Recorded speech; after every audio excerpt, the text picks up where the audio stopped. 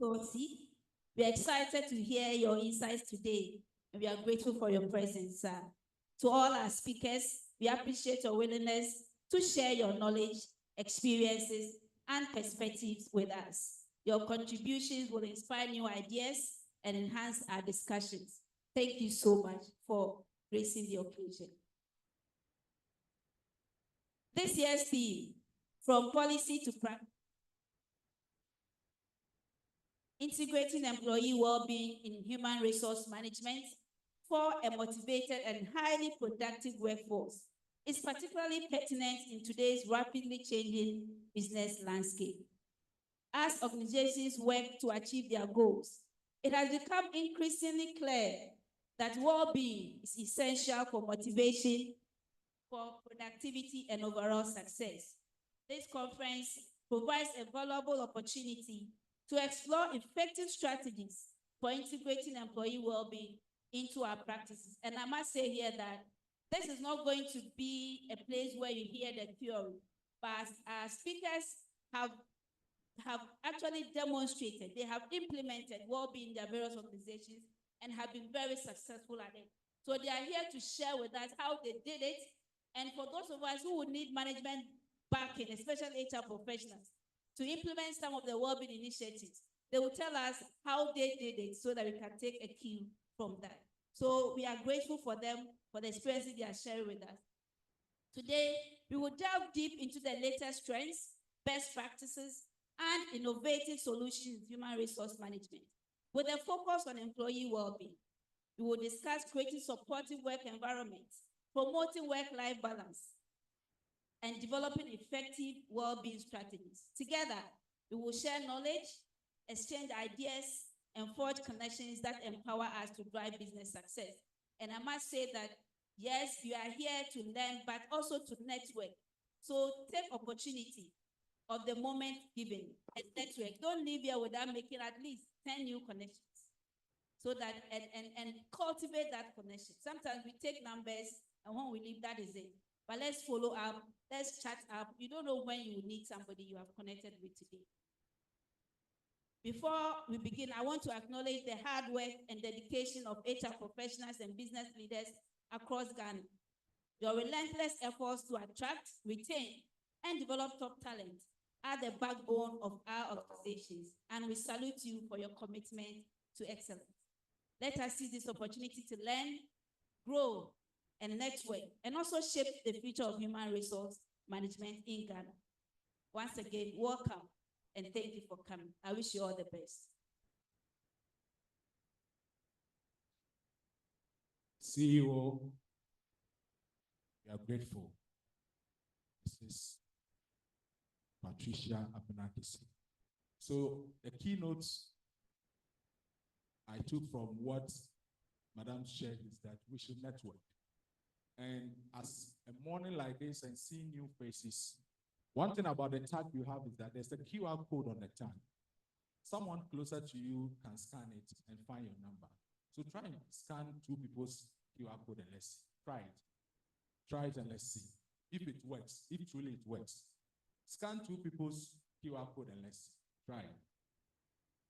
Try it. So once we are at that, I want to have some kind of a chit chat. I've done it informally with some of you, but we want to at least share among ourselves. Can we have a mic on this table? If anyone wants to share with us. After listening to the opening remarks from the CEO, what expectations at all can you share? Anyone here on the table? I've spoken to some of them on informal level. Formally, can you share some of the things with us?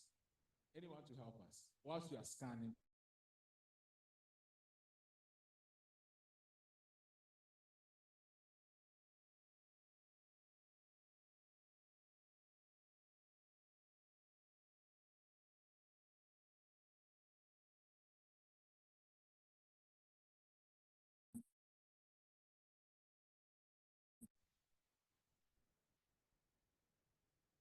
So I'm also keen to walk away or go back home to my office with a lot of practical insights into how I can improve the well-being of our employees. And make them more productive. That's good. Friends, is the QR code working? Is it working? Oh, that's fine. So how many contacts are you picking? And you need to just follow up and then connect. That's fine. So she just told us that she's here to learn, get more insight into the activity of employee well-being. Let me come to this step. Friends, can someone talk to me? What are you here to pick? Your take-homes? Are you here to take your expectations of the program? Mom, you look like you want to talk. Just enter. Anyone to help me on this step? Anyone to help me? That's fine. Talk to me. Your expectation of today's activities. There's a lineup of programs. For me, I think that I'm here to at least have a fair idea about the HR practices and how it can help me improve my performance as an employee. That's fine. So he is also of the same view that he wants to get the best out of today's program. Still, someone should help me. What is your expectation for today? I'm personally here to pick the minds of these great speakers on the various tried and tested practices that can help employees at their workplace. You have tried and tested, you want to pick it up and go and practice. That's fine. Help me. That's fine. Give it to him. Yeah. Hello, everybody. Hello. I'm here to expose HRs on how to leverage on preventive health care from my health corp and from other agencies to boost productivity with their employees and ensure that they have a very healthy workforce that translates to a very productive workforce. Thank you. That's fine. That's fine. So he is here with a lot to offer on this table to help me. The expectations we have for this program. The gentleman of the heart wants to speak. That's fine. Well, I'm also here as a chief executive officer to learn some of the HR lines of business. Thank you, thank you, thank you. Let me quickly come to this table. I'm told there's a head mistress here.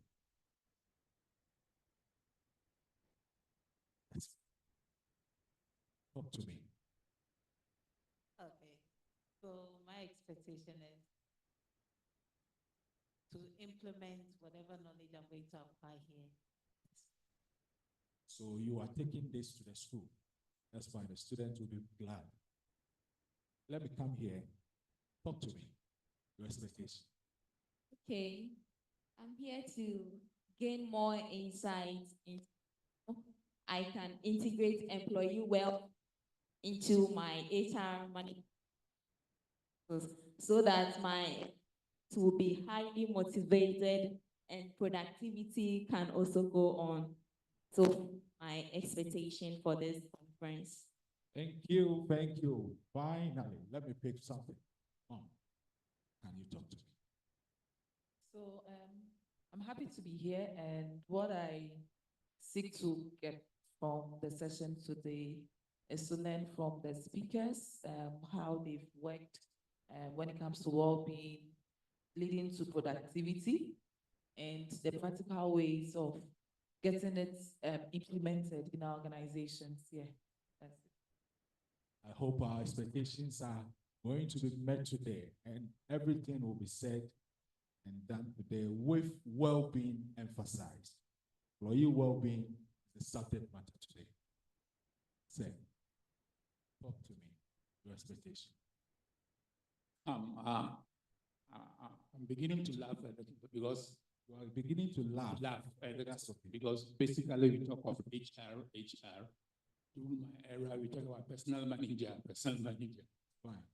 The truth of the matter is that there's the need to acquaint yourself with modern ideas, technology, and knowledge to add and subtract what you have learned before. But it is my pleasure that at least we will acquire more knowledge and insights of the parent HR system. Thank you. That's fine. So, mommy, speak to us. Good morning.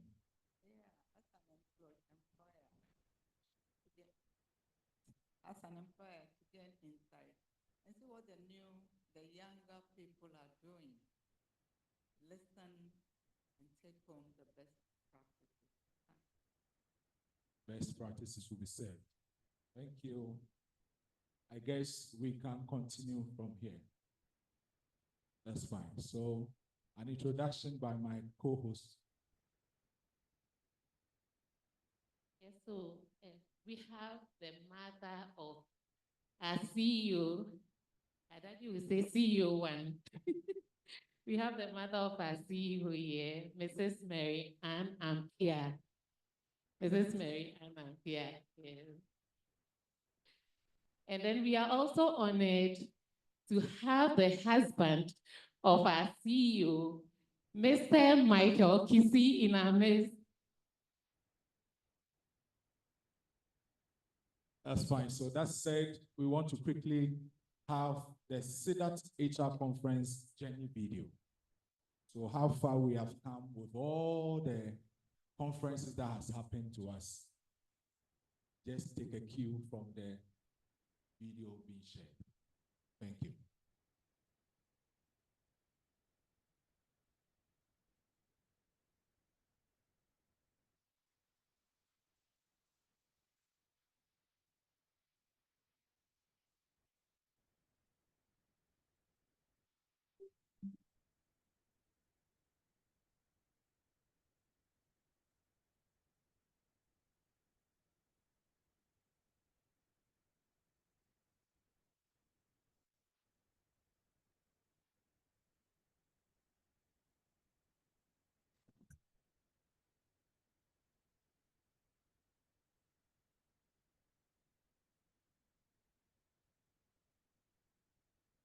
Morning, everyone, and welcome to SEDAT HR Conference organized by SEDAT Consorts.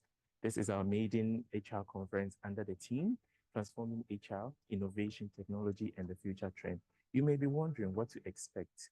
We are looking at networking, we are looking at case studies, we are looking at group discussions, and we are looking at equipping ourselves to understand the changing trends in technology and as HR participants to embrace technology in our operation. So you are welcome, feel free, and enjoy the conference. My name is Eben, and I'm going to be your host for today. Thank you. Hi, I am Aaron Makafiameto. I'm a lecturer at the KNUST School of Business. I am excited to be part of this conference. My expectation in this conference is to also look for new research areas. As an academic, of course, I'm interested in exploring some new areas of research.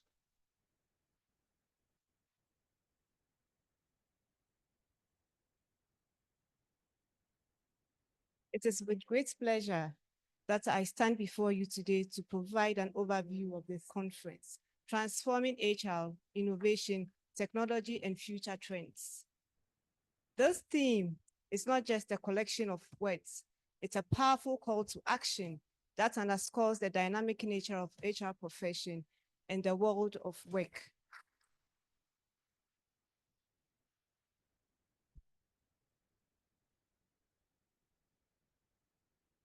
This dynamic landscape of human resources, we have gathered here together to explore the most pressing trends, challenges, and the opportunities. We know that HR has evolved, and we also know that technology has enabled us to evolve. And so if we don't embrace technology, it's going to be very difficult for us.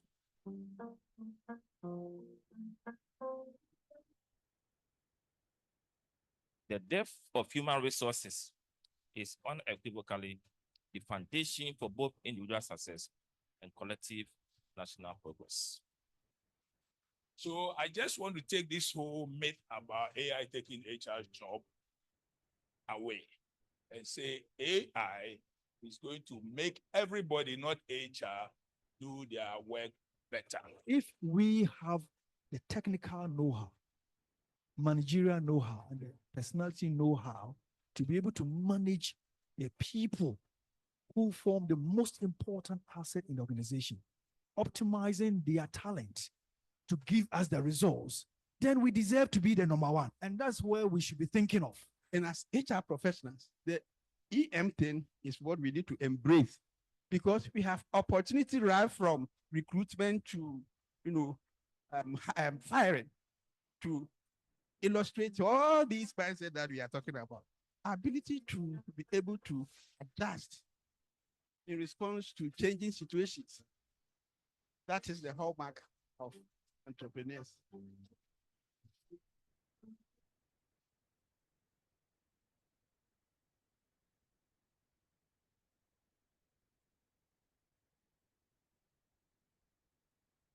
Now, in trying to create a workplace that actually aims at bringing out the full potential in people, it is very important to note that there is a way we go about it. It involves every one of you in the organization being committed to that process.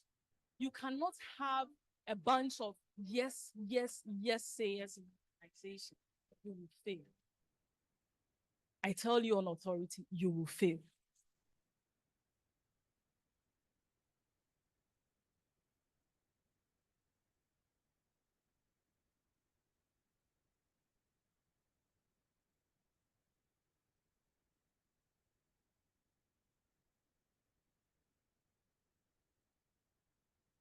Deborah Nanaya Akwe from BM Properties. And then I came for this conference with the expectation to learn a lot. And trust me, it has been nothing short of insightful and inspiring and educative. I am really glad I came and I've learned a lot. My take home from this conference is that as an HR practitioner or professional, you should understand the business of the business you are into, else you have no business being in the business. I'm Manaf Abubakar, and today I attended the SEDAT HR Conference 2023 as an accounting and finance student who have had a bit of HR background. I feel that this is a stepstone for me to begin to learn further. It has also afforded me the opportunity to meet industry players, to be able to get in touch with them, to see how best I can boost my career prospects. My name is Salamatu Zakaria. I am the head of human resources at Human Rural Bank Limited. This is the first time I'm experiencing such conference, and I'm telling you that I'm having a great time. The experience has been great. I'm looking forward for more of such programs in the future. Thank you. I mean, judging from the various speakers, the discussions and whatnot, by far, I'm so much excited, and it's nothing short of my expectations. My name is Kojo Misa. I'm the president of SHRM Forum Ghana. I'm here in Kumasi, and I'm happy I'm part of this conference.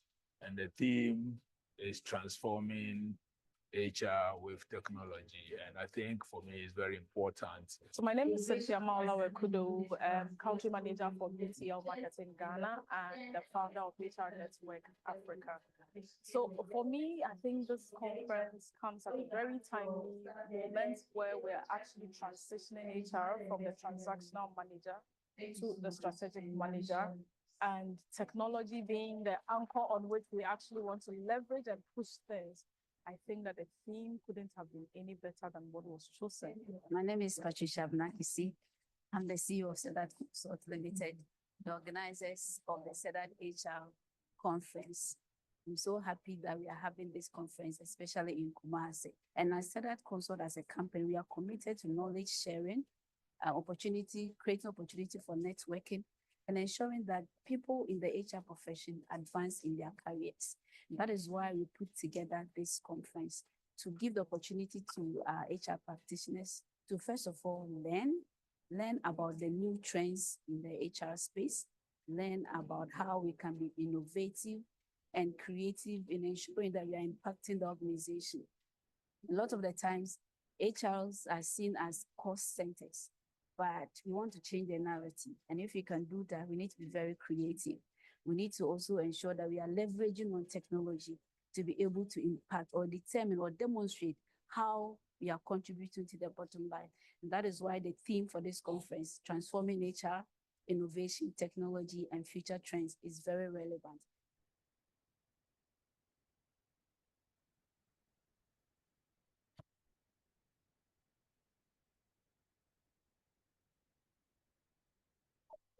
Welcome to SEDAT HR Conference 2024, happening live at the Micklin Hotel, Kumasi. This year's theme is Navigating Generational Diversity, a Roadmap to Organizational Effectiveness. Join us for an educative, transforming, and amazing time.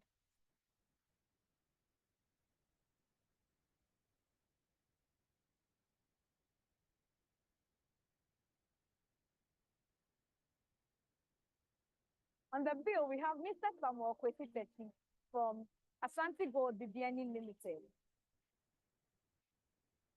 As we put a trend line through our HR landscape across generations, it becomes very clear that the face of HR in organizations has metamorphosed with changes to social, economic, and political factors or challenges confronting our cherished Mother Earth. Also, we have Ms. Cynthia Maulawakodowu from BTL Africa and the founder of HR Network Africa.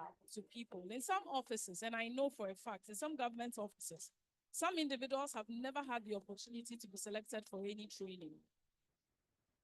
Also, we have Madame Yvonne Redu Akpabi, a seasoned HR professional. Don't put it in the middle of your finger. Lift it with just the 4 fingers.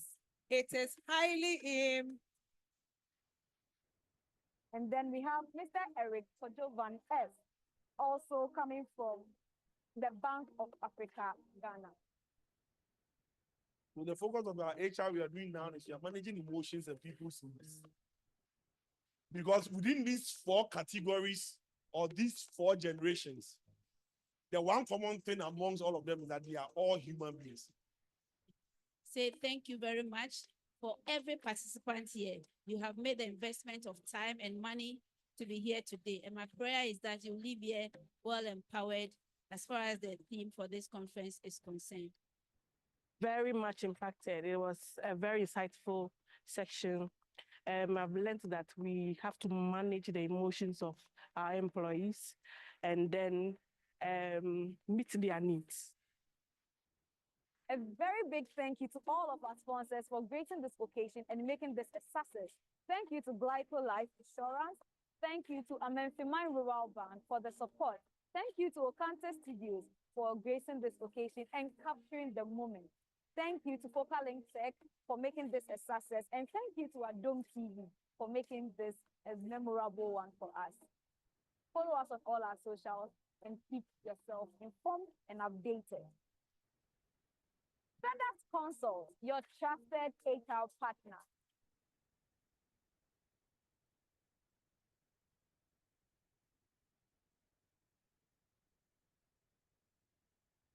So the journey so far for the conferences done in Kumasi, Accra, we are here now in Accra. A bit of an announcement. So please, we are being reminded that the restrooms are right after the exit, on your left, right after the exit. And so if you want to use the place, it says right after the exit. Thank you. And then please, we have a book here.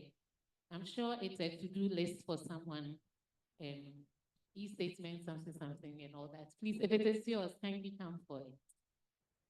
Thank you. So the next to be on the bill that we are working out is to have the keynote address. Keynote address is to be given by Engineer Joshua Motiti. Let's take a clip of his profile. Ladies and gentlemen, it is our pleasure to introduce a renowned mechanical and mining engineer with over 25 years of experience in the mining industry. With a career spanning multiple continents, this seasoned business leader and executive has led operations at global giants like Goldfields, Newmont, and AngloGold Ashanti. His expertise in operations, project and capital management, business planning and development, and energy management is unparalleled. A true industry legend.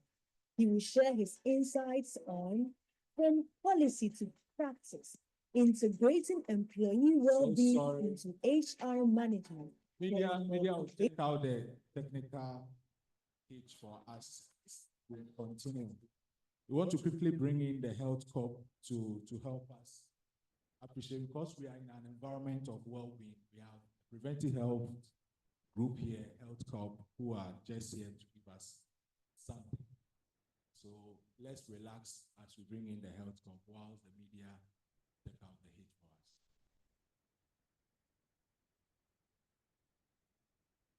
A round of applause for the health corp.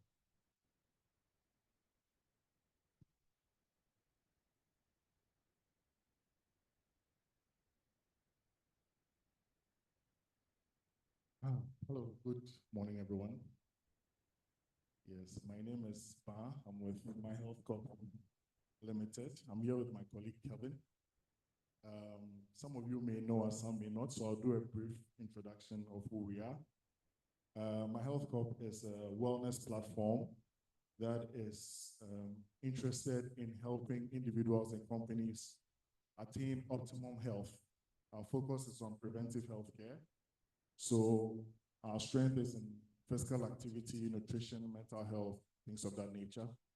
We have clients in Takoradi, in Accra, and other parts of Ghana who have enrolled on wellness programs with us. And we do this in a very fun and engaging way. We truly believe what the World Health Organization says, that every movement counts. And so whenever we engage companies and individuals, we try to help them to understand wellness in a kind of playful manner. But also there is the serious component of the fitness and the aerobics that most of you are used to. We are here on SEDAT's invitation because we are aligned in our value of bringing health and wellness to corporations. And today's topic is, I think, in the right direction of what we are trying to accomplish here. And so to start off, in the course of this meeting or this program, we will be engaging you in some short team bonding games that do not require any sweating, but will cause you to move a little bit, okay? So I want everybody to be as involving and as engaging as possible. Okay, it's going to take a few minutes. All right. So the first activity we are going to do is called SEDAT Says. SEDAT Says. SEDAT Says. Okay. Hello? Good. I'm going to issue some instructions. I'm going to precede them with SEDAT Says. Whenever I ask you to do something that goes like SEDAT says, stand up, you stand up. If I don't say SEDAT says, you don't have to do what I say. If you do it, means you are not being attentive, and you sit down and you leave the game. It's very simple. Is that okay? Okay. SEDAT says right hand up. SEDAT says right hand down. Left hand up. I see. Are you getting the game now? So you need to be very attentive, okay? SEDAT says left hand up. SEDAT says right hand up. SEDAT says right hand down. Left hand down. Hey. I didn't say SEDAT says left hand down, so keep your left hand up. Okay, SEDAT says right hand up. SEDAT says both hands down. Okay, SEDAT says stand up. Good. SEDAT says sit down. SEDAT says stand up.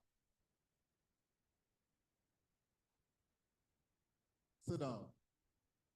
Hey. Okay. Those who sat down, you can sit down. Okay. SEDAT says right hand on your waist. Let me walk through and see those who are cheating. Okay. SEDAT says left hand on your waist. SEDAT says left hand down. Right hand down. Okay. So you can sit down. Those of you who pick up your right hand, you can sit down. SEDAT says close your eyes. SEDAT says smile. SEDAT says frown. Okay, now smile. Hey, I didn't say SEDAT says. I can see some of you are failing. You're not listening. Okay, SEDAT says sit down. Wonderful. Okay. Now we are going to go into a different activity. I want you all to hold your hands up this way, both hands, this way. Good. We're going to learn something little about ourselves today, okay? I'm going to count to 3. Count to 3. Clap your hand, but interlock your fingers very tight. Okay? So when I say 1, like this. Are we cool? 1, 2, 3, go. Okay, keep it there. Don't open it. Okay. I want you to look at your hand that you've closed very close. Look at it very well. So there is a world-renowned wellness coach called Tony Robbins. And he believes that when you do this exercise, if you find out that your left thumb is over your right one, it means you are very creative. So you are knowing yourself a little bit. If the left thumb is over the right one, it means you are very creative.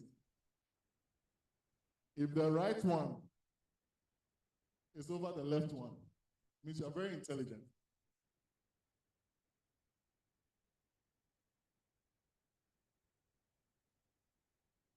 Okay. If your thumbs are side by side, you can tell me what it means.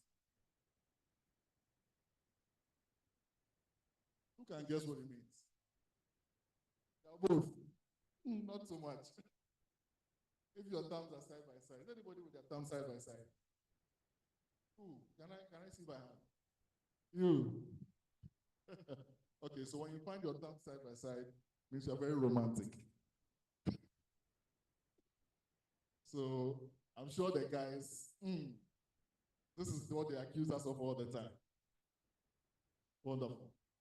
Okay, so we'll take our last activity for this first session.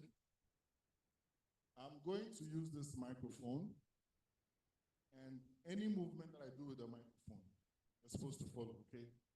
When I raise it, go right, go left, okay? Are you ready? Okay.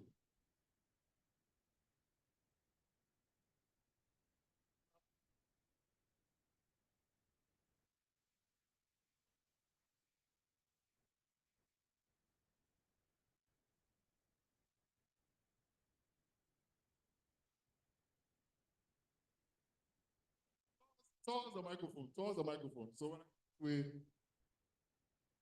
now to the left. Okay, so you go where the microphone is going. Okay, when I move this way, you move that. You don't move your feet, you just move your body. Okay, ready? Go.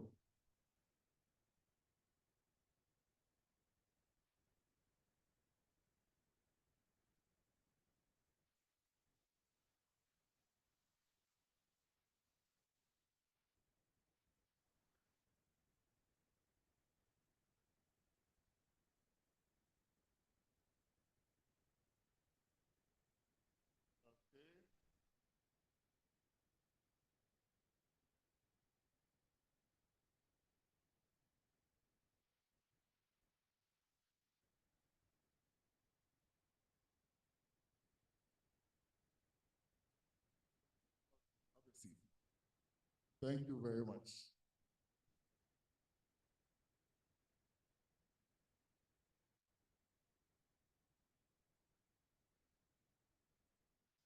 So that was a nice experience. And exercise in the morning. That's good. So quickly, we want to acknowledge our sponsors to hear some goodwill them as we continue. So without much ado, I would like to have Apex Health Insurance here. Let's give it to them so that they talk to us. Apex Health Insurance.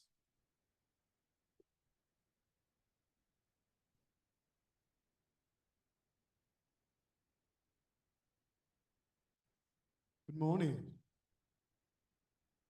I think the podium is diplomatic. So once again, thank you so much for having us, Apex Health Insurance. Our virtue goes to Mrs. Patricia Kisi and her team for having us. For those who don't know Apex, Apex Health Insurance is the privately owned, duly licensed by the National Health Insurance Authority, and our core mandate is to provide and manage the healthcare needs of organizations, firms, and institutions. We've been doing this for over 12 years now, and currently Apex is the brand of choice for most of the multinationals and local firms and organizations in Ghana. We are the award-winning health insurance company of the year, and as HR practitioners, professionals, and managers, we know how it is important in motivating employees with healthcare packages. We as Apex partner with firms, provide these comprehensive packages to organizations, their employees, and their dependents, so that HRs will have peace of mind and employees can focus on productivity at the workplaces. Apex Health Insurance basically provide 5 health plans on our scheme: the bronze package, the silver package, the gold, the platinum, and the platinum plus. For all these 5 packages, you enjoy 2 main benefits: the outpatient and then the inpatient at different levels for the entire at a premium. In offering our services too, we work with over 650 health facilities all across the nation. So wherever you are in Ghana here, our facilities and to support or to provide health packages or health services to your employees. In terms of facilities, the dental, optical centers, diagnostic centers, pharmacies, we work with them all across the 16 regions. In a nutshell, what we provide is to ensure that employees, organizations have peace of mind with regards to their health needs. And Apex is there to support with that. Thank you very much, ladies and gentlemen.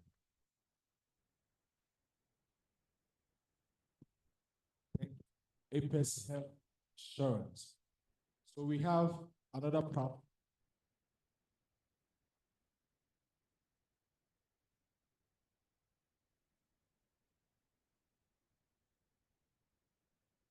We want to quickly have a goodwill message from KEK Insurance Brokers. Let's give it up to them too. Well, it's always good to be here. Greetings from friends and then staff of KEK. I'm just learning something today, that HR begins from the reception, and she taught me that. My perception about HR was, oh, HR will just give you a query if you don't come in here, and they'll give you that look. But we are here to support you. I'm here also to learn about how HR works, and then how we can blend the insurance with HR practice. We are KK Insurance Brokers. We've been in the industry for over 36 years. We are an insurance broking firm. We work with all the insurance companies. We work with you and then provide you with insurance solutions that will meet your practice and then meet your policies. What KK does basically is our services are free. We don't charge you. What we do is we work with you through the insurance process. Insurance sometimes can become very technical. If you leave it for the insurance, speak insurance jargons.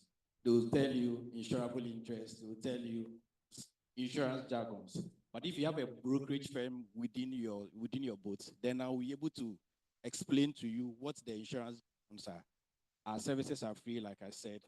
Anytime I also get a platform to speak to HR people, what I say is every insurance premium comes with something we call acquisition cost. So if you have a broker, insurance products becomes a bit expensive. Every insurance premium you pay has an element of acquisition cost in there. So if you pay premium with a broker or without a broker, you have paid for the acquisition cost. You get it. So if you have a broker with you, then now we are able to stand in for you, especially when it comes to borderline claims that ordinarily the insurance company would have rejected. Now we speak on your behalf, and then make sure you get value for money. So we'll come back again and then do broader presentation. But from us from KK, we say we are happy to be here. We are happy to join you. And anytime the ship moves to anywhere, we are ready to support and join. Thank you very much. Thank you, KEK. So now, the awaited keynote speaker, Mr. Joshua Motiti, engineer. The videos are ready. Please, let's enjoy.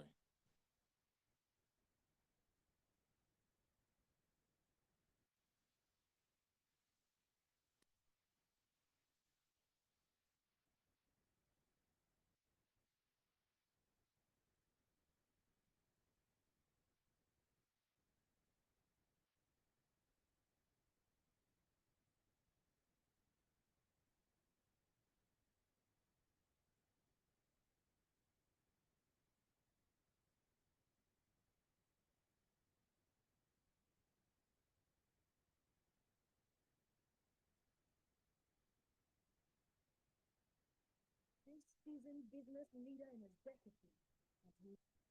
Ladies and gentlemen, it is our pleasure to introduce a renowned mechanical and mining engineer with over 25 years of experience in the mining industry. With a career spanning multiple continents, this seasoned business leader and executive has led operations at global giants like Goldfields, Newmont, and AngloGold Ashanti. His expertise in operations, project and capital management, business planning and development, and energy management is unparalleled. A true industry legend. He will share his insights on from policy to practice, integrating employee well-being into HR management for a motivated and highly productive workforce. Please welcome Mr. Joshua Mototi. Wow, let's give it up. Engineer Joshua Motiti.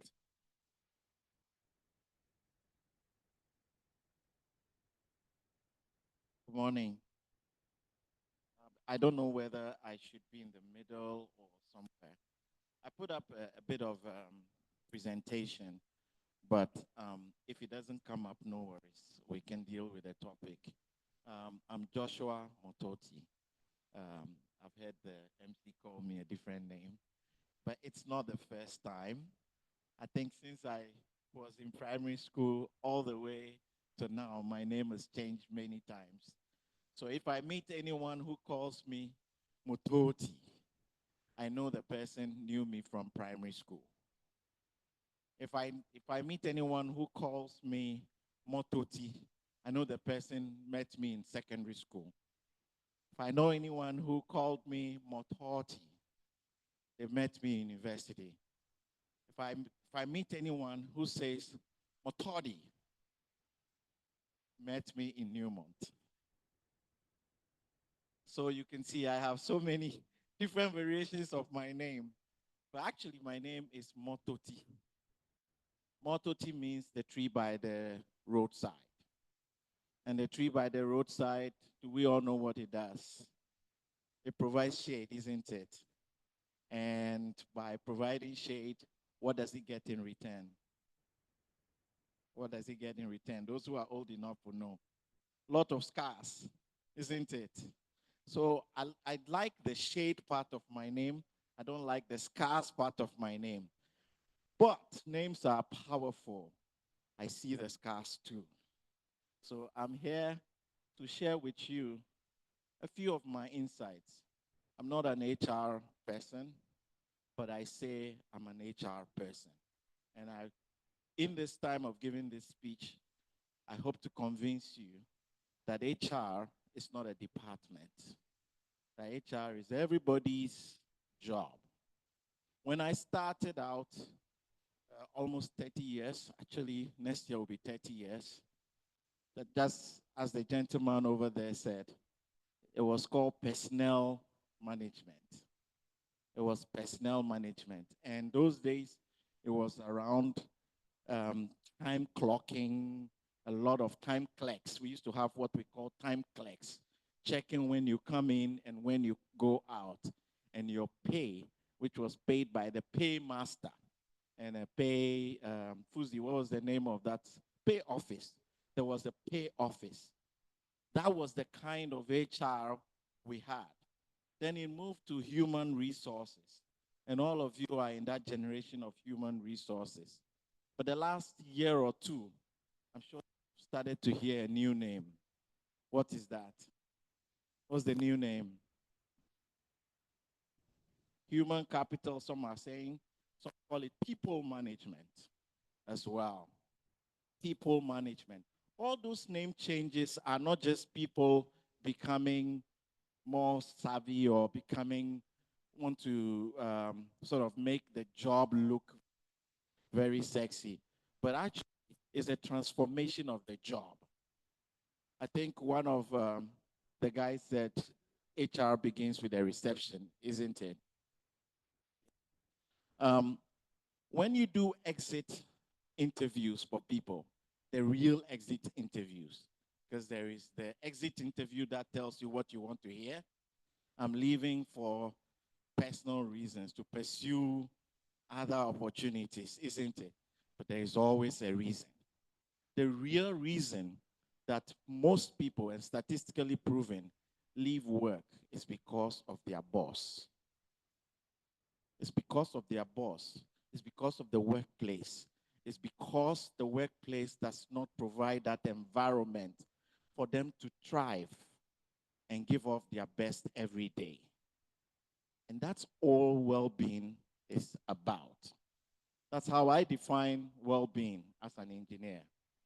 That you have, as an employee, have to have an environment where you come, you're supported, the environment creates the opportunity for you to always give up your best every single day. If the environment doesn't give that to you, then it's not taking care of you, and your well-being is in danger. So if you define it that broadly, whose job is it to be HR? Is it the HR department? Will they be able to do all of that? Certainly not.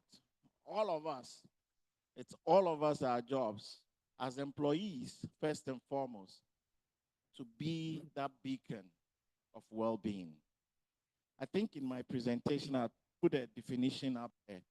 If you indulge me, let's look at that definition. The media guys, if you can go to the next slide, please. The one with the definition must be the one after that, not this one. Yes. So it says the World Health Organization defines well-being as a state in which an individual realizes their own abilities, can cope with the normal stresses of life, can work productively and fruitfully, and is able to make a contribution to their community. So the end result is contribution, isn't it? The rest is the ecosystem that you create for that contribution to be stellar every single day. Now, today, my speech will be more of storytelling. And some of the stories, I think at least Fuzi knows about it. I'm not sure whether Felicia knows about it, but I'm sure you've encountered some of it as you go along. In my leadership experience, I have had the privilege of managing lots of people in thousands. When I was mine manager at Newmont Ahafo Mine, I managed the biggest, I think about 70% of the employee numbers was just me, one department, over 1,000 people. And it was interesting because I learned a lot there. And I'm going to tell you some stories out of that time and the other subsequent times when I had the privilege of running bigger teams. I would say I'm humbled to have had the opportunity to run really large teams, 5,000 plus people at one time in my career or the other. Those of you who joined the webinar, you might have heard me say one story, and I want to repeat it. So this is about, call it 15 years ago. 15 years ago, not too long ago, 15 years ago, we were trying to bring women into heavy equipment operations 15 years ago. Huge resistance from the guys. Huge resistance. What did we do? We went to Kenya, see, DM and the rest, in Totroso, and employed. In fact, we asked them, would you want to be a truck driver? And they said yes. A lot of them said yes without really knowing what it was about. Some had not even had the privilege of riding bicycles before, but they were going to drive a truck whose thigh is 2 times taller than you when you stand near it. But guess what? They did. We employed the first group of 6 female truck drivers, and we commissioned them with all the media bliss that goes with it. And they started to work. After a couple of months, one day I come to work, and I used to get to work very early. By 5:30, I was at work. I get to work, and the supervisors come to my office, and they said, manager, that we don't want the females anymore. They are this, they are that, they're this, they are that, all the complaints. So they said, they said all the things they could say. And when they finished, I looked them in the eye and I said, tell me, what is the proportion of females in Ghana? They said, well, more than 50%. Okay. How many females do we have? 6. What is the proportion of that with men? Probably less than 1%, isn't it? I want to tell you that we will have more females and not the other way around. So please get used to it. Guess what I learned as well? The females are your safest drivers. They are not your fastest drivers. They don't take the risk that men take. I get, in all that 7 years of being a mine manager, I've been called up at 2, 3 a.m. several times because somebody put a truck on its side. And a heavy truck on its side is a huge deal. And in all of them, there was only one that was a female. Only one. And I'm talking more than 10. Only one was a female. The females are your safest drivers. So I told the guys, the females are here to stay. But in terms of well-being, having the females is one thing. It is not enough. If you do not create the environment for the females to thrive, they will leave. And guess what we saw? We started to see some of the females leaving for a number of reasons. Some maternity, and the maternity practices didn't really allow for a 12-hour shift. So once they want to get pregnant or they get pregnant, we take them off the truck and they don't come back. That's the end of it. But there is another one that I want to talk about, which is a bit of a story. Those of you who are aware of the mining environment, you must know that there is the radio. We use the radio quite a lot. And I used to hear on the radio almost every day, call to dispatch. Dispatch, I want to go to bush. I want to go to bush. I didn't understand what these guys were saying, going to bush, going to bush. Both the males and females said it though. But I was curious, so I asked one of them, what does going to bush mean? And naively, I was told that actually it means they want to park their truck and literally go to the bush and attend to nature's call. I was very traumatized by that, to be honest. And I tried to find out why is that. So we have what we call the chop houses. And the chop houses is some kind of structure we build close to the pit where the workers can eat. So I went to the chop house to inspect the toilet facility. It was horrible, number one. Even me as a man, I probably would go to the bush than go there. Very horrible. Had no provision for the females. Although we've had the females, we've had the fanfare about them. We had absolutely no provision for them.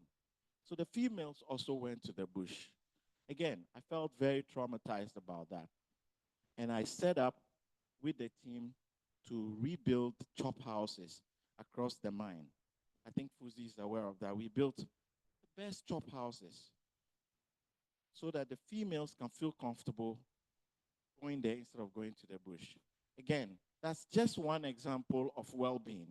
You can have the females in, if you don't have the right ecosystem for them, they will not thrive. So that's one example of well-being. The other example I want to talk about, and Newmont did it when I went to Goldfields, I introduced that there as well, is again around lactating rooms. So what is lactating room? So when the females come back or the mothers come back from maternity leave, most of the time we make them come to work later and they close earlier. So we make arrangements to pick them from their houses and take them back. But whilst they are at work, their children are not with them. And most of them, that was a tough thing, especially the first 3 months after returning from maternity. So we decided that, look, we will create a room where we will put a bed there, a fridge there, cool room, couch, air condition, so that these mothers can have the freedom to bring their nannies to work. And the nannies can be with their babies at work whilst they were working. If they have a break, they can go to the lactating room, express their breast milk, put it in the fridge for the nanny to feed the babies. Guess what that did? It didn't cost us that much. But what it did was we saw better productivity with the women, and we saw them staying longer. So why am I recounting these stories for you? I'm recounting these stories because your team said moving it from what? Policy to practical. I'm giving you practical examples of the things you can do that can improve employee well-being and can make your organizations more productive. The organizers, Pat and the rest, know a little thing about me beyond my name, that I like to be called Josh, isn't it? And I like to be called Josh. Everybody who knows me calls me Josh in the mining industry. And I like it that way. I don't want doctor, I don't want engineer, I don't want anything, I want Josh. I noticed one thing, that was a hard thing for some people, especially the last, my last employment. I don't want to mention the name. When I got there, I said, look, I want us all to refer to each other by our first names. Whoa, something as innocuous as that. It caused a big uproar. Big uproar. How can a national service person call me a big auntie by my first name? They will not respect us. Oh, there's this. Oh, that. I'm a pastor. I want to be called pastor. I am deacon. I want to be called deacon. I'm a professor. I've earned it. I must be called that. There was a huge argument about that. I said, well, I'm going to lead by example. I want to be called Josh. And for me, it does not matter whether the person is a national service person who works in that same day. They can call me Josh. I don't want to be called Mr. Josh. Just Josh. Something as simple as that. You would say it looks like window dressing, but guess what it does? It opens you up. It pulls the barriers down. It makes people approach you, become more approachable. They can come to you and they can tell you about their difficulties. And you can become a more effective leader that way. It's so simple. It does not take anything away from you. Nothing. So I encourage you in your workplaces, if you can, for me, it has helped me tremendously, practically. I know it will help you. When I got to that same company, one thing I found was the managers had a different uniform. They wore white, and everybody else wore whatever. And because the managers don't wear the same thing everybody else wore, they didn't take care of what everybody wore. So everybody came dressed in something. And I said, we're going to stop that. We're going to start with a uniform. And everybody will wear the same uniform. Whether it's me, manager, or day one employee. And we did. Guess what it did? Broke down barriers again. Broke down barriers again. Made us all identify ourselves as one team.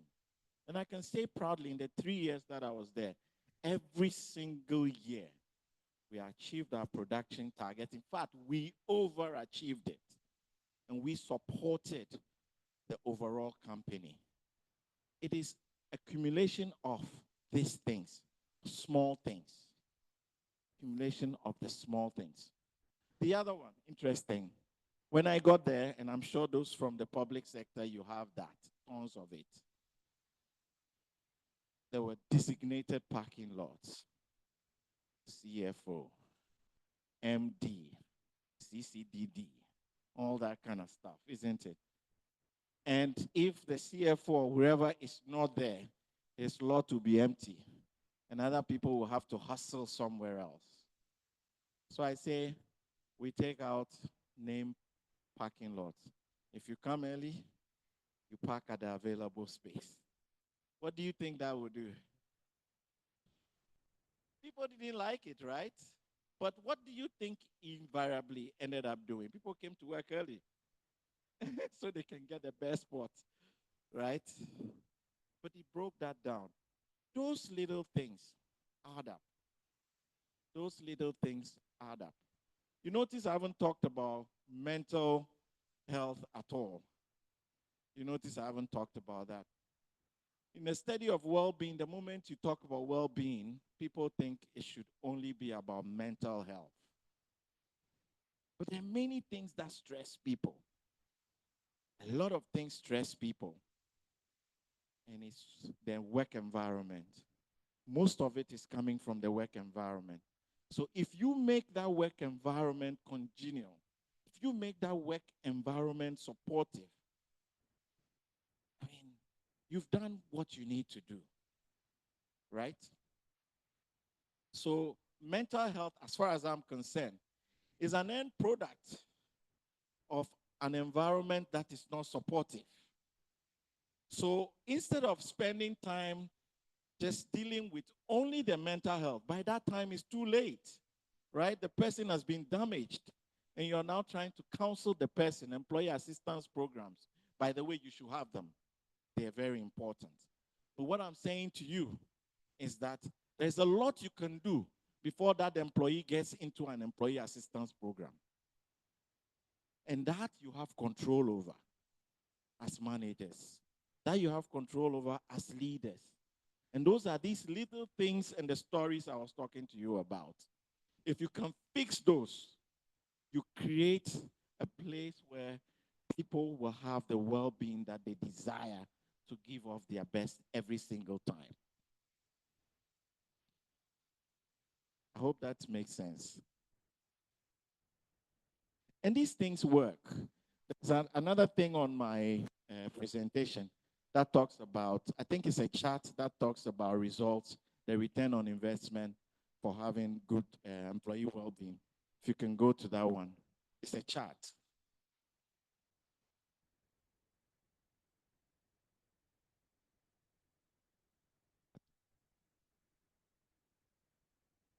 Yes, this one. This one. No, go back.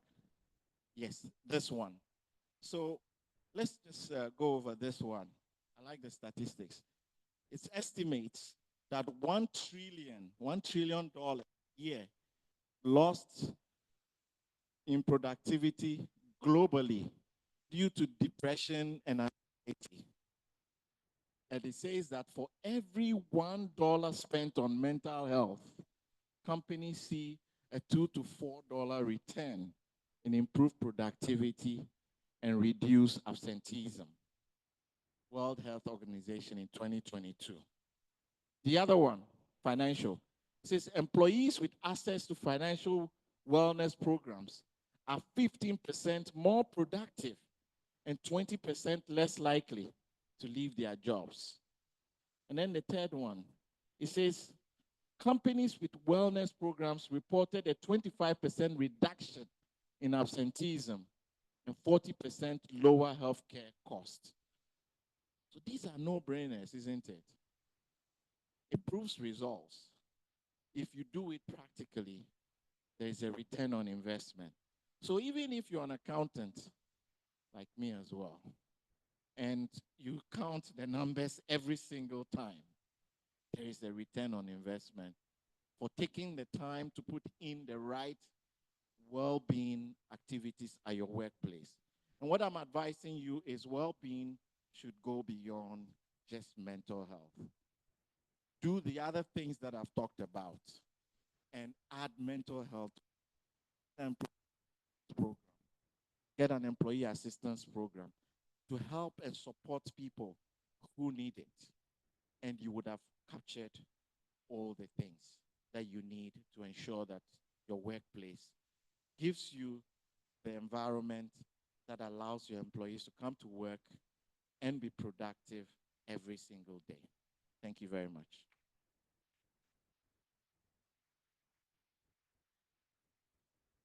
Please, you can do better. You can do better. You can do better.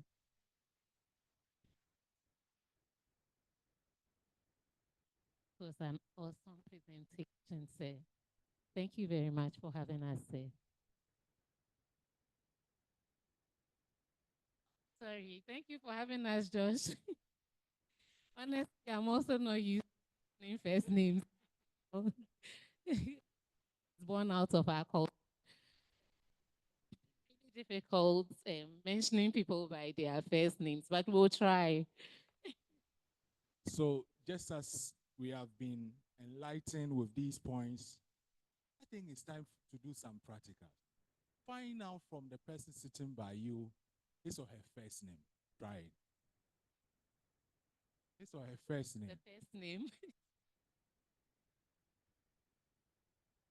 And try break down some barriers and see. Mention the first name alone, no title. Emmy. Sam.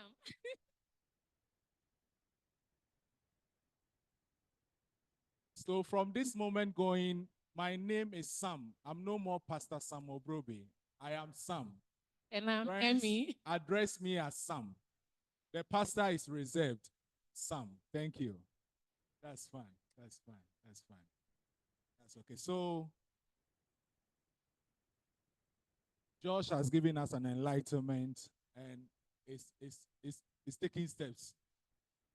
I'm feeling a bit of it, calling myself Sam without the pastor, but I'll try. That's okay. Let's move on. We have our next speaker to help us. And we have a video of his profile to show. Meet our esteemed speaker, Dr. Ayan B. Kwamina, a trailblazer in employee assistance programs with over 25 years of experience across the Caribbean and Africa, with a PhD in organizational leadership and a master's in social work. Dr. Kwamina is a leading expert in strategic EAP development, crisis intervention, and policy development. As a certified employee assistance professional and a director at large for the Employee Assistance Professional Association International, Dr. Kwamina is shaping the future of EAP globally. Currently based in Accra, Ghana, he brings a wealth of expertise to the table and now get ready to adopt a holistic approach to supporting your employees as he shares his insights on employee well-being, a 360-degree approach to supporting the employee as a whole. Let's give a warm welcome to Dr. Ayan B. Pamina. So as Pamina joins us, a quick announcement for you to take note. Yes, so please kindly take note that there's going to be a Q&A session. There's going to be a special time for that. And so please, if you have any questions from any of the speakers, kindly note them down. We'll take it. And then please, for those online, please type in the message box. Your comments and your questions will be taken from there, and then we'll ask the speakers as we go on. Thank you very much. Let's go. Let's do it for Pamina to join us. All righty. Good morning, everyone. I am fine, thank you, and yourself. Okay. All right. Someone asked me just a while ago how to pronounce my first name, and it's actually Ian. They went further to ask what is the meaning, and I was like, I have absolutely no idea. Yeah, I can tell you what the Kwamina mean. Right? Born on a Saturday. However, I was born on a Thursday, so I'm Yao. Right? So we can put aside the E and say be Yao Kwamina. Yeah. Alrighty. So my role here today is actually to share some insight, or as I say, nuggets on best practices as it relates to employee well-being, but more so that 360-degree approach.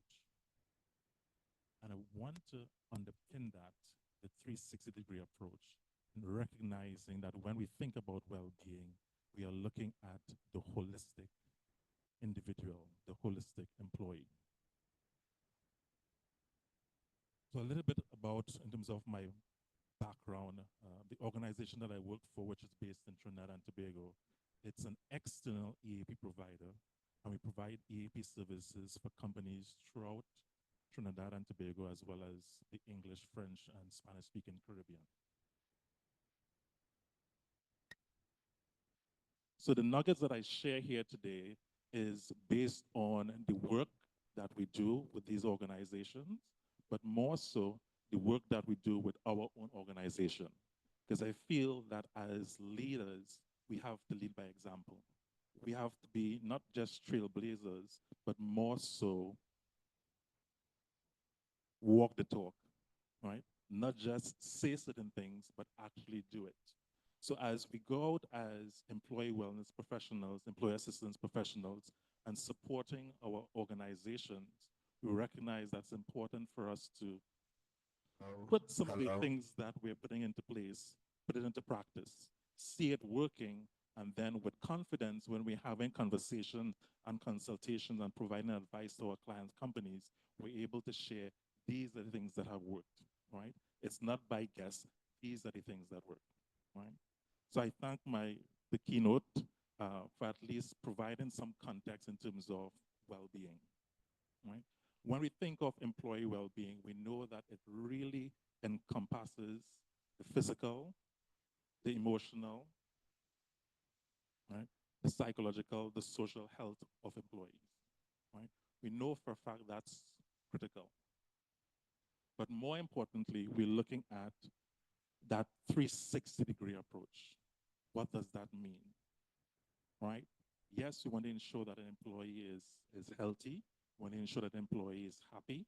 We want to ensure that an employee is comfortable. But what does that look like for us as HR practitioners, employee assistance professionals, persons who are in the field to be able to provide support for employees?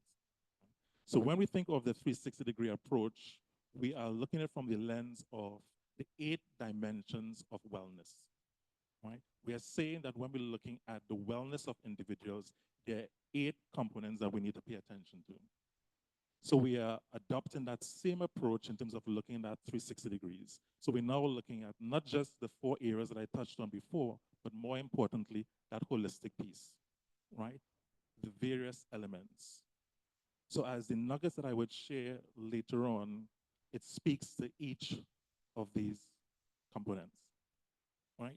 So 1, physical well-being, right? So we need to ensure that as custodians of care, and I always like to use the word custodians of care, think of as a parent, right? You have that responsibility to provide that support, due diligence, care for persons under your charge, right? The same thing as HR practitioners. You are the custodian of care to ensure that employees are well. We are not to say that employees themselves have a part to play in the process, right? Everyone has a part to play in ensuring that employee well-being is taken care of, it's addressed. But as leaders, and I want to stress, as leaders, we have that additional responsibility, just like parents. You have to be that responsible adult, right, to take care of persons within your organization, right? So we know that when we look at physical well-being, we want to be able to address, yes, in terms of looking at that physical health. We know the incorporation of fitness, medical care, screening, those things. So we know that's the approach that we want to be able to look at. Talk more on that. The mental and emotional well-being. We're saying that what are some the initiatives that we're putting in place to address stress, to address work-life balance, to address mental health support for persons, right? Our keynote talked about the introduction of employee assistance program and the importance of that, right? Financial well-being. One of the key goals for employees is financial stability, right? So what are the things that we're putting in place to ensure that that economic stability is there? What are the things that we're putting in place in preparing for when they move out into retirement? What does that look like? What does it look like for now in terms of savings at this point in time? A healthy, happy employee is obviously more productive, but it becomes difficult if there are concerns financially, the financial needs is not being met. So we need to make sure that we have programs and initiatives in place to be able to address that. Social well-being, right? How are we allowing space and opportunities for employees to engage and create community? What does that relationship look like, right? If for some reason I am coming to the organization and I am not talking with everyone in the organization, why am I there? Right? Is that a healthy space? Is that a space to be able to build relationship? So as custodians of care, we know that we have that responsibility to ensure that the things that we're doing, we're creating those opportunities for social wellness. Occupational well-being. Yes, you get a job, you're hired, but it goes beyond that. How are we creating opportunities for persons to look at career growth and development? How are they growing and moving through the organization, right? How are they able to manage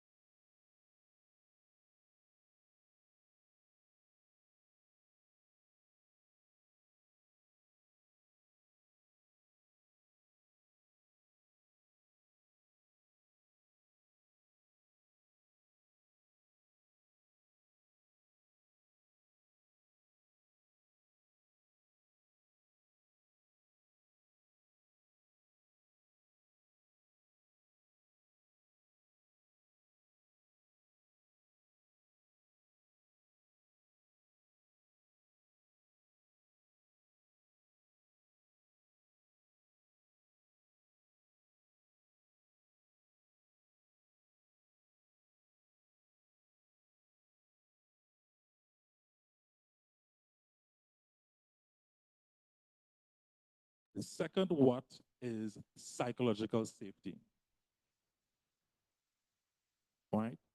Oftentimes we talk about wanting to have an inclusive environment, having a space where, well, we know in organizations where we have all the generations in the workplace.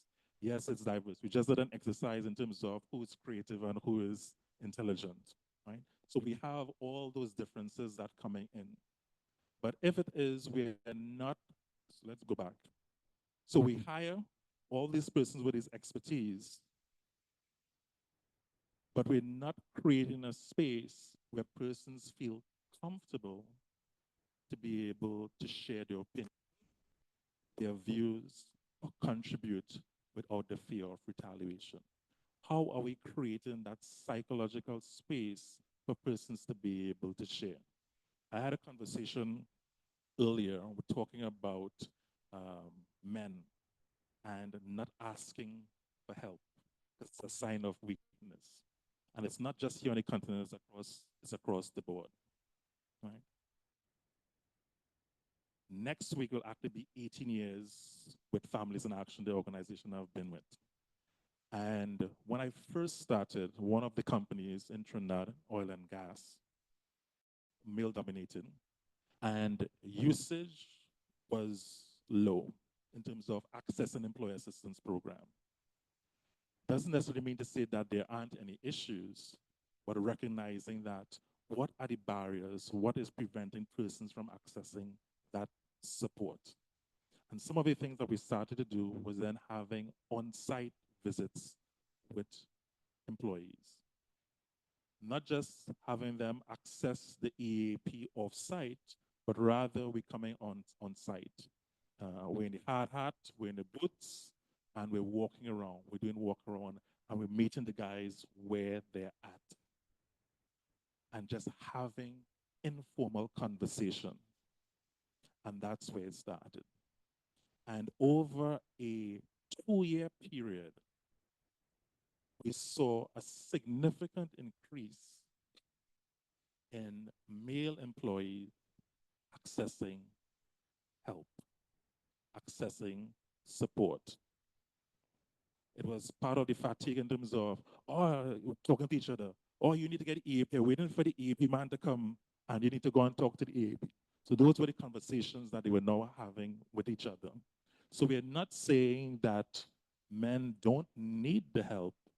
It's important for us to be able to create that psychological space, that space where persons can be vulnerable in order to be able to share, right? So as leaders, we need to pay attention to that.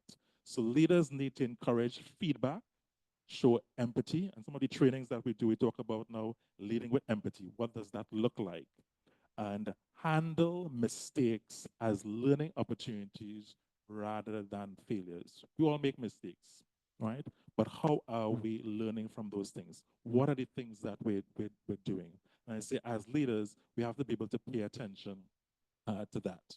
The other piece is that sense of belonging, right? That sense of belonging where I like being in this space.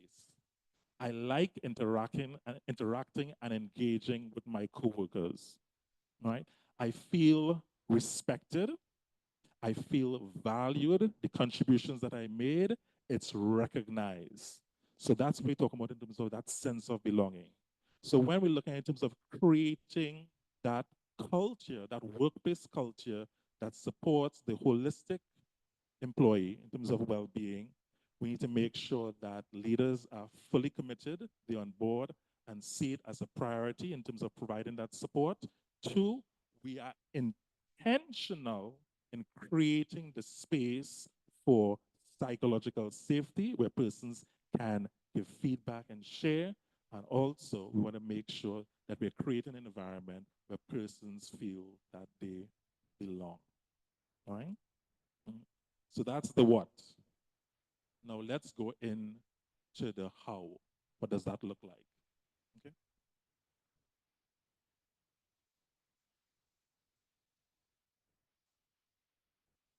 Next.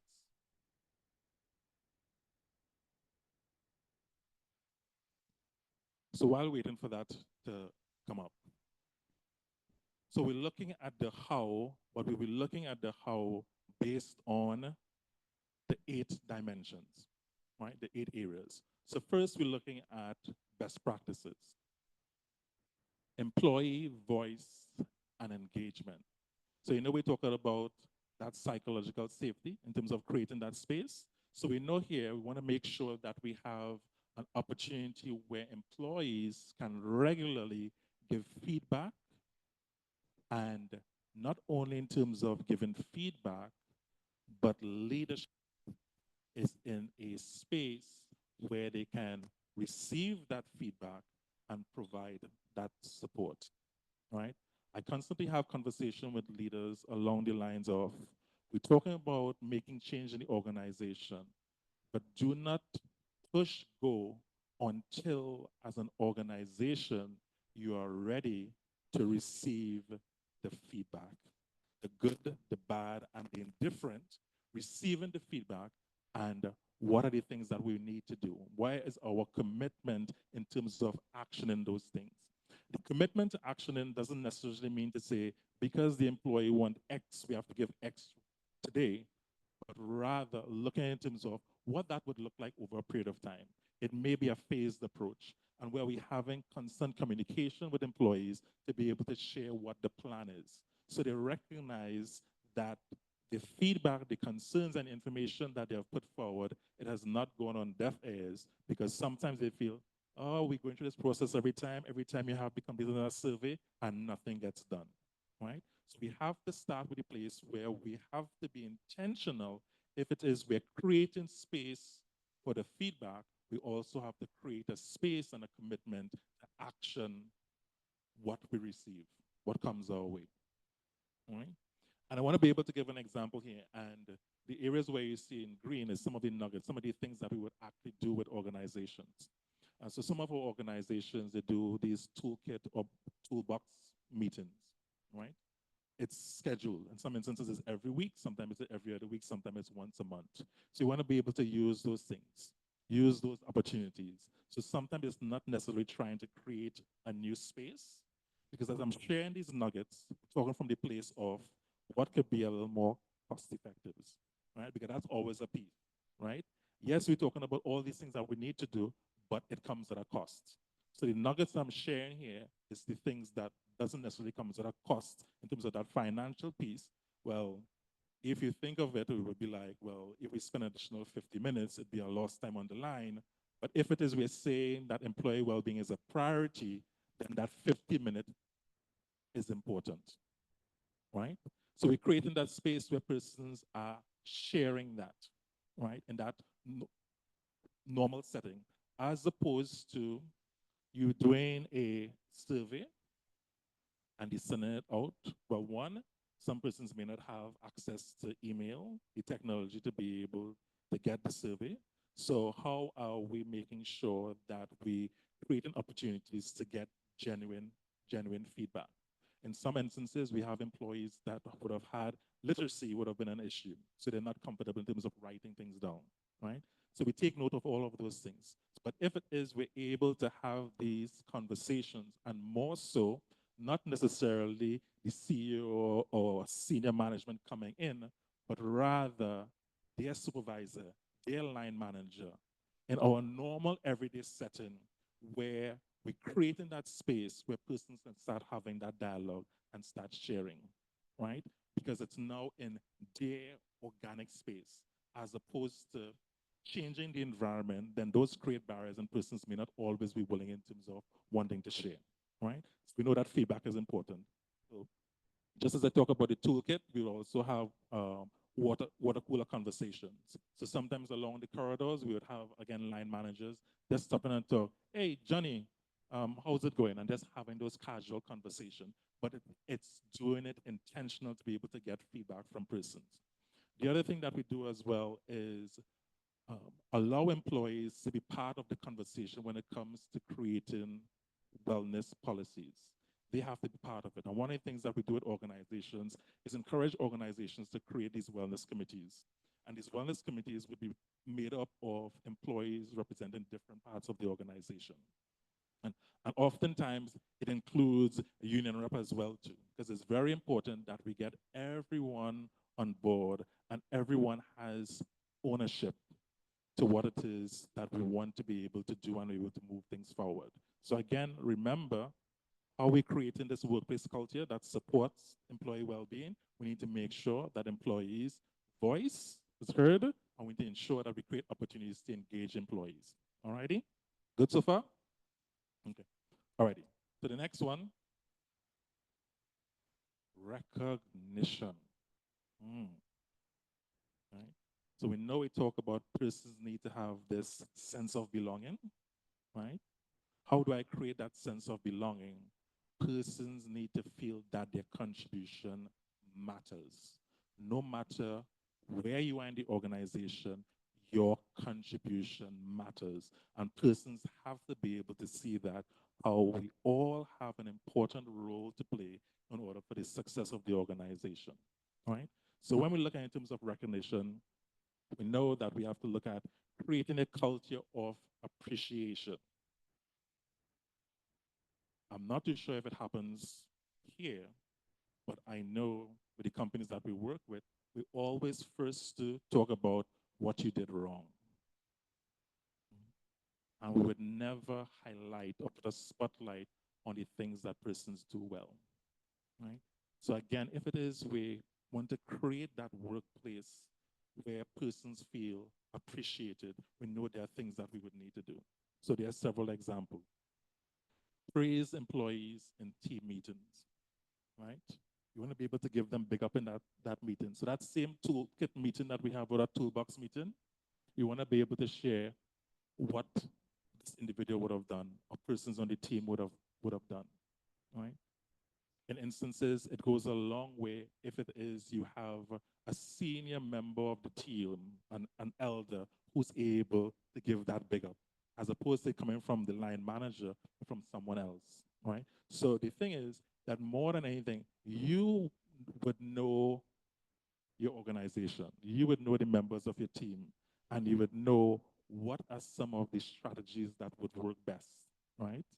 And sometimes you may have to try different ones until you figure out the right one. But you have to be able to do that. And you have to recognize that one way of appreciating John may be very different from Jane in terms of that appreciation. So you have to also take that into consideration as well too, right? So we're talking about featuring the employee on if you do morning devotions and morning prayer. You're going to be able to highlight that person there. We have had instances where persons would do their spotlight on employees in the WhatsApp chat. So many organizations, they have these team chats now. Thank you to the pandemic. It did create some opportunity where we can leverage technology to our advantage, right? So we have these team chats. You're able to put the spotlight there in terms of the good work and celebrate the good work that individuals would have done. If there's a newsletter, social media, whatever it is that you want to be able to do. Some organizations, they have this recognition board, bullet board, but they put like a post-it where you're able to share, big up some highlights, and you put it on the board. In some organizations, even when they have their same teams meeting, they will again would ask members of the team, is there anyone that you would want to be able to highlight, right? So we're taking the time to be able to create opportunities for recognition to occur, right? And then, of course, special privilege, right? Who doesn't like to feel special? We all do, right?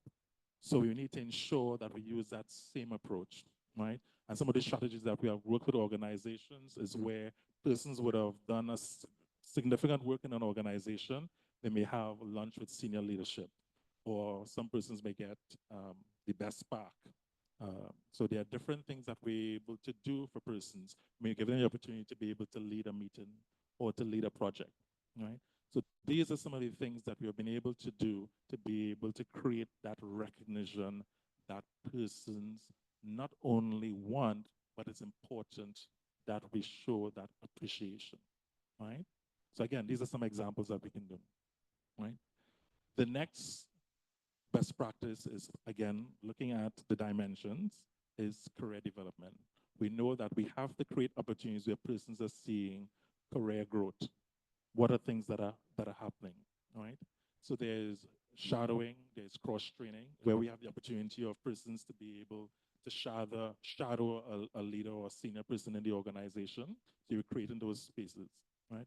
We also have the opportunities where persons can cross-train, where they go to different departments to be able to understand or understudy what's taking place. And we know that some of these things are very theory and textbook, but it works. You have to be able to put it in practice. And again, you would have to see in terms of, can this work in my environment? Always come back to that. Please do not just take strategies wholesale and lump it in your organization. You have to take the time to, okay, understand your organization, understand the employees, and see where these things fit, right? We have also in terms of online resources. So there are so many free resources that are available. You want to be able to share that information with persons. Give them the opportunity to join professional member organization that also have free webinars. So sometimes it might be you taking note of those things and sharing with them. So some of the organizations that we are part of, as we get the information, we share it not only with our employees, but we also pass it on to our HR representatives, so they can also share with employees in their team, right? Knowledge sharing is important. And if we're talking about career development, we know that we want to make sure that we're creating space for that. Right? Another thing we have to look at is, how are we creating these career pathways for persons to see that there's a space for me in this organization and not that I'm just hitting that ceiling constantly, right? Now, the organization I'm with, it's 37 years this year, the organization in terms of existence. It is a non-governmental organization, so it's a not-for-profit organization. But part of the work that we do to be able to become self-sustaining is we entered in the field of employee assistance in 1991. So the organization, as an NGO, doesn't have a lot of money, right? So persons are coming in, we're creating that workplace culture where they want to be part of, but the reality is that financial stability is important, financial security. So if persons are into this organization and they're like, okay, I'm here and it's a flat organization, where do I go, right? So one of the things that we just rolled out with our organization, and more so in the employee assistance and workplace support department, which when I started 18 years ago, it was myself and a manager. And then a year after, it was just myself. And over the years, in terms of creating different levels and more opportunities. So recently, we would have changed in structure. So we would have looked at one position and we broke it into three in terms of 3 levels. And then we were intentional in terms of start hiring person at the lower level, at the lowest level, and then they have the opportunity to be able to work their way up, right? So we have created these pathways for persons to say, yes, this is an organization I definitely want to be able to grow in, right? So these are some of these strategies that we have done. So for you, if it does exist, make sure those things are clearly communicated and persons understand what opportunities are there. Yeah. We also want to make sure that we are also having those conversations with persons as it relates to their career pathways. Right? We want to be able to have those conversations so we can start providing support for employees. Okay, move on to the next. Next slide. Right? Work-life balance, very important.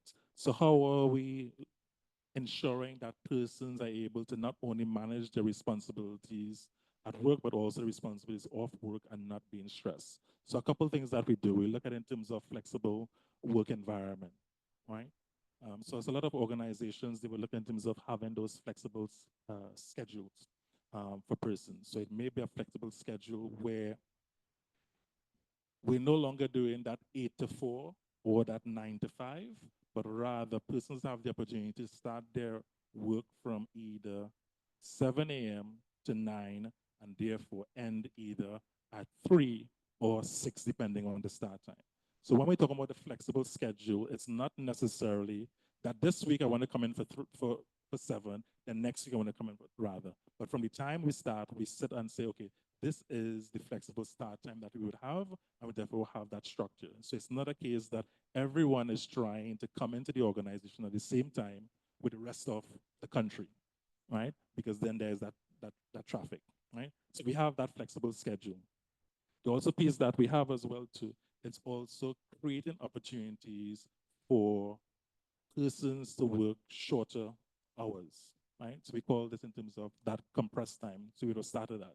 So in some of the oil and gas companies, they have the 980 where they would work for 2 weeks, they would work 9 days. So for 10 days, for the 9 days, they would work that 80 hours, and then they would get every other Friday off, right? So in our organization, we implemented something similar. So it was for us the 440, where we work 4 days, and we would get every Friday off.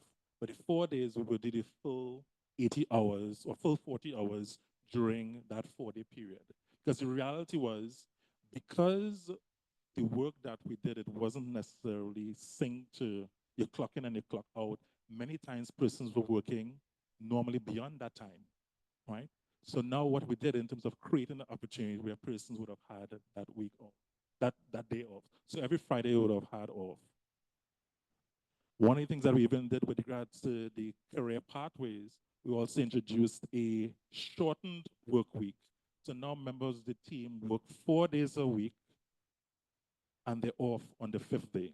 And the 4 days, they do 1 day in office and the next 3 days remote. Because we're seeing that persons are valuing the importance of personal commitment, family time, and the other things they have to focus on, right? So if it is we're able to allow persons to be successful in the work that they do, while at the same time taking care of their family and other responsibilities, those things are just as critical, right? We can actually move ahead. You can move ahead to the last slide. Just pull it all together. You can skip that.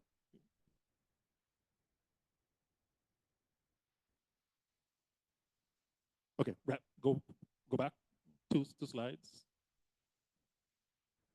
Right there. Yes. Okay. All right. All right. So I want to end with this in terms of looking at, so just as we look at the respective areas, we also need to pay attention to what a comprehensive wellness program would look like, right? And the key things that we need to look at. Again, the physical well-being. So what are the things that we're doing? Some of the things that we have done with our organization in terms of having team sports. So we now have a team cricket or team football where persons are coming together, engaged for free. Some organizations may have gym membership and all of those things, able to put in a gym and a cafeteria. Most organizations don't have that. So we have to look in terms of what are the things that we can do to still pay attention to physical well-being. We recently had with some of our organization, the Biggest Loser Challenge, where persons are able to not only work out together, but also lose weight together. You're able to do weekly health tips. And again, use WhatsApp in terms of sharing information. There are countless information that's out there. You just want to be able to share nuggets to persons. If it is we start sharing nuggets with persons, then the conversation comes up. In terms of mental health and emotional well-being, we know, of course, an employee assistance program is definitely there to be able to provide that support. So one of the things that we're able to do is look at having short mental health breaks, right? So you may not have the money to be able to say, bring someone in to do an actual session, but you can say, okay, let's take short breaks. Let's make sure that instead of us having lunch in front of our computer at our desk, let's create an opportunity for us to be able to sit together. Or sometimes let's have the meeting under the tree, outside, in the shade, right? So we need to be able to pay attention to some of those things that would be able to help with our mental health. The other piece in terms of financial well-being, right? So again, just as we do with emotional and social piece, we're able to do these nuggets in terms of weekly tips in terms of financial help for some person in terms of if a SUSU as a savings opportunity, that's some of the things that we can do. And of course, free literacy. what are some services that are available in the community, free resources that we'll be able to leverage and invite to be able to share the information for us.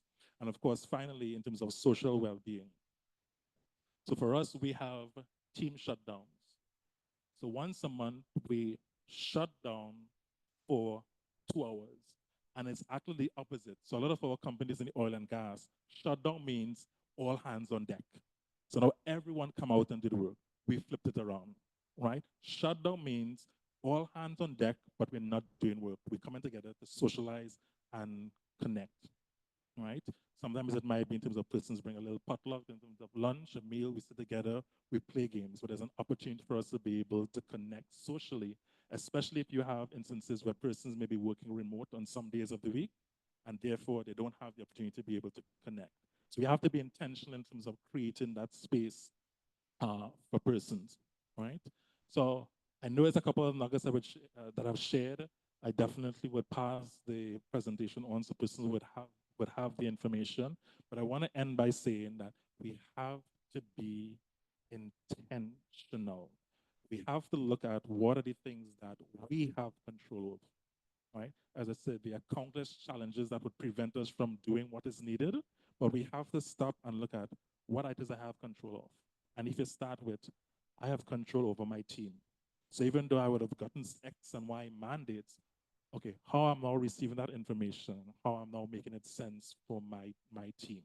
Again, employee well-being is important. We have to look at that holistic approach in making sure that we touch on all aspects of employee well-being, because a happy employee is a productive employee. A productive employee, not only in terms of on the job and off the job, but we see in success in all aspects of their life. Right? So thank you, everyone.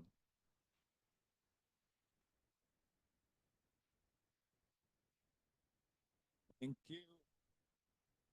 The name again is Ian. Ian. That's fine. Thank you very much. So all that he made us aware is a 360 well-being. He's saying that we should be intentional. The person by you, just ask the person, are you intentional? Then you should be intentional. That's fine. I want to take the opportunity to acknowledge our sponsors. We are highly sponsored by Apex Health Insurance. We have KEK Insurance Brokers Limited. And our partners for this program is Strategic HR Professionals. We have HR Network Africa. We have the Ghana National Chamber of Commerce and Industry. We have ghextractives.com. We have Okante Studios. We have Riviera. We have My Health Corp, Votic. We have Coca-Cola Beverages Africa. And our media partners, we have Radio 360, 90.1 FM. We have Sky Power, 93.5 FM. And then we have Good News, 96.3 FM. And Empire, 102.7 FM. These are partners and our sponsors. Let's listen to some announcements and we can take it from there. Snack break. We're having our snack break, and then please take note of the following. Mr. Freeman Freeman will be handling our speakers, and so please be on your seat. One gentleman will attend to you for your snack. And then for those of us on this part, you use the table there. And then those of us here, that is on my left, will also use the table there. And then we have small chops like meat pies, spring rolls, Rockies. And then the drinks, we have mixed fruits, cold chocolates, bisa, tea, and then coffee. And so please make yourselves comfortable. We have just 15 minutes for the snack break. Come back and continue. Thank you very much. So whilst you have the snack, please connect, network, take the contact, and do follow-ups. Thank you for your attention. Have a nice time.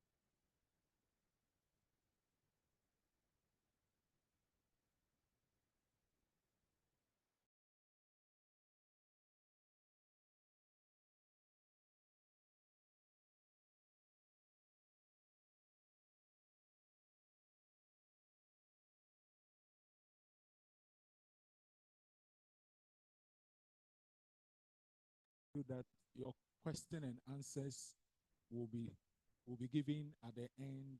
So please keep noting down your questions from the speakers who have already spoken and those yet to speak.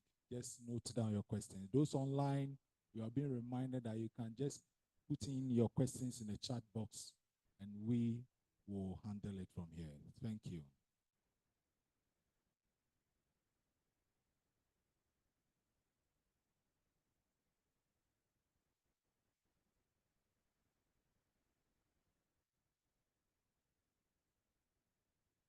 Affectionately known as FASI, a unique blend of engineering expertise, legal acumen, and HR savvy.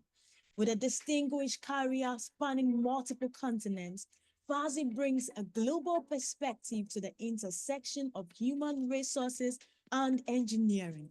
From his early days as an official learner at Ashanti Goldfields Company to his tenure as regional HR and project manager for Newmont Africa, Fazi has consistently demonstrated his ability to drive organizational success.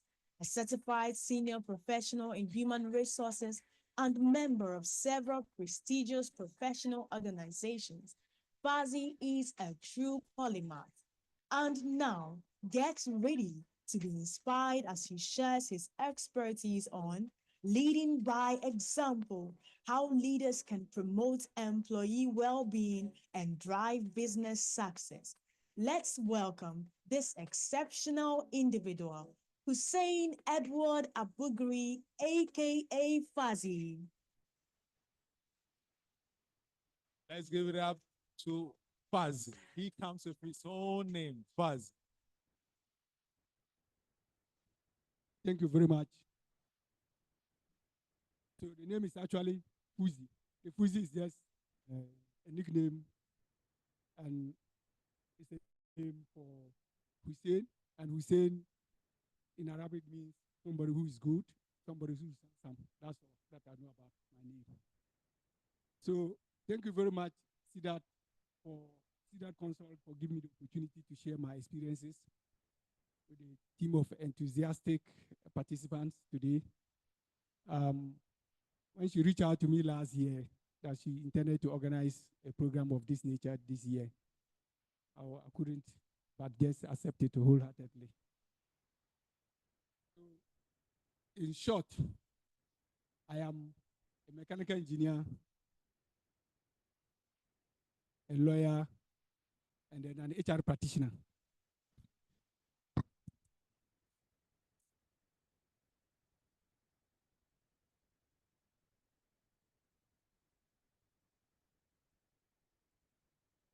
So I'm a mechanical engineer, an HR practitioner, a lawyer, but I consider myself as a business leader doing HR work.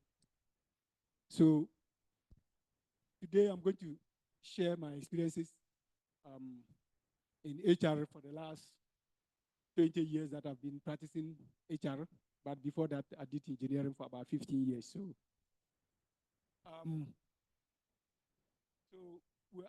the work has already been cut out. Some of the concepts have already been discussed by the previous presenters, so I'm going to just go fast. But I will talk about the context, then I'll talk about considerations for implementing employee well-being, and then the case studies, best practice from some organizations within Ghana or outside Ghana. Okay. So let's go to the context. So why are we doing why are organizations implementing employee well-being programs? There's a context to it.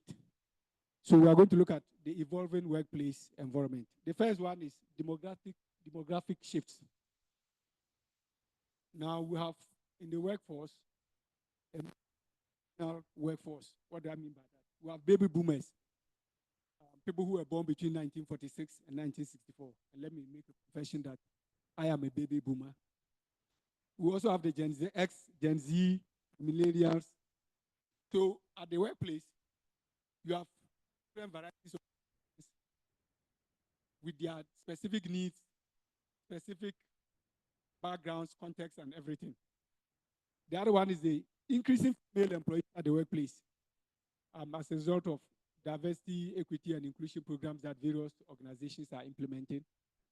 And like Joshua said, we have almost about 51, almost getting to 52% of Ghana's population being females.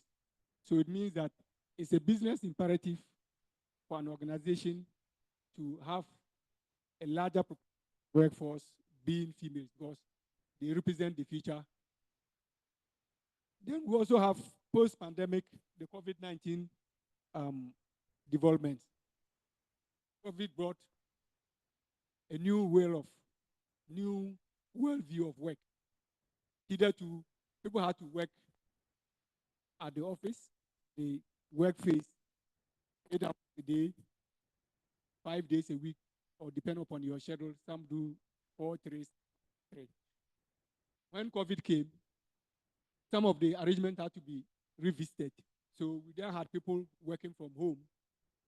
And thereafter, after COVID, the workplace became significantly changed as it was before COVID, because people were now not prepared to come back to the office and work the usual 8 hours, 5 days a week, or 6-3, or 4-3, whatever that they had before COVID. And that was because they realized that working from home allowed organizations to tap into employees' productivity. Productivity was rather more enhanced when people were working from home than when they were working in the offices. And those of you who happen to be in Accra,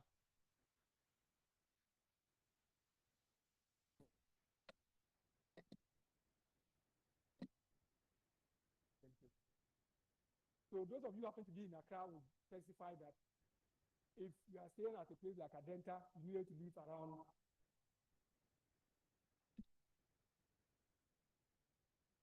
you need to leave home before 5:30 to be able to get to the office by 8. So on average, you spend about 2 hours in traffic, and when you close, you spend another 2 hours. So that's about 4 hours of your productive time lost. But when we started working from home, we realized that, look, employees could do more because the 2 hours that you use to travel in and out, 4 hours, you could use that actually to do work for the business and also attend to your personal needs.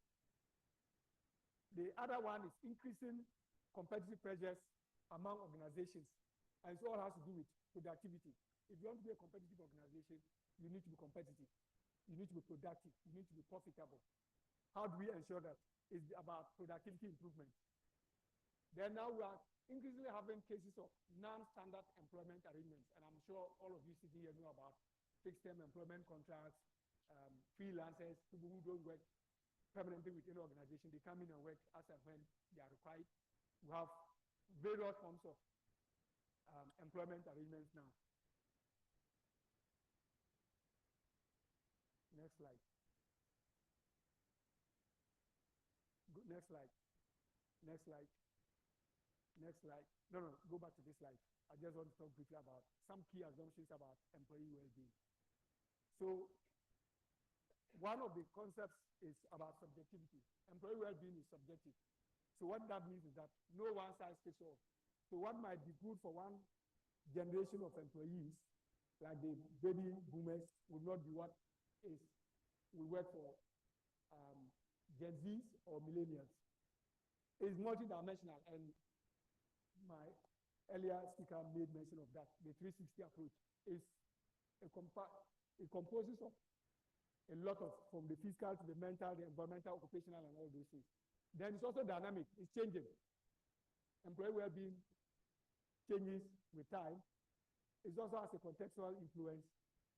And then it depends on the individual to take responsibility, as well as the organization provides the opportunities. It's also an individual responsibility. And then the various elements of employee well-being are connected. And then you need to function greatly in all the areas to have the positive outcomes that are expected. Next slide. Now, this is where I want to spend a bit more time. As HR practitioners, for us to be able to implement any program, we need to make a business case. How do you make a business case? If you take any organization, you produce goods or services. So let's take the case of organizations that are producing goods and services, or goods. So let's take a mining company, for instance. The mining company has various factors of production. You have labor, you have capital, the land, and the entrepreneurship, like we learned in basic economics. Now, you have various measures of productivity. The first concept of productivity is that it is simply defined as your revenue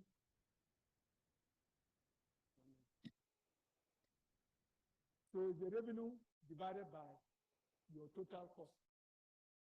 And for a company or an organization to be productive, your productivity factor must be greater than 1. That means that you are profitable. It means that your revenue that you are generating is more than the cost that is being incurred. That's at the total level, macro level.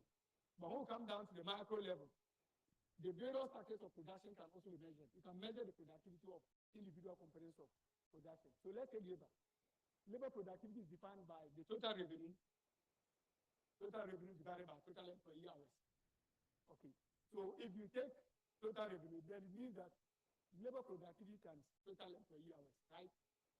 Just make total revenue the subject of the formula. Okay.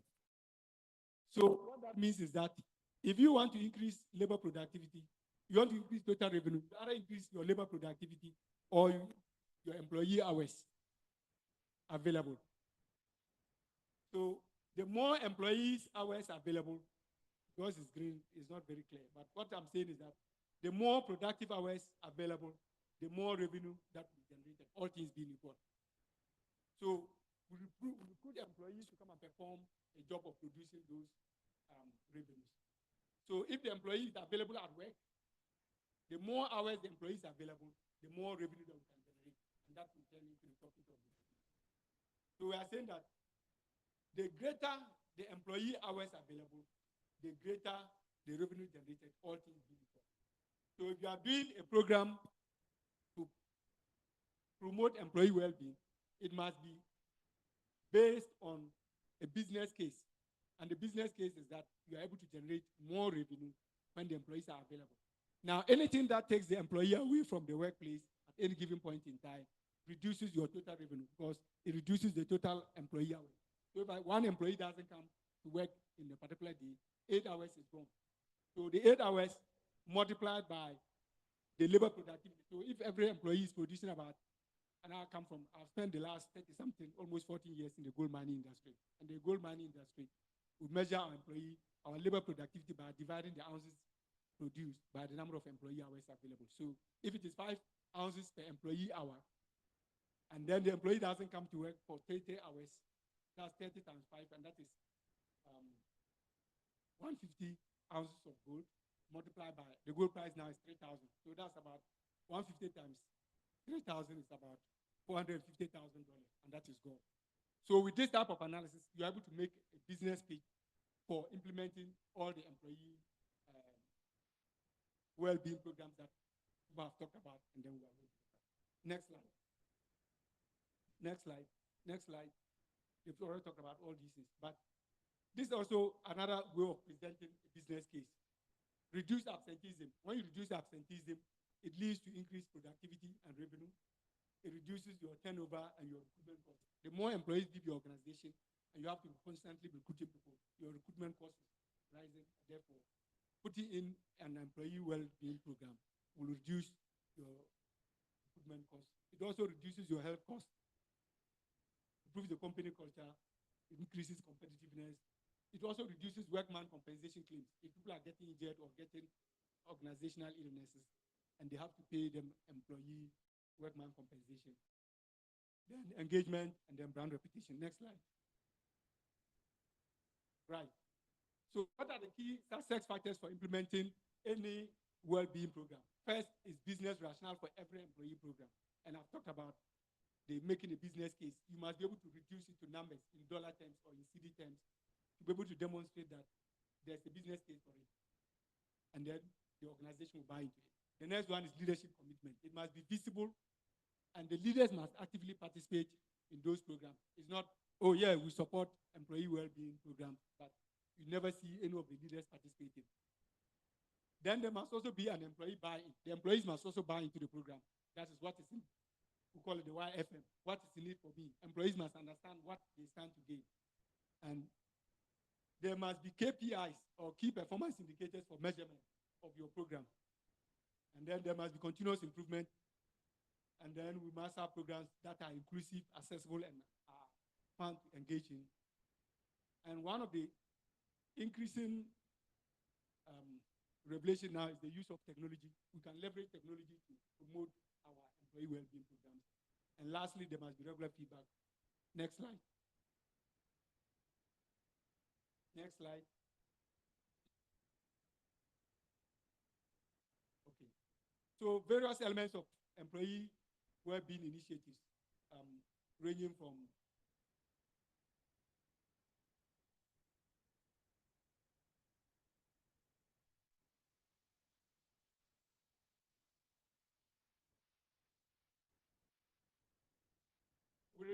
physical, that's on-site fitness facilities, gym membership, companies pay for their employees to be able to access those membership facilities, healthy diets, ergonomic workspaces, the employee assistance program people have talked about, financial education, retirement planning, employee discounts, emergency financial, what we call compassionate loans, social team building, volunteer opportunities, and all that.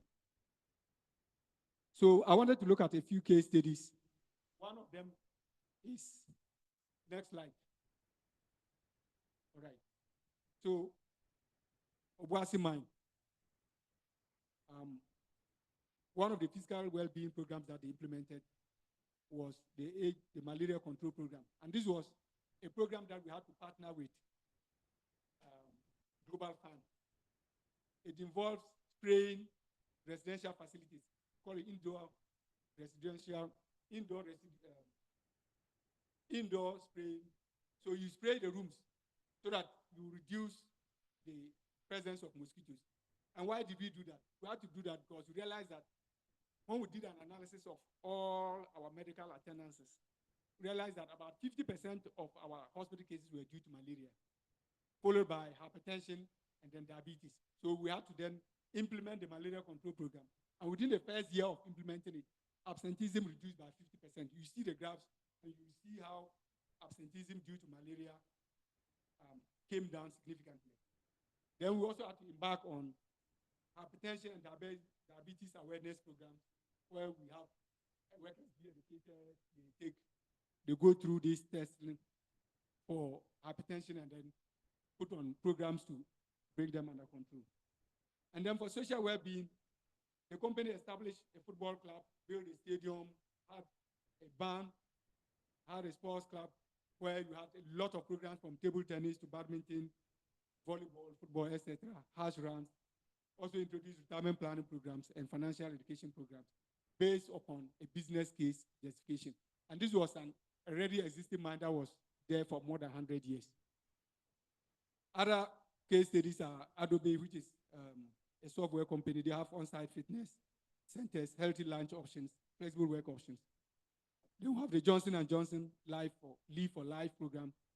They have the global HIV prevention program, in-house stress management, employee safe driving. The Google has a colored-coded healthy meals. And then the last one on my list before I sit down is about the company I work for now, and that is Newmont. So the Newmont has 3 strategic pillars of our well-being program. The first one is support. The second one is preventive, and the third one is promote. So under our preventive programs, we have pre-employment screening of all our employees, and then we also have periodic screening. Once you are in employment, periodically we screen you.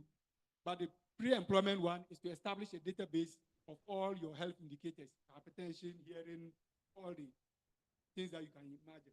And then periodically, based upon the nature of the work that you are doing, whether 6 months or 12 months, some go for shorter periods of regular periodic screening.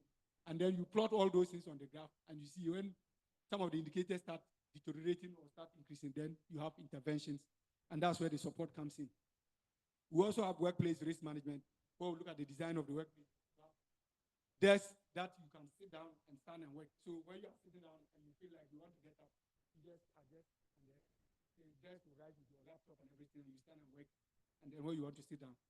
Then we also have the roasters, reviewing our roster from 14/7 to 7/7/7.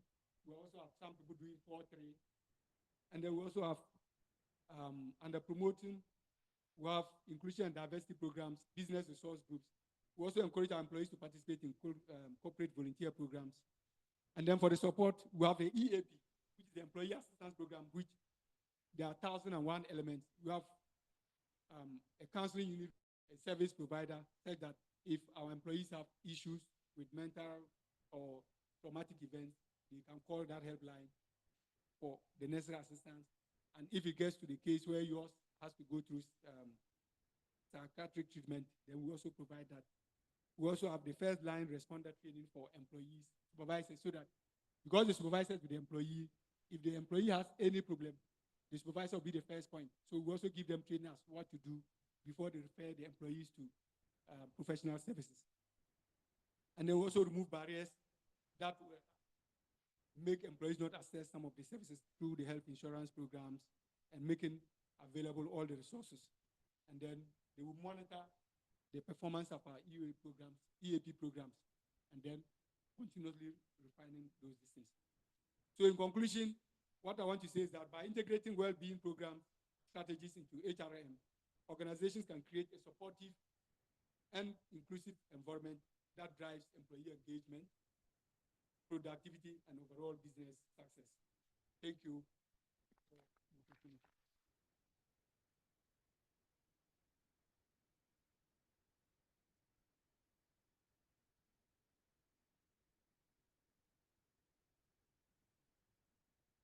Thank you, Fuzi.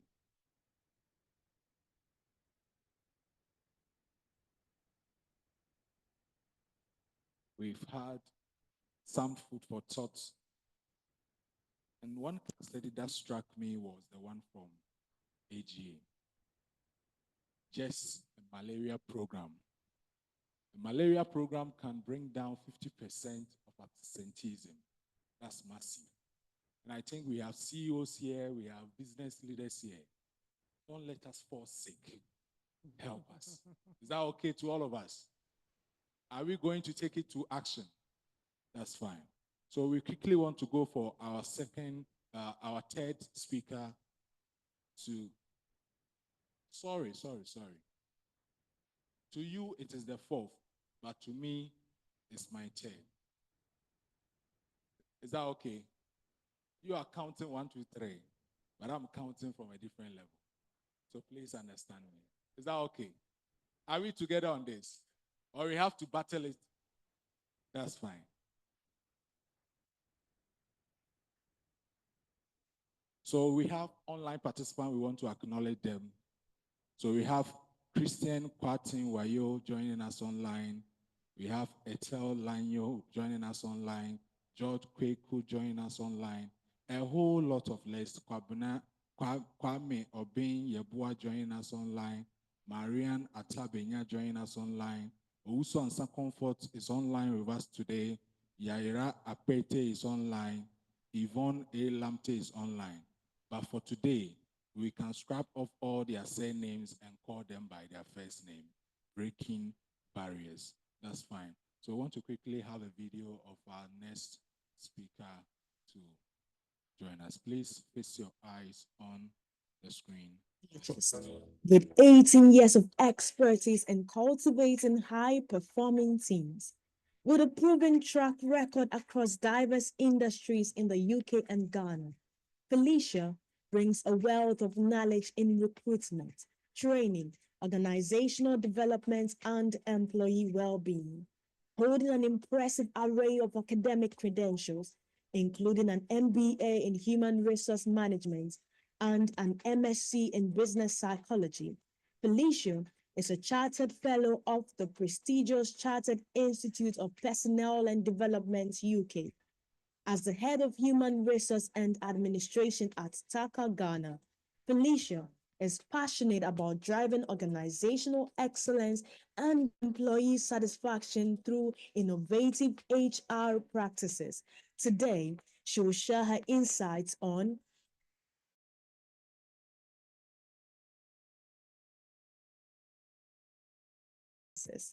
please welcome Felicia Opoku Foliche. Please do it better, do it better, do it better.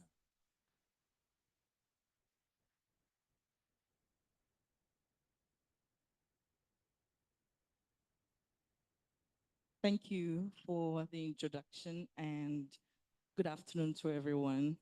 I'm very happy to be here. I almost didn't make it, but I thank God here. I was telling Pat this morning that I developed a very bad cough on Monday, and I was just telling myself that my hometown witches, they are not very nice. They know I need my voice for a program on Wednesday, and they chose to attack me on Monday, but thank God I'm here. So I'm very happy to see all of you, and I'm going to share some nuggets on practical strategies for integrating well-being programs into HR practice. I'm very passionate about well-being in the workplace, and it's one of the things that I place at the top for myself, even when I'm job searching, you know. Just as employers do background on employees, I also do background on my potential employers. So I don't just accept any job. There are some job offers I let go because after speaking backdoor to employees or things, you find out that it's not the most conducive of places, and I'll let it go, irrespective of how much the money is, because I place my well-being and mental health above everything else. I remember when I was coming to my current job, which I'm in, I told my current boss, you know, I have 4 kids and my last one is 9 months. I mean, are you going to create the kind of environment? Because he asked me how I like to be managed. And I said, are you going to create the kind of environment that would make me thrive and settling in the workplace? For me, that was a big seller. So let's all prioritize our mental health. It's very, very important. So I thank my earlier speakers. I think they've done most of the job for me. So it makes my work very much easier. So we can move on to maybe we'll explore the topics that we'll look at. Understanding well-being has been well executed by Ian, so I'm not going to touch on that. I'm going to move straight into designing effective well-being programs in the workplace. So if we can please skip to the second topic for me, I'd really appreciate that. Okay, great. So when it comes to implementing well-being programs in the workplace, it's very important that we align it with the company goals and priorities. You know, for my current place that I work with, if you come there, you would notice that we prioritize safety over everything else. Because even as you are walking to the plant, you can see various safety quotations along the walkway. So safety is number one for us.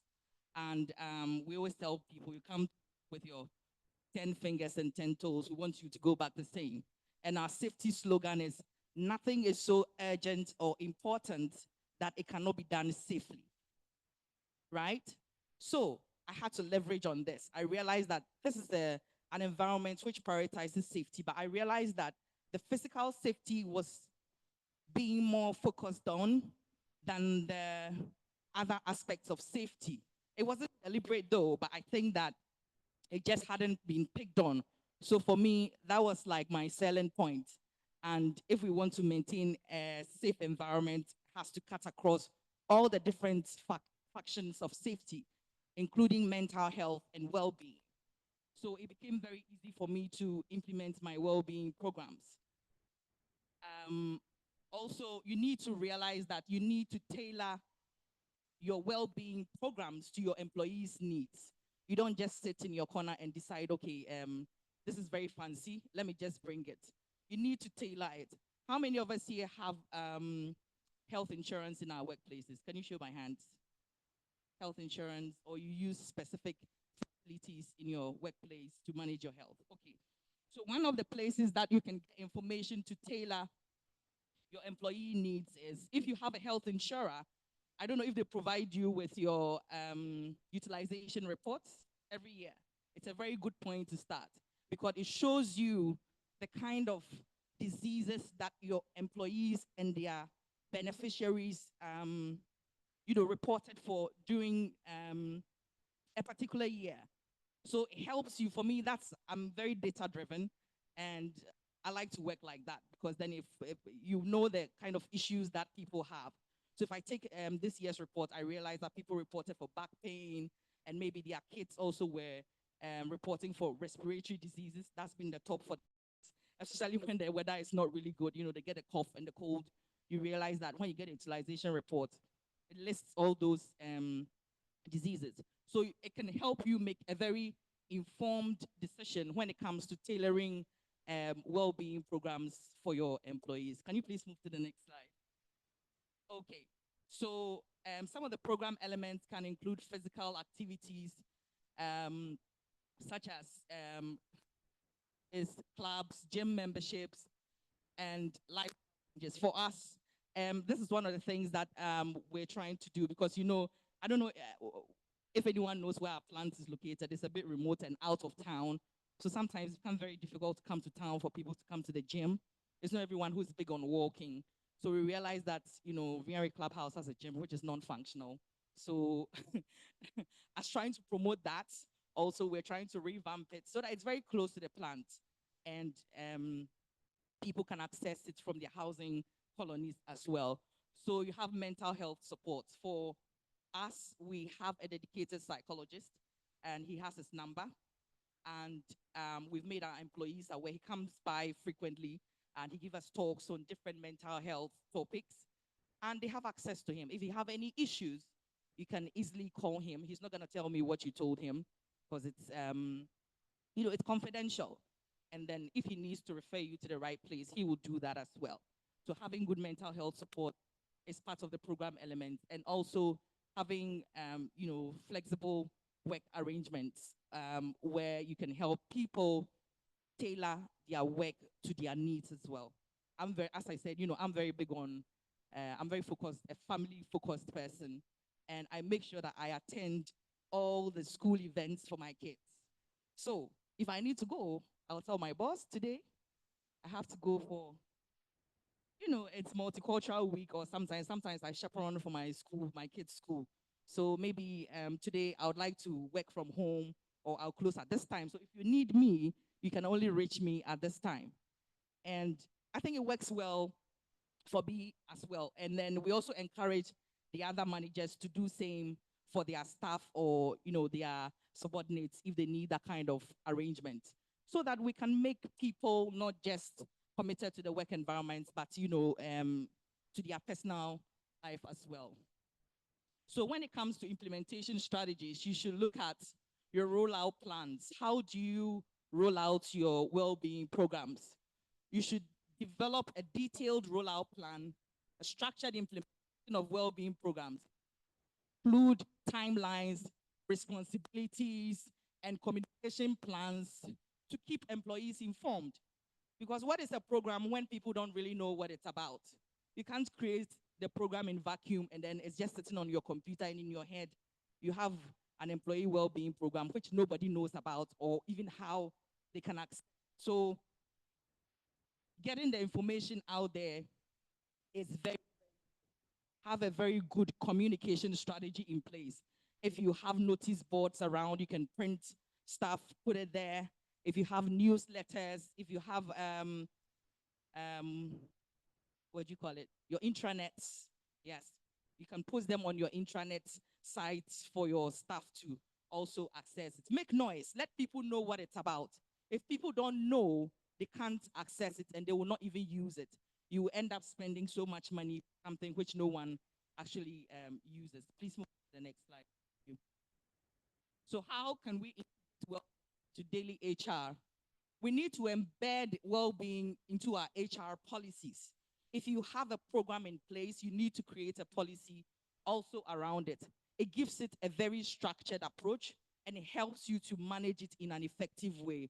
So for example, this month, one of the things that we've done with our safety team is to put in place a stress management policy. So, you know, the policy will tell you about how to identify if you're stressed and what you need to do and how you can get help if you need it. You know, when you have these policies in place, it helps the employees to feel not victimized. And then they know that they can come out and then seek for the help that they need. Because I always say that if you don't look out for yourself, no one will look out for you. You need to look out for yourself first, and you need to learn to identify the various things which you go through, and then you can go forward and look for the appropriate help. So when you create policies, it helps the employees to be you know, knowledgeable about what kind of help is available and how they can access it. You also need to provide training for your HR team and for your supervisors as well. So for us, we have mental health first aiders in the workplace. We've got them trained from British Mental Health First Aid. And it's really helped because as line managers, we see our employees a lot, what they go through on a daily basis. There should be, you know, just as you have like first aid, if someone gets a cut or a bruise in the workplace, if you have a mental health first aider or you're a supervisor and you are a trained mental health first aider, you can learn to recognize some of the signs and symptoms of mental health issues that is going on with your employees and appropriately intervene. The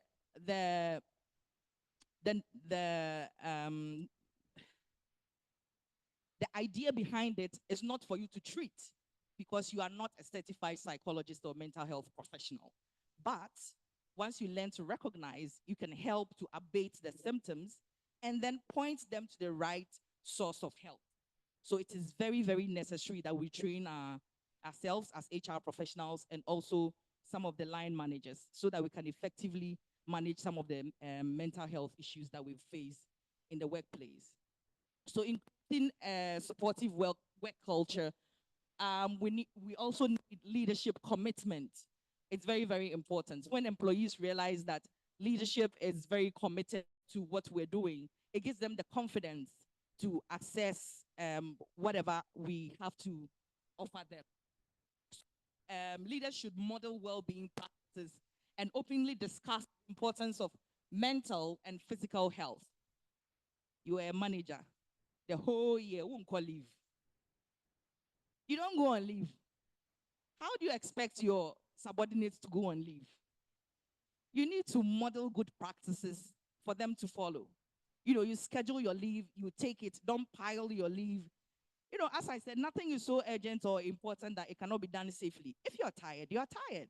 Just take a break. Once you model that, your subordinates will see that this is a very psychologically safe space because even our leaders are modeling the kind of things that we would like to see. So I will not feel victimized if I need to, you know, express myself about any issues that I have. It's important that we involve our employees in our well-being initiatives. When the ideas are coming from them, it makes getting them to buy, you know, even access the service very easy because they implemented it themselves and they were part of the whole implement initiative. Next slide, please. So after putting in place your well-being programs, it's very important that you measure its effectiveness because you can have a program in place. In your head, you are doing well, but in hindsight, it's not very effective, or people are not even using it, or they don't find it beneficial. So it's very important that you measure your well-being programs. So you need to resort to things. Some of the key metrics for evaluation is employee satisfaction scores. It's a very good place to start. So for us, on an annual basis, if the TACA group does employee engagement surveys. And some of the things that we've picked up, you know, some of the questions they'll ask: do you feel valued in the workplace? Would you recommend this company to somebody? And things like that. So based on that, we are able to pick up what people actually feel about the programs that we have in the workplace. And also you can look at your retention rates as well. It's a very good place to start. if you have an environment where everyone is leaving every week, I think it can be quite depressing, isn't it? One of the activities I hate as an HR, I don't like recruitment. I don't like it. I hate it. It's an activity I don't like at all. And especially when people keep leaving. No. And you keep recruiting for the same position. Oh, no, no, no, no, no. So if your retention rates are not good, it should tell you something. Something is wrong somewhere, and you really need to dig. So your retention rate is a key metric for evaluating your well-being program or even the general well-being of your workplace. So tools for data collection, the feedback surveys, and we have, there are a few wellness analytics software in place that you can also use to collect your data as well. Please go on to the next slide. Okay, so for continuous improvement, you need to do regular assessments of your programs. So scheduling regular assessments and well-being programs helps HR stay proactive. Continuous evaluation ensures that initiatives evolve alongside employee needs and organizational goals. So once you are doing regular assessments, for example, every year, once you are using your utilization reports or you are using the trends from the health usage from your employees, it will help you realize that even year on year, your well-being programs can change based on what's happening within the organization. So it's very important that we do regular assessments. Slide, please.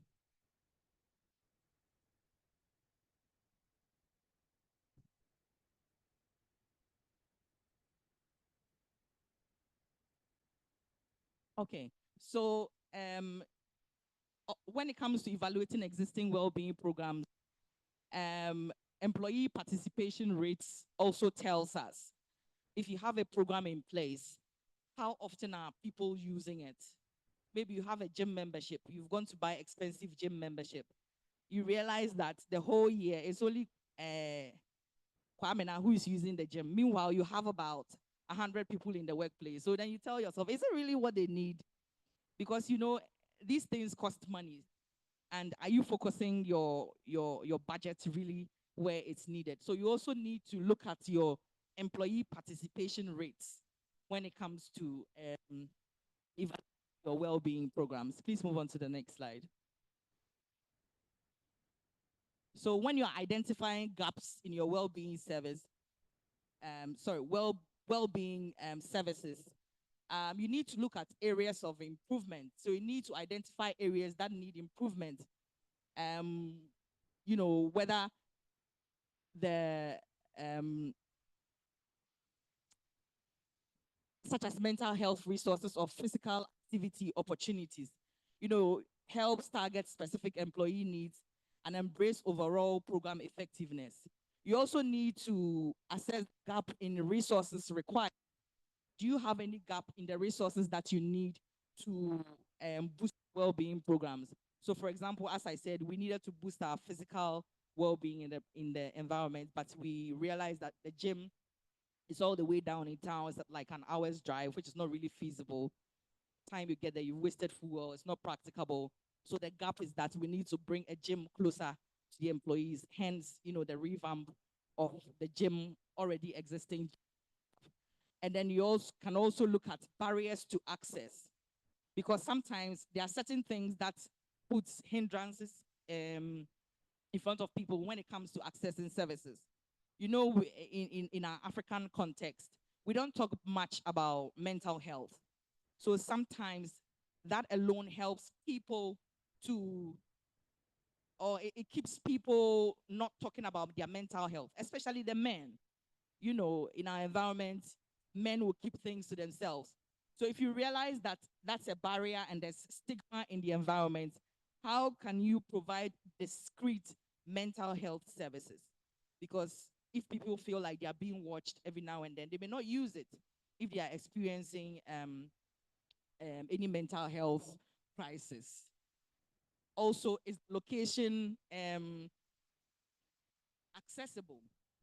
As I said, the location for the gym we wanted to use is not accessible. So what do I need to do? I need to bring it closer, look at existing facility, and then revamp it. Next slide, please.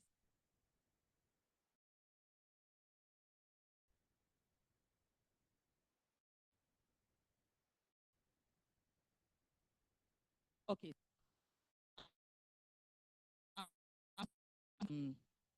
I've had that spoken much of. So if we can move on to the next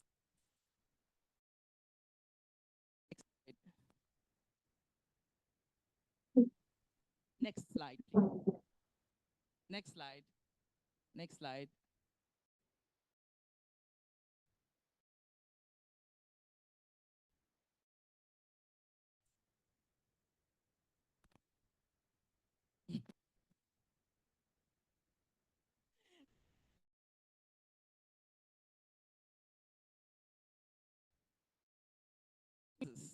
Key dimensions of a successful benefits program.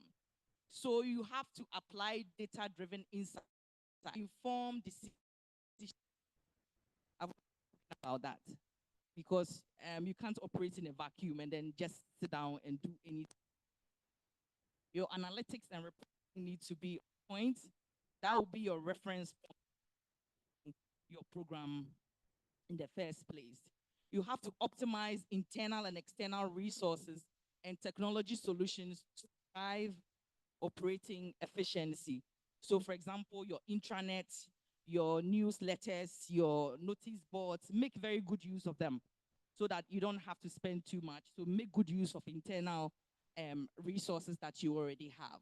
Because one of the things that puts leadership off is expensive programs. Everyone wants to cut budgets. You want to do a good thing, but you also want to make sure that you are maximizing your resources and reducing costs. So you have to be very creative. How many people did the left cross over their thumb? So those innovative people, I'm sure you'll be well needed when it comes to that section. Okay, so you align benefits portfolio with business goals and talent goals, company culture, purpose, employee needs, and industry market norms. That's a very good practice. You have to manage company costs as well and make sure that you are putting the money where it's much needed. You have to maximize employee value and appreciation through awareness, decision support, and engagement. So I think that's just for how you can implement HR well-being into your HR practices. But this is just a very short survey from Health and Benefits Trend Survey Africa. It was shared with us by our broker, Willis Towers, and I have the permission to share this. So the focus is on Ghana. They did this survey in 2023. I just wanted to show you some key data so that you can take it away. Please, next slide. So competition for talent and rising costs are key issues influencing benefit strategy. So, they give, it's not very clear, but they give a range of options there, which the companies which they surveyed were asked to pick from as to what influences their benefit strategy, and a lot of options, as you can see there. But the first three priorities for organizations were competition for talent, rising costs, and flexible work arrangements. Next slide. So employers are also facing significant talent challenges. To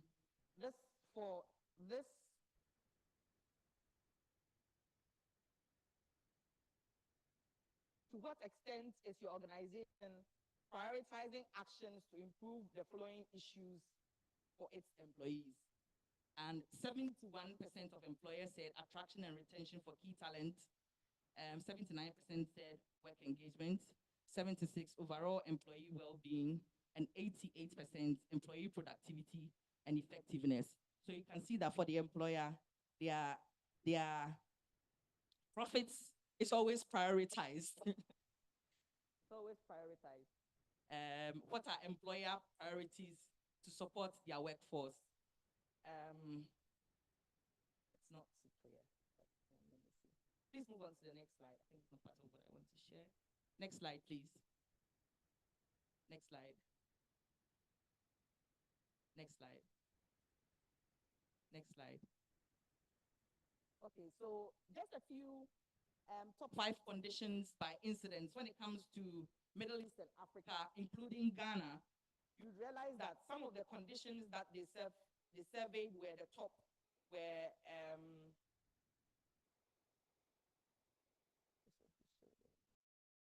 diabetes, endocrine, nutritional, and metabolic diseases were the top of the chart. The second was respiratory diseases. And the third was circulatory system or cardiovascular.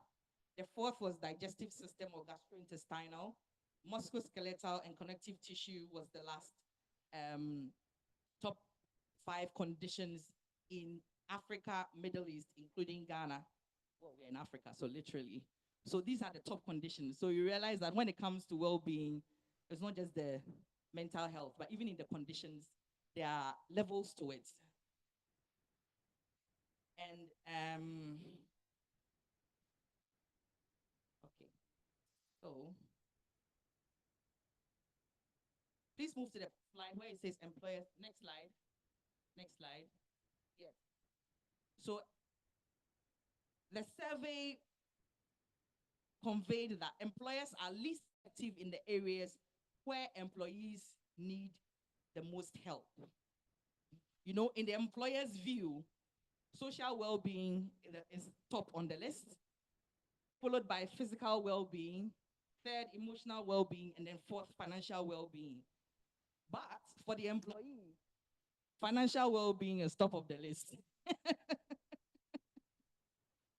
But you realize that it's the bottom most important for the employer, right? Because they don't want to spend, you know, and then the rest move in order like that. So you realize that the employer and the employee's view is always misaligned. It's always misaligned. But as HR professionals and as business leaders, the onus lies on us to make sure that we're striking the right balance so that it can be beneficial for both sides. Because I always say, if I'm not there, the employer cannot make his profit. He needs me as much as I need him. So it's a transactional relationship, isn't it? So it needs to be very balanced. And as HR professionals, we need to be there to make sure that we're doing that. Please move to the next slide. I think that will be my last. So our key takeaways is that successful well-being programs should emphasize the importance of leadership, engagement, and employee input, and the alignment of initiatives with corporate values for the maximum impact. We should make sure that if we are putting in place our policies or well-being programs, it should be a win-win for both the employer and the employee. That's the only way that you can get the buy-in from leadership. Recommendations include starting small. You don't need to do anything big. Sometimes, you know, in our creative minds, we want to do something big, but you can start small. Even sharing newsletters.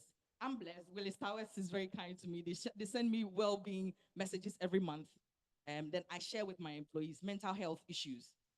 Every month, they give me a newsletter, which I tailor, and then I share it around, aside the physical talks that we have in the workplace. So even if I haven't had someone come and give us a talk on nutrition or anything, those newsletters serve me very well. So that is starting small, and it costs nothing. So let's start very small. Once leadership sees the benefits in what we're doing, I'm sure they'll be willing to put in the extra coin for the other initiatives that we want to do. Thank you so much, and I'll end here.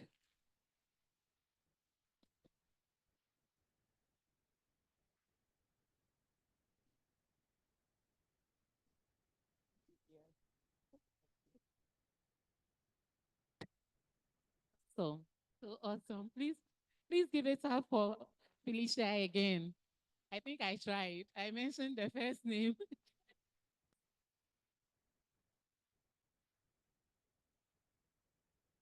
We've taken a lot from her, and Felicia, in fact, this is so difficult for me.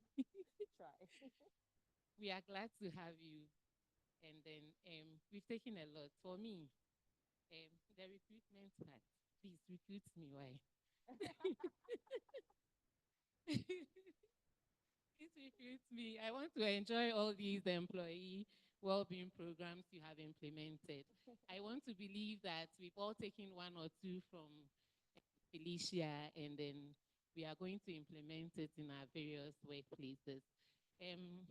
Before I introduce Kwame, I would like to call my health corp to come and keep us alive again. So please, let's put our hands together for the health team.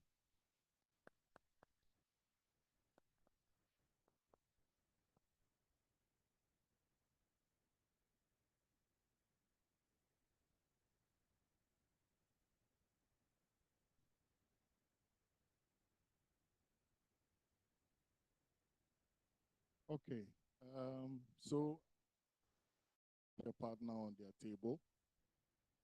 Just get up, pick one partner.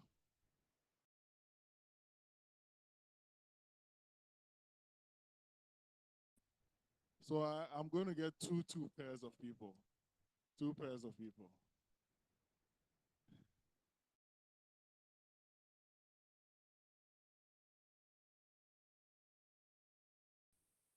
Partner. Okay. Good. Now,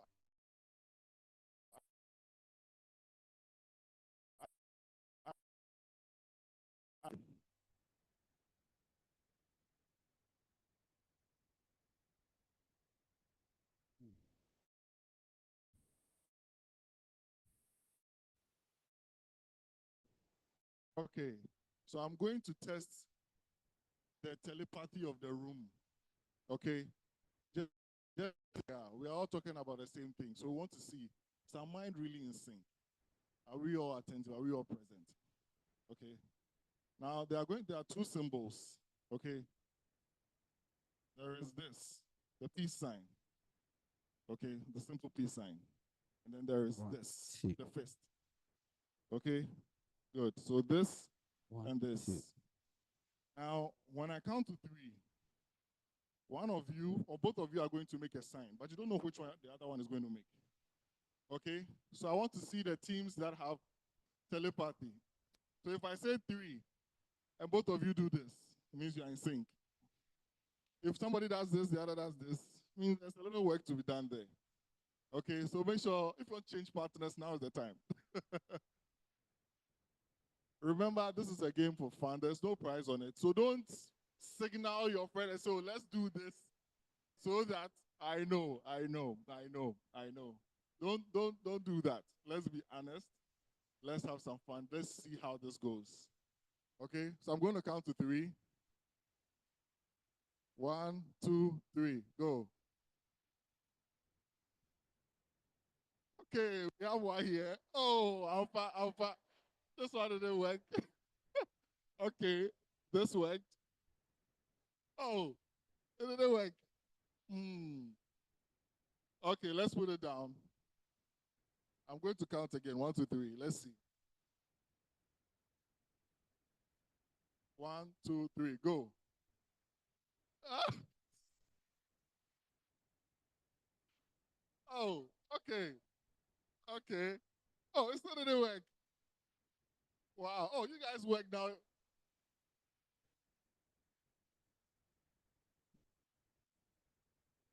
Okay. Wonderful. So you can put your hands down now. All right. Now I need you to. We are going to. How much time do I have? 1 minute more. Okay. Then I think I will save that game for later. Okay. But what we are going to do now, we are going to tell a story. Okay. We have just 1 minute. So we are going to tell a story. We are going to start. We're not going to tell the story all together now. We will finish it by the end of the day, okay? But I'm going to start from here. You are going to just add 1 word to the story, okay? So the whole room is telling a story. We'll start from these sets of tables. When we take another break, if you're fortunate, we can do another one here. And we'll continue the story here. At the end of the day, we'll finish here. So we don't know what the story is. All we know is the story needs to make sense. So don't forget how the story ends when it gets there. Because when it's your turn, you will continue. Okay? And it has to make sense. So by the time we finish, we should all understand the story. And the story should end in integrating employee well-being into HR management for a motivated and highly productive workforce. This is how the story should end. Okay? So the last few people, your words are in here. You're lucky. The rest of you, you have to make sure that you design the story to that end. Okay, so let's start from here quickly. We have 1 minute. So we'll start with once upon a time. Okay, so I'll say once, you say upon, you say time as well. So someone will start with the once. Okay, let's go. Once. Upon.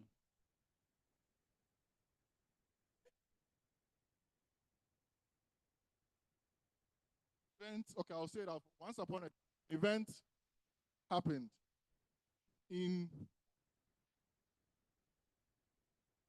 Atlantic Serene Hotel, where we met at To discuss. two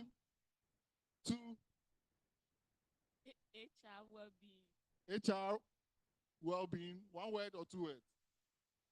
Okay, HR well-being, they said it's one. Two. To win. And prepared. And one word only.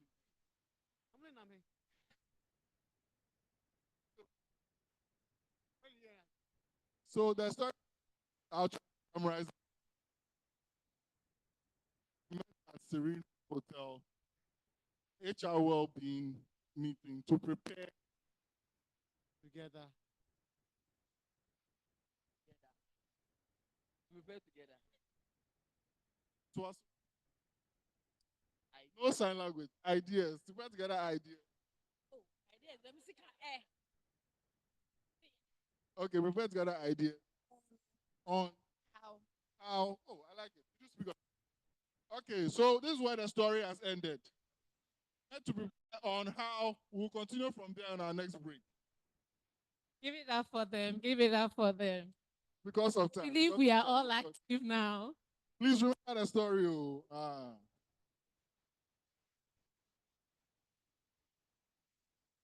How?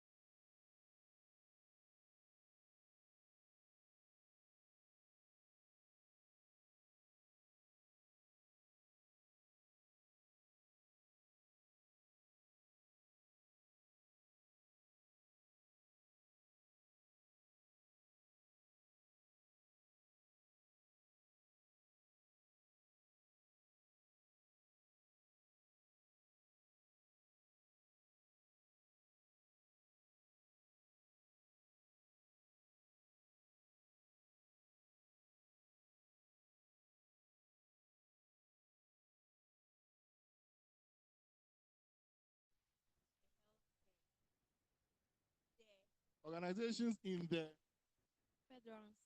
in federance.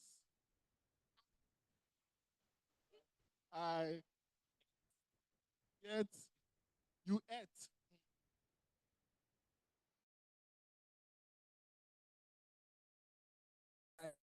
Mass in federance. Yes, I'm lost. I beg this story there. In federance, I said I ate. They said furthermore, I'm lost. We have to start. So the mental health of not employees remain GBM. Employees. I said employees. To align the mental health of employees to misalign. Hey, is it a good story? The sentence is it's not sentencing. Okay. The story is not story. Misalign with the well-being. Okay. Yeah. Okay. Start us off. Fufu.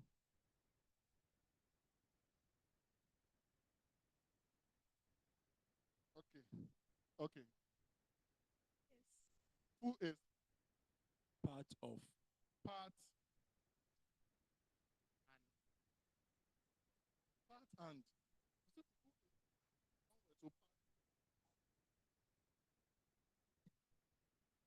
ready?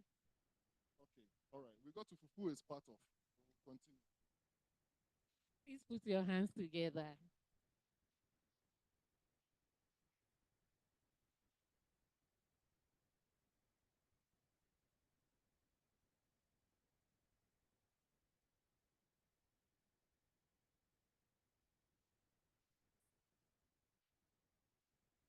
On our program, we have our very own Mr. Pamela Africa from Talo, Ghana. Please, let's take a watch.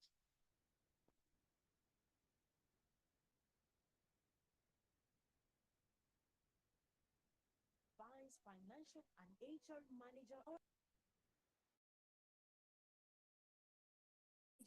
Talo Ghana Limited is a high ambition leader who combines financial performance with social good. With a proven track record of fostering a culture of high performance and transformation, he is responsible for promoting high-level inclusivity and strategic resource advisory at Talo Ghana, a committed mentor to the next generation. He holds an MBA from the Australian Institute of Business and certifications from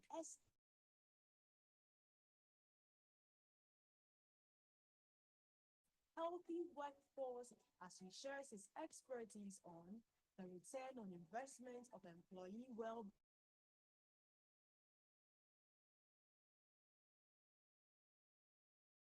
Other than Kwame Afre.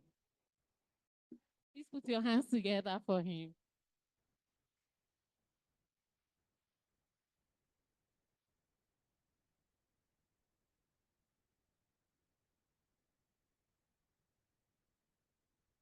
This work? Okay, this is working. Can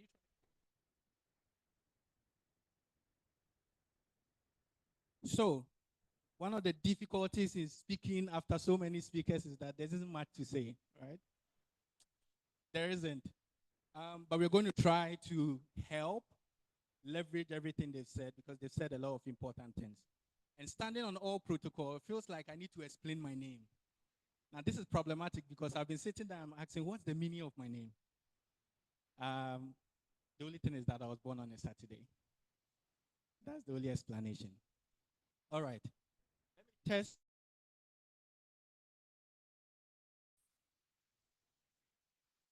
It's not working. Please keep trying.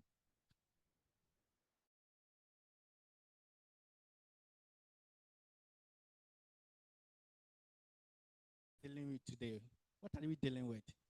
One word, like the story. What are we dealing with? I didn't hear that? Okay.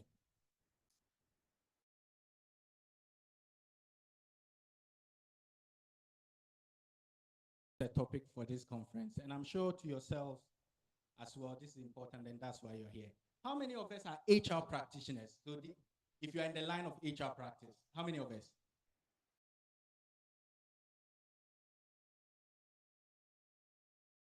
STs here. Okay, really good. How many of us are business leaders? You know, you own your business, you're a managing director. Very good. I just want to understand the people I'm talking to because I want to try and break this conversation down a little bit.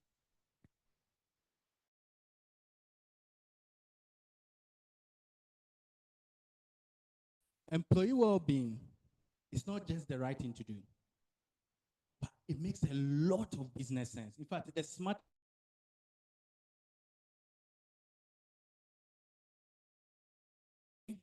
and as an HR practitioner, okay? Can you go to the next slide? There are two things, well, typically when we talk about investing in well-being, some of the first things a question you get from your managing director or your CFO is what is the return on investment? That question, it simply means I don't want to hear what you are saying, okay? But well-being, and there are a lot of people who don't understand this. If you're a business owner and I tell you that just focusing on your people will make you more than you can get from your strategy, will you doubt it? You will want to focus there, you want to invest there. But there's a leadership.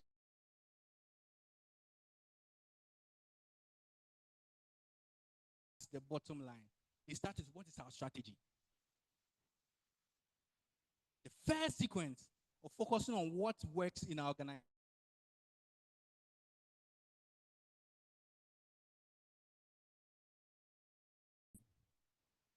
Okay, is the first one. The second one is strategy. Where are we headed? Third one is the operations. Who's going to take us there? And in most cases, a lot of leaders get it wrong because they ask, what is our strategy? What should we?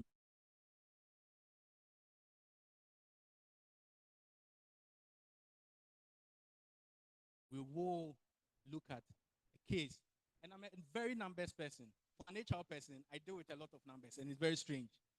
Okay, so please.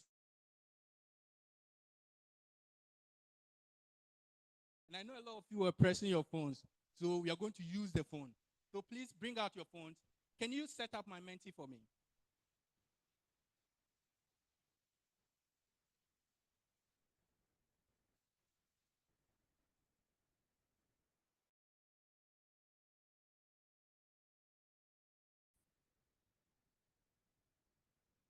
An exercise called finger on the pulse. I'm just trying to test your pulse.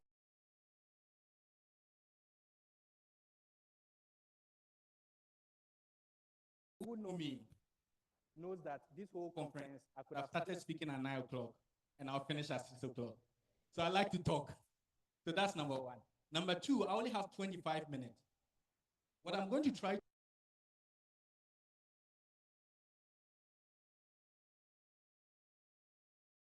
in the next conference or the next two conferences, we can try and steal this topic and put it in and still talk about it. Because this is a really important topic. Okay. This is what you're going to do. You need to go to menti.com. Can you please put the instructions? Are you familiar with Mentimeter? It's used to test pulse, right? So you can use it when you go back into your organization. So if you can put the instructions. So the instructions are there. It's very small, but can you read the code is 41863699.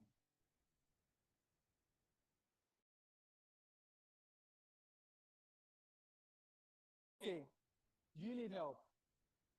Menti.com is where you have to go.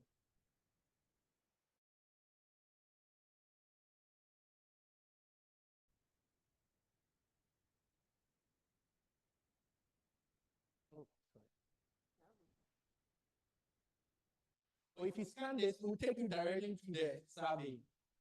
If you scan the code. But if you don't, you enter menti.com. I have my is going to help you.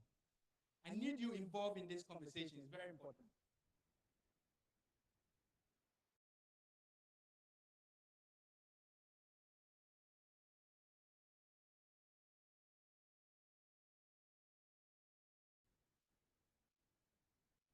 Who is there? You are there. Good. When you finish, someone is here. Yeah. I've already spent 3 minutes of my time. Please help me so that we can finish. With a scan.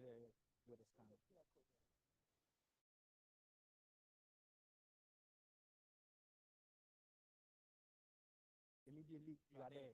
If you say finger on the pulse, immediately you go, you should see finger on the pulse. If you see finger on the pulse, you are there.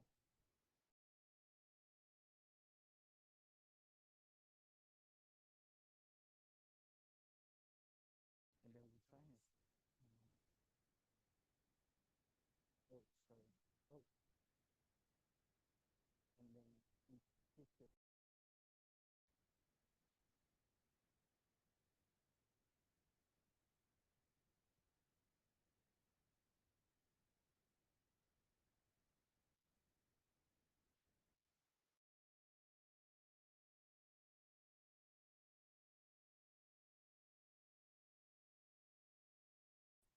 If you need help, there are some technical people going around. There's one there, there's one behind. Vicky will help.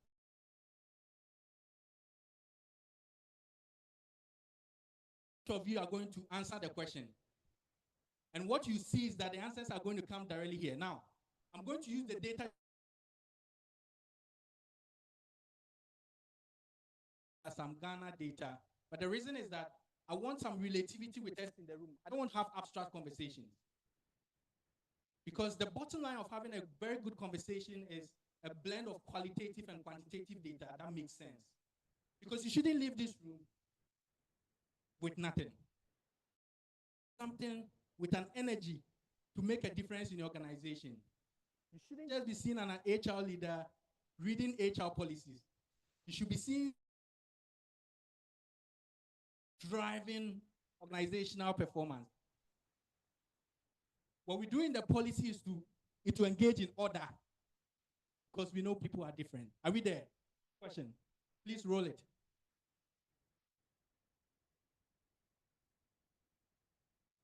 Do you believe employee well-being can impact company performance? How many of you believe that? Don't say yes, just answer it here.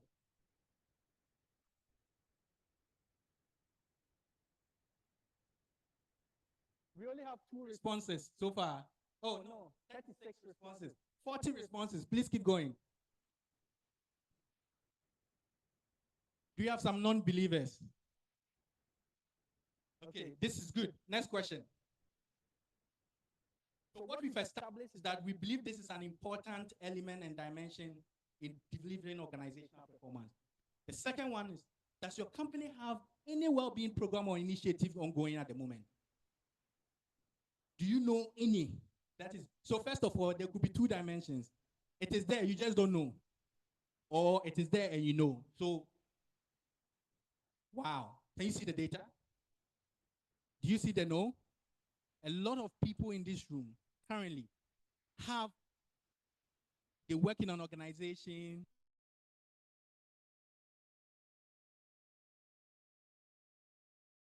Does your business has a strategy? The answer will all be yes. The problem.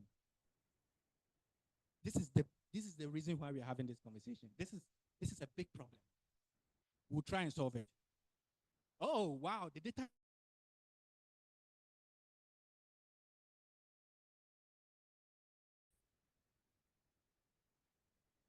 Wow, what a competition.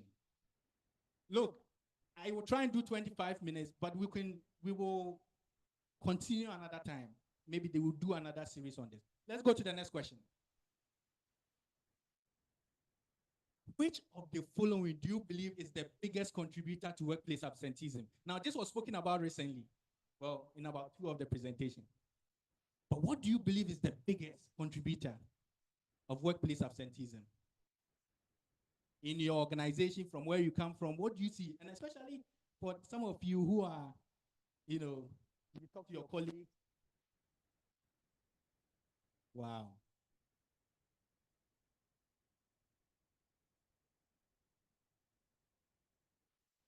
This survey is not coming from somewhere. It's in this room. Wow.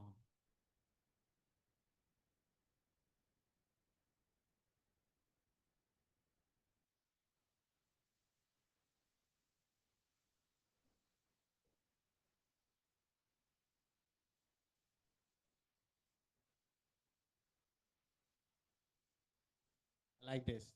Okay. How many questions have you done? This is the last question, right? Continue, okay? Keep it. Keep your phones as is. Are we on the same page? We believe that well-being is what's going to drive the performance of our company. Business leaders were here. Academicians were here. Employees were here. We all believe that that's the case. Okay. Some of us know that our companies do not have any well-being initiative ongoing. That's a problem. We need to start to diagnose those organizations. Then we are.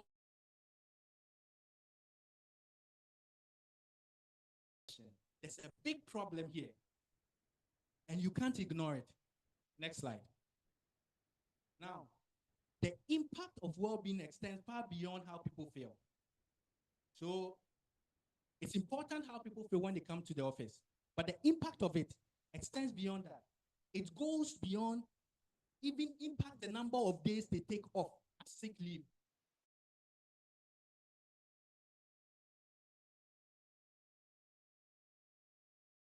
Hours do you think is lost annually due to health-related issues in Ghana? There was some dimension Felicia spoke about. How many hours?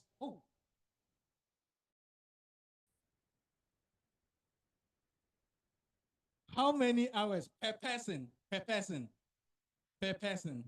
is lost? So I should have put it in context, per person. Per annum due to health-related issues in Ghana. So I see 25 hours, 500 hours, 100 hours.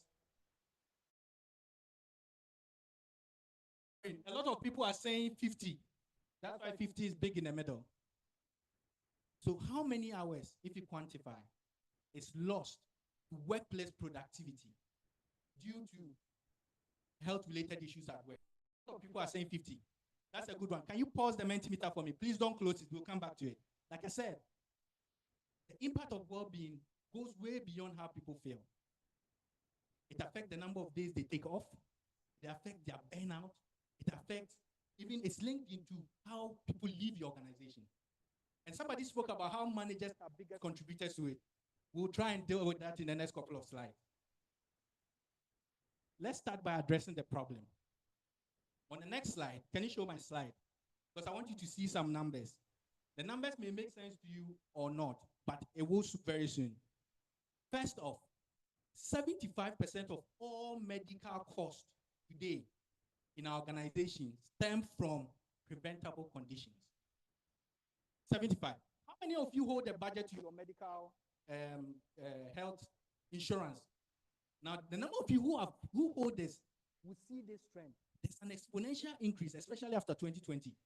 There's an exponential increase in cost. That is coming. Somebody actually spoke about this, that a lot of this is actually preventable. We'll try and deal with it in a bit. So, this means that that's malaria.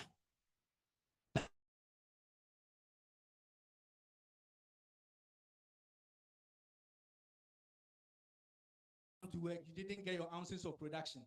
You also went and paid for it. Because it's not only them that is getting sick, all their dependents are getting sick. This is the reality. If somebody is asking you, what is the return on investment? Let's start talking. Return on investment and value of investment. You haven't seen the money you haven't made because you haven't counted it. And the first thing is that, look at this. In Ghana, 4 hours. This is the survey that was done by Ravico Research, a Ghana-based company that focuses on clinics and research. And it found out that for people who have underlying conditions or sicknesses that could have been prevented, this is how many hours. You know, 384 hours, that's 2 months in a year.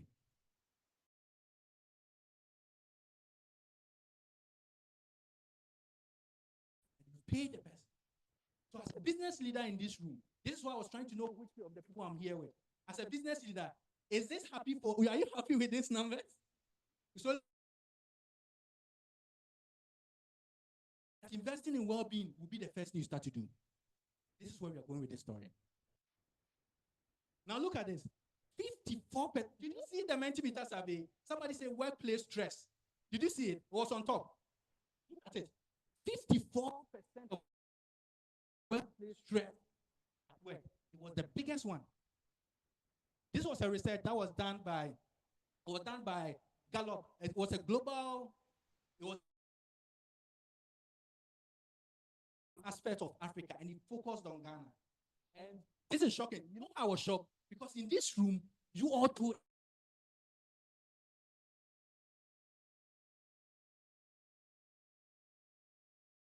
it's a lot of numbers, but I'm building it to a case, right? That even as business leaders, we shouldn't even stress to go and sit in front of our CEO and say, I'm coming to convince you to invest in well-being.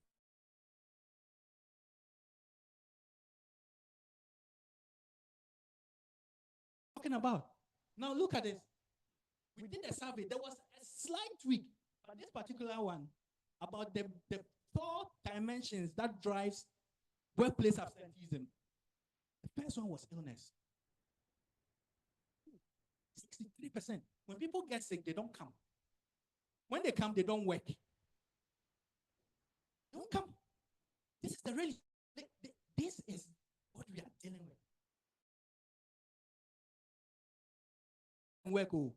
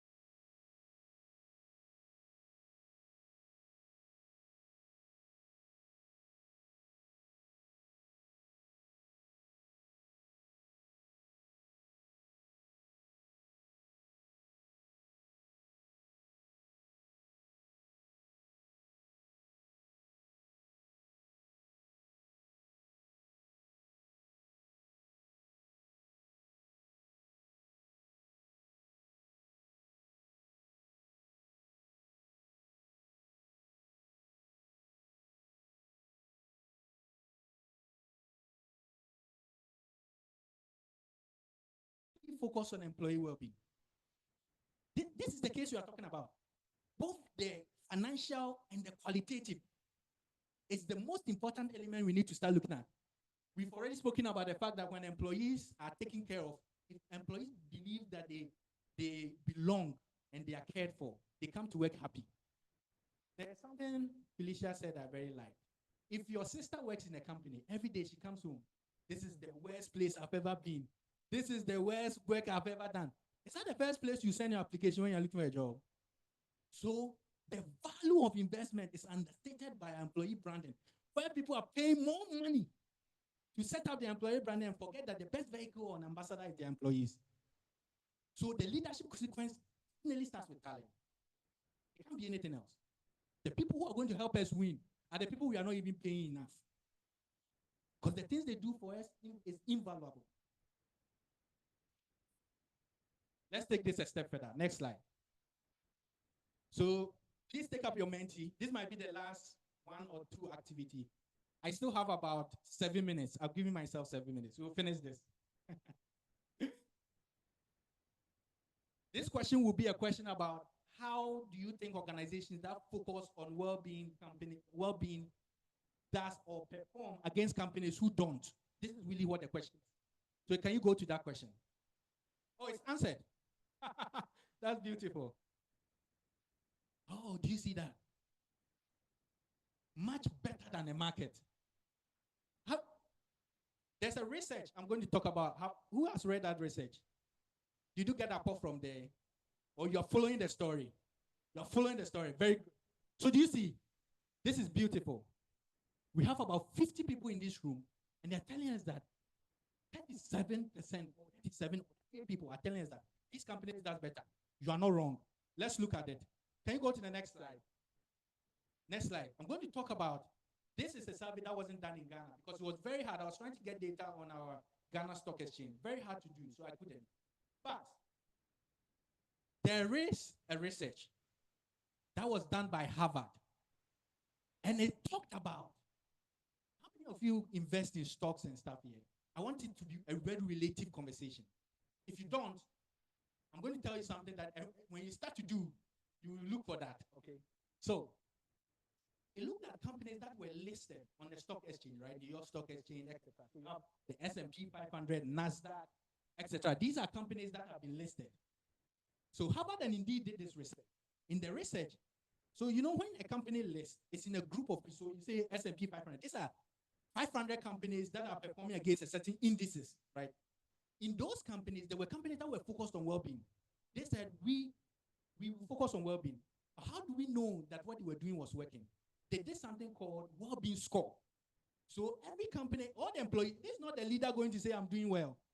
The employees are the ones who are saying that our company is doing so well. See, this is where we measure. It's not about after investing $10,000, say, oh, we should be very proud. No. So in the well-being score, they started to look at the companies who had very high well-being score. And the high well-being score, we call them work well-being 100. So there are companies who actually have that rank. And they called well-being companies 100, the top 100 companies who invest there. In that, this is what we realized. Like you said in your Mentimeter, like you told me, the companies that were in the S&P 500 were performing 20% more. Now, when you're looking to how to invest, there are some technical traders who look for P&E, stock, market cap, blah, blah. Now, the next thing to look for is how much do they invest in well-being and what's their well-being score? This is the easiest way. Now you know the trick that for companies that invest in well-being are doing way better. It's not because they're doing magic. It's only because their employees are driving and they are driving their productivity by 31%, like we saw. It's no black magic. It's nothing. It's just about companies who care. So as leaders, you need to start to care. You care and you listen and don't, like Felicia said, don't go and say, okay, now we care. We'll give you a gym. So we don't want a gym. We want a creative activity. No, we're giving you a gym. That's not what we are talking about. We want employers who actually care. So you see that. I'm happy you are helping me make this case because if I had just started talking about this, it will be very abstract. And I'm happy that we are connecting. Are we connected? Now I have 5 minutes. We are trying to finish. So this is not just a correlation. It's actually a causation. You need to cause it to happen. You actually need to cause it to happen. It's not just going to happen. So, in prioritizing your well-being, some spoke about the culture. It can't be an activity that is here. Our culture is here. Our policies are here. That's not how it works. It needs to be embedded, integrated. If you talk about your culture, the first thing people should come out from, this is a workplace that takes care of its employees. It needs to be there. It needs to be embedded. Let me go to the next slide. Healthier employees drive better results.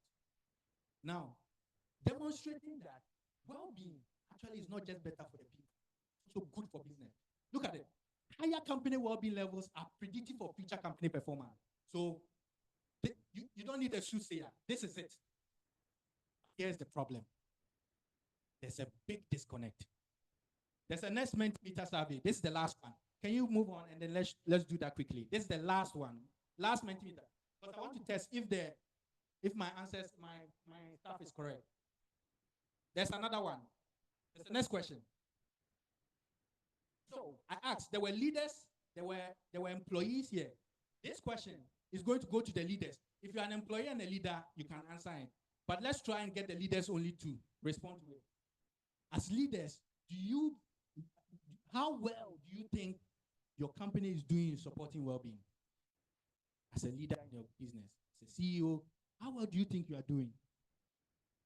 Now, this scale is trying to set it. So what it's trying to do is that, you see what it says? So when people say no, it goes here. When people say yes, it comes here. But what it's really trying to do is that it's trying to set it at a scale. This scale is trying to tell it, I mean, it's more than half, right? So it's actually saying that leaders believe they are doing well. But I have a question for employees. Next one. This is the last question for employees. As an employee, do you think your leaders are doing well enough?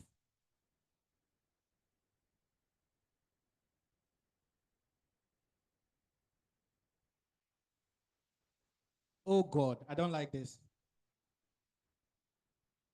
Wow. You know, I love this because, you know, it's interesting to see that the room is reacting to the topic and have a deep understanding of what the topic is. Leaders said they were 5.6%. Employees said they are 3.3%. This is a problem. This is the reality of the conversation. Now look at this. This stat will shock you. 96% of leaders think that they are doing enough for employee well-being, but only 2/3 of employees believe it. Did you see that? There's a big disconnect. For even people who said they have well-being initiatives in their office. The next time somebody wants to ask you, why should we invest in well-being, call me. So, in fact, who works with Deloitte here? Or has ever worked with Deloitte? You work with Deloitte. Very good. I'm coming to talk about research you did, so that they don't say I manufactured it. Your team did that. It says, in a recent research by Deloitte in Africa, most of the executives they were talking to, similar to this room, they said their well-being programs are so effective. Why is it effective? Because they paid money for it, and some people are using it. Some. So it's so effective. But we went to ask the employees. They said the leadership, they don't have any commitment to it. They're just doing what they want. This is by Deloitte. I didn't say it, right? Now, how do we break this gap? How do we bring this gap? We need to move beyond the well-intentioned. And look, leaders don't do that because they are ill-intent. No. It's well-intended. It's just not effective and pragmatic.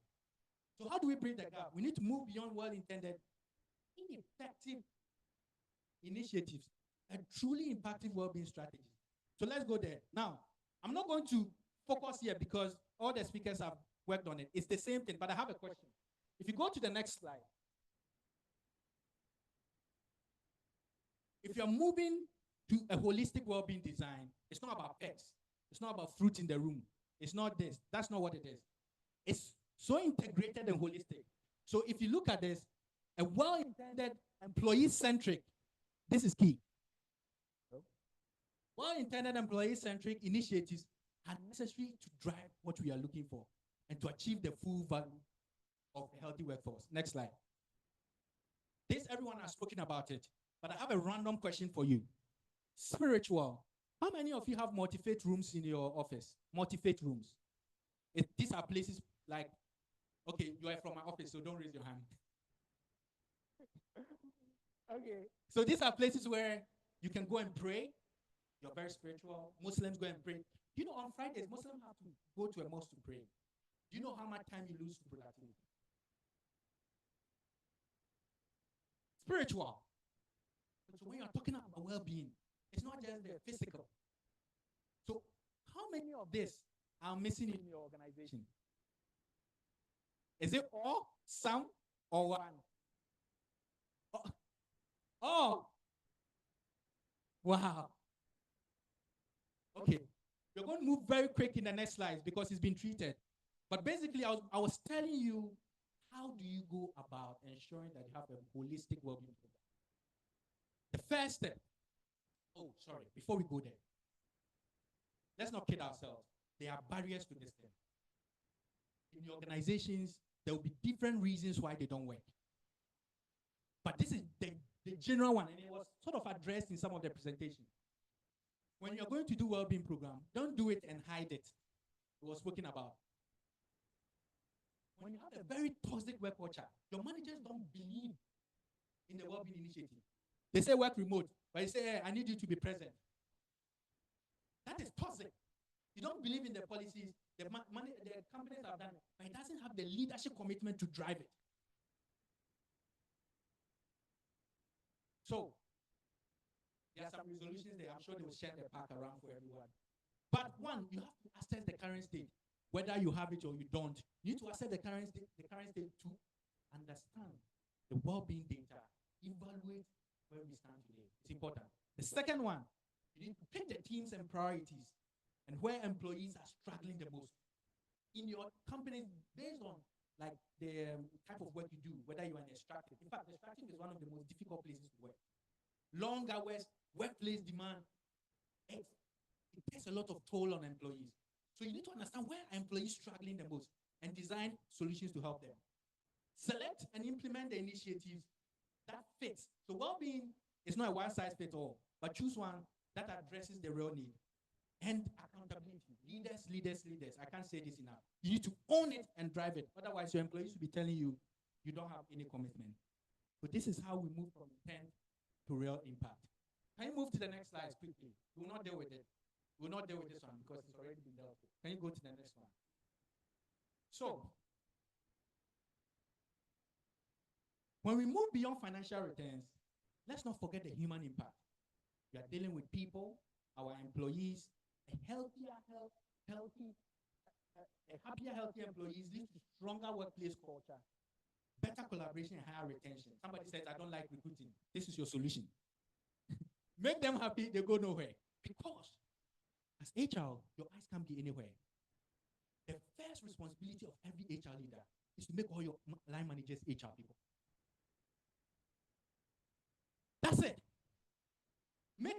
Make all your, because by the time you get to know the issue, it's a sport. You're dealing with an aftermath. You're not going to deal with the dynamo, okay? So that's what you have to do. When employees feel valued and supported, they bring their best self to work. Having known somebody who is well paid, well treated, well, say, I don't think this is too good for me. This company is just too good. I'm being pessimistic about it. So it's time to shift focus. Can you move to the next slide? Next slide.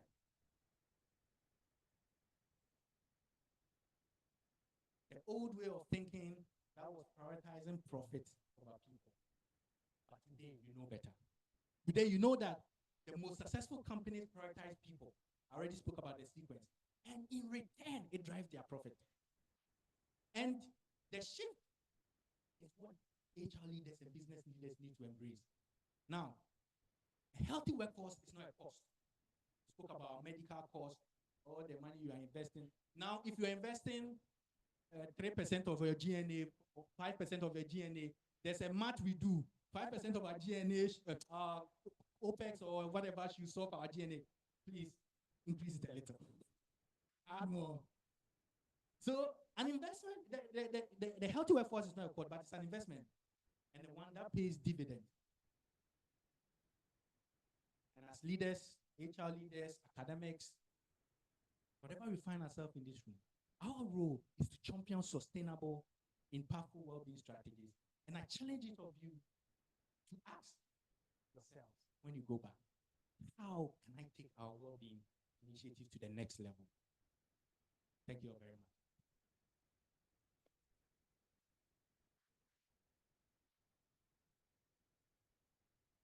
That's powerful. And Kwame, we know, has done it again. So the person sitting by Kwame should say, you've done it again. That's fine. So if you had that experience, getting to know how the employers in this room and the employees in these rooms, the room has different statistical value. The employers are pushing to the right. The employees are pushing to this side. Interesting. But the thing is, as employers, we are to make all our line managers HRs. And the interesting thing is that if we do that, we are going to reduce most of the challenges of losing 384 hours just to illness and the rest. Thank you, Kwame, for this insight share. Just a few of announcements for you. Okay, so please, we are going for lunch. And we are going for lunch, and it's just the room on your right. The first room on your right. That's where we are all going. No particular order. So please. Yes, so please, I want to be sure if we all have our sheets. This sheet, please, if you have it, if you've not had it, kindly alert us. Okay.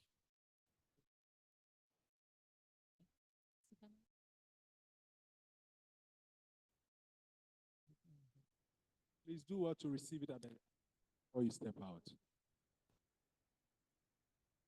The lunch is 40 minutes. Please, let's go with the time. We want to quickly have the next we can. And then please remember to put down your questions. We are going to have the Q&A session. So if you have any question, kindly put it down. It will all be addressed in due course. Yes, and please, those online, remember to put your questions in the message box. It will be picked up and answered duly. Thank you very much. And so please, we break here, and then we come back in 40 minutes. Please, we are coming back in 40 minutes, and so we'll have to eat very fast and come back. Hello. So we have some few suggestions coming in. Some people would want us to finish with everything, go for lunch, and then we can close. Others would also want to, we don't know. What do you think? Do you think we should go for lunch and come, or we should finish all the presentation? We should finish. Okay. Let's go to Parliament right now. This one is Parliament by raising hand. If we do, yeah, you know, those with those who have heavier voices like mine, your voice is very heavy, win. So this one, there's no minority here. Emma laughed because she knows everything. All right, so how many of us want to finish the presentation before we go for lunch? Please raise your hand. How many of us want to finish everything before we go for lunch?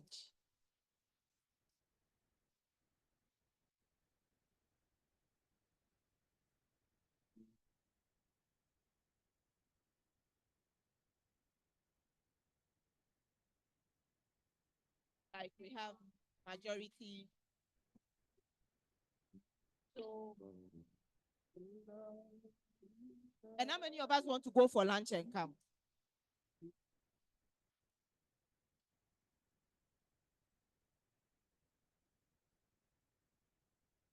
So this one we have some elderly folks around us who would have to eat. So we will rather shorten the lunch break. So when you go, please hurry up, eat and come back, and then we can close on time, and then we can all network. Right. So enjoy your lunch. We'll see you.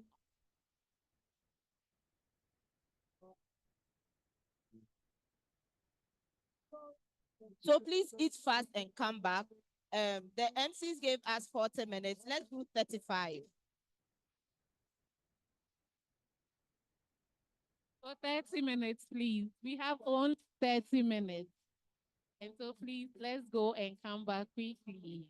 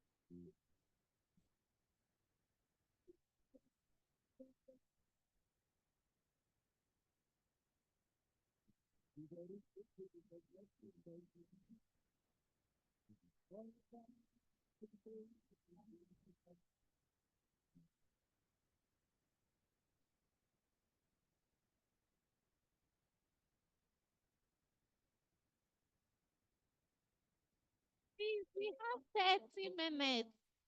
30 minutes.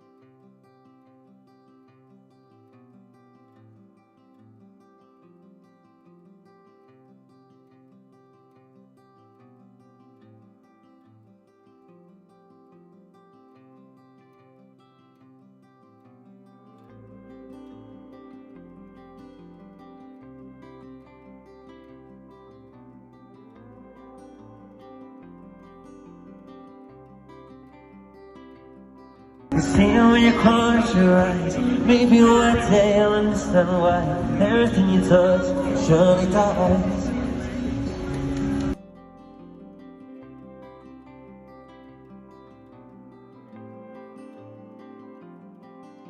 You're beautiful. Jesus. People are quick.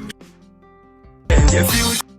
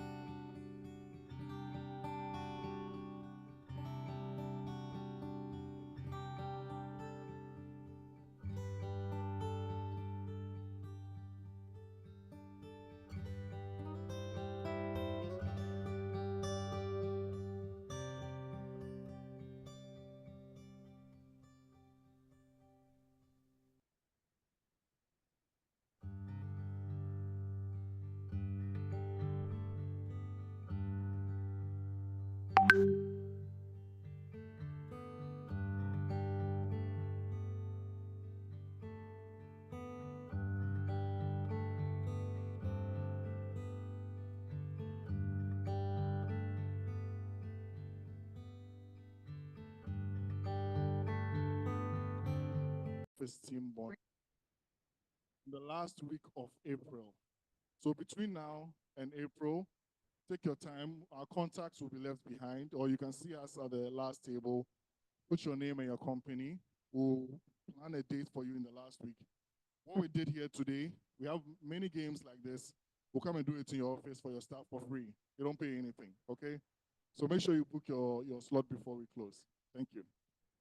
Thank you, thank you, thank you.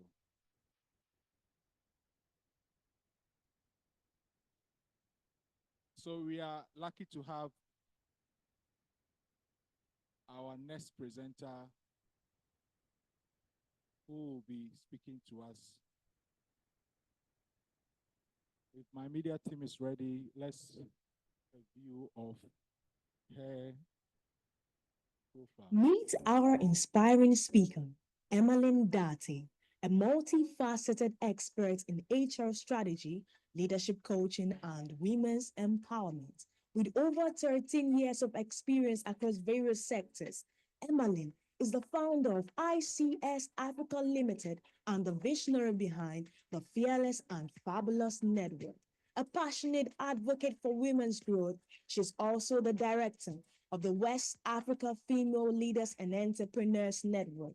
Honored as one of Ghana's 100 most influential women, Emmeline is a certified HR professional with a first-class degree in human resource management.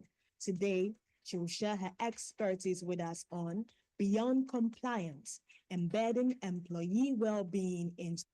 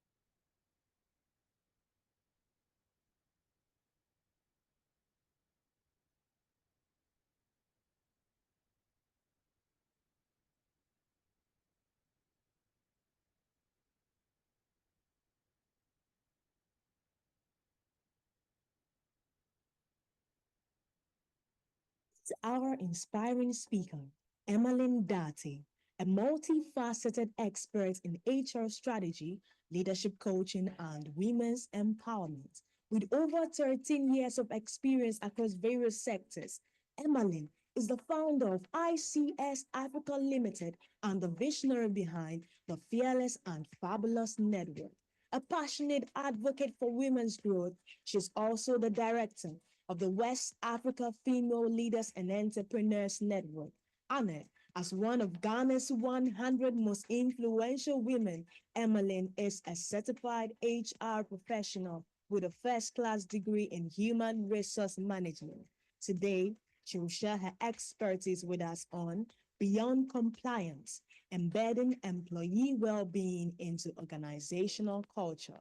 Please welcome Emmeline Dati. Let's welcome.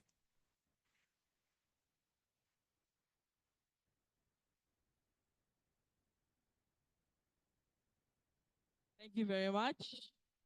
Hello, everyone. This one that we've eaten. I feel like I should just start doing TikTok challenges. What do you think? The talk is too much, isn't it? The talk, but how are we doing? You fine? Are you sure? How are you doing mentally? I heard, Ian, start taking notes. He said,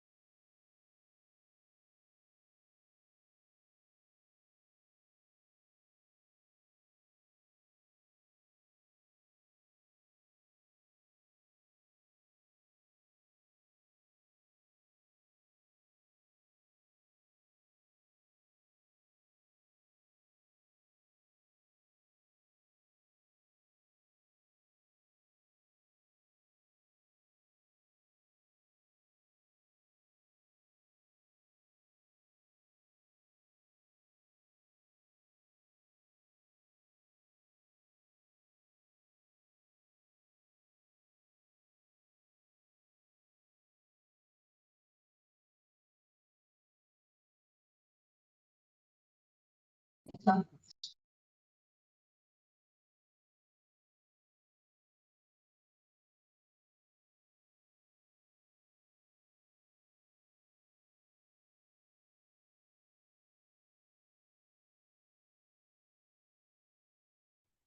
you go to the HR's office, you're looking all morose, and in your mind, Kwame has told us that, oh, Charlie, HR manager, they're the pillar of well-being. So let me go and talk to the person about my problem. And then you go to the HR manager, and the kind of body language you even see. This is the reason why today in Ghana, many HR practitioners are seen as demons. They tell you HR managers are not good. Yeah, and I have faced that before when I was in corporate Ghana.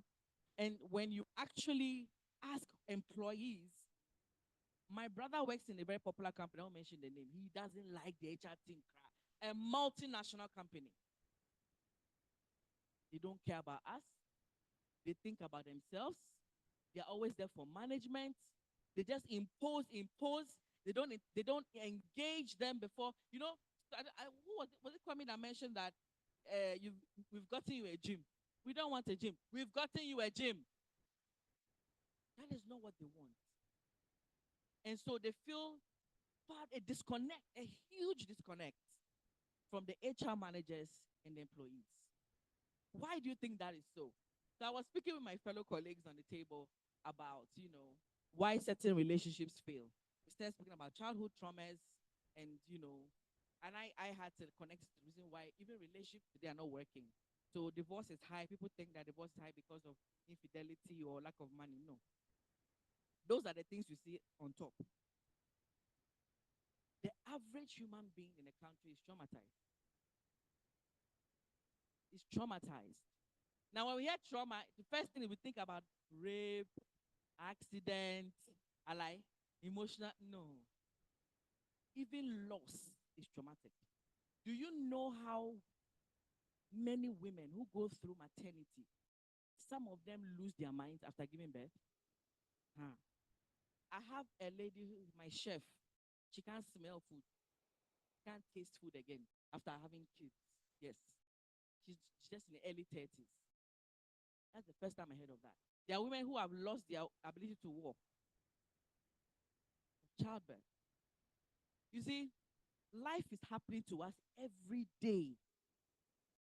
How can I'm so full of stress. How can I meet my brother halfway? What will make me connect with my sister? I'm having a bad day as an HR person. How can I still be relevant to myself and to the employee?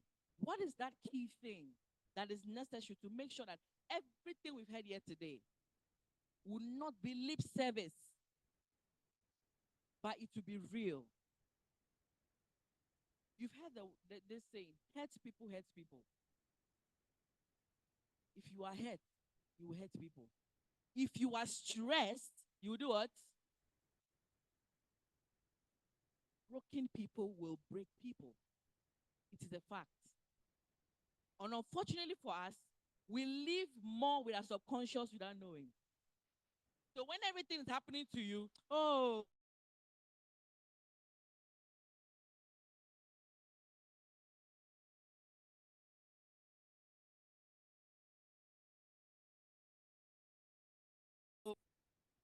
so we all seated here with a lot of archives. If we open your emotional archives today, you run away from yourself. That is what is leading us today. Now, I was speaking with Kwame and William, and I said, listen, most of the things spoken here, we all, if we had the opportunity, we do it, right? The people that need, and this is what we call leadership, leadership involvement. If your CEO is high on well-being, this should just be like refresher course for you. Am I wrong?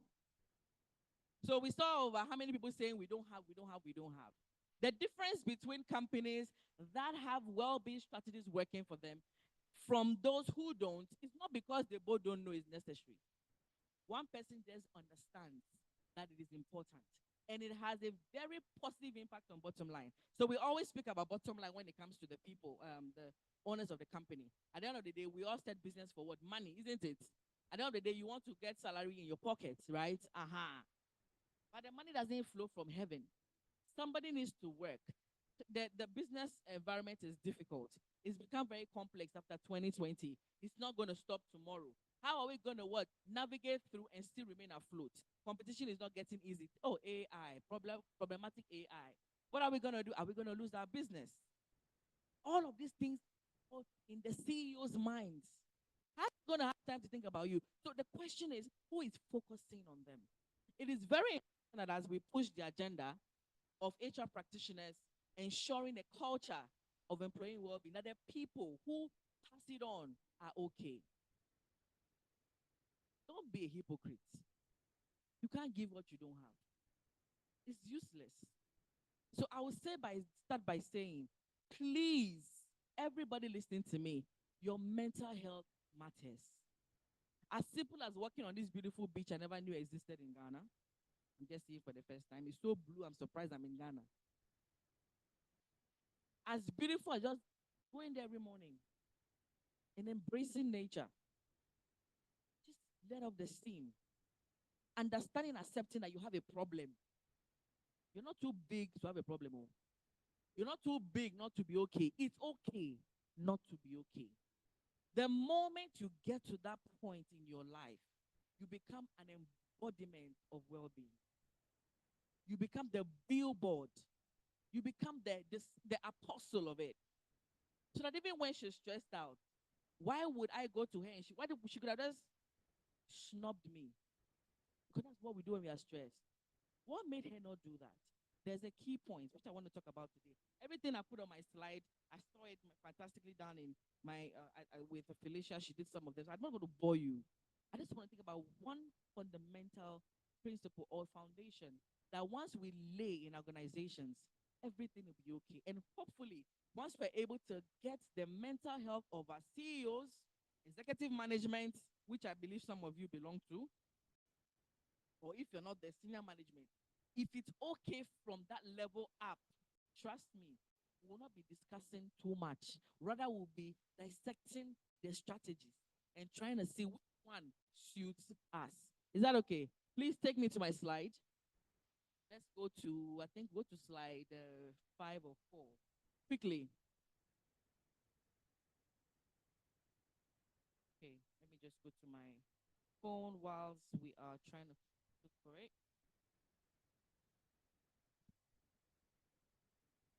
Right. So, how many of us work in a bank? You're from the banking sector. Let me see thy hands. 1, 2. Oh, only 2. Wow. How many of you work in a highly toxic organization? I don't know where you work, so you can raise your hands up. It's not also showing on Zoom. You know where you're working is very toxic. Lift up your hand. It's not your fault, oh, please. Nobody wants to. Is your CEO here too? Yo. Problem. Okay. But we all know what a toxic organization is, right? The opposite of a toxic organization is what? The opposite. So obviously. But that's not what I'm looking for. Because toxic means unhealthy. Okay, my boss has said psychologically safe. I'm looking for one word. That is the key to unlocking the potential of your well-being culture. You're getting there? Getting there? Sorry? A workplace that prioritizes employee well-being fosters a non-toxic environment. Achieving this begins with a big word. It's called empathy. Empathy. That is it. Empathy serves as a cornerstone for building a culture that truly values empathy is that cornerstone of a building that truly values and includes well-being. Listen, if you care about people, well-being will not be far from you. If a CEO, a business owner, and you care about people, this topic, you embrace it very fast. It is so easy for an employer to sign an approval for the request of using an influencer to promote your company. True or true? How much do we pay those influencers? Can you give me some numbers? How much do we pay influencers these days to promote your company? Some of you know, you don't want to say it. You pay them a lot of money. Have you ever seen a finance person saying it's too much? Interesting, isn't it? But empathy is a currency you can afford. I don't have to be the richest 40-year-old man to afford empathy. Why are you laughing?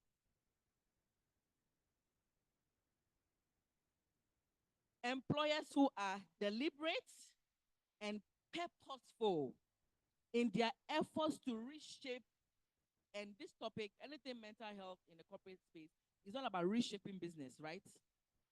Reshape their businesses through empathy. Those who reshape their businesses through empathy lead the way in creating healthier and supportive workplaces.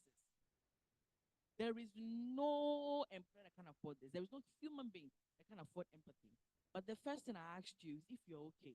Because if you're not okay, you see, when we go to our hospitals, have you noticed we say our doctors don't care? They would like empathy. You know the doctors are not okay. Do you know that? The nurses are not fine. Yes. They are not fine. What I mean, and I'm not saying that, I'm saying that they could be happier. A happy workforce. It's a happy client. Isn't it? Do you know that as a woman, if you are always highly stressed, you risk developing dementia? Are you aware? You can ask Rivia. Rivia is here, right? They can tell you. Dementia. The moment dementia comes, if you don't have money, you are counting your days. So it's important that you see, we take so much, we pay so much attention on meeting deadlines, targets.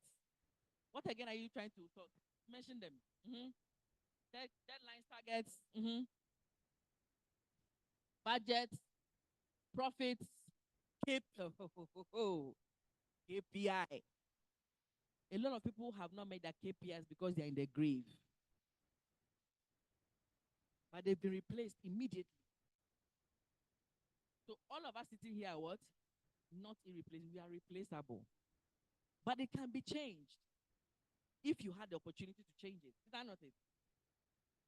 So what is empathy? Simple. Just putting yourself in somebody else's shoes.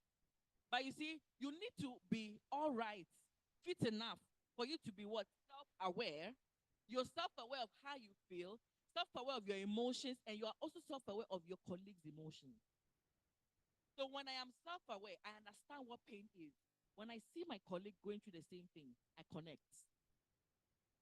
Do you get what I'm saying? But it's important that you first, it starts with you. You can't come from home stressed and come to the office stressed and be relevant. It's not going to happen. I was telling my colleague that I don't like going to the banking hall. It's full of stress. The banking staff themselves are very stressed and they exude it. It's spread. You can feel it. So I'd rather use my ATM. That's how bad it is. But the banking sector is one of the most toxic companies. It's crazy. I have friends, they talk, I see it.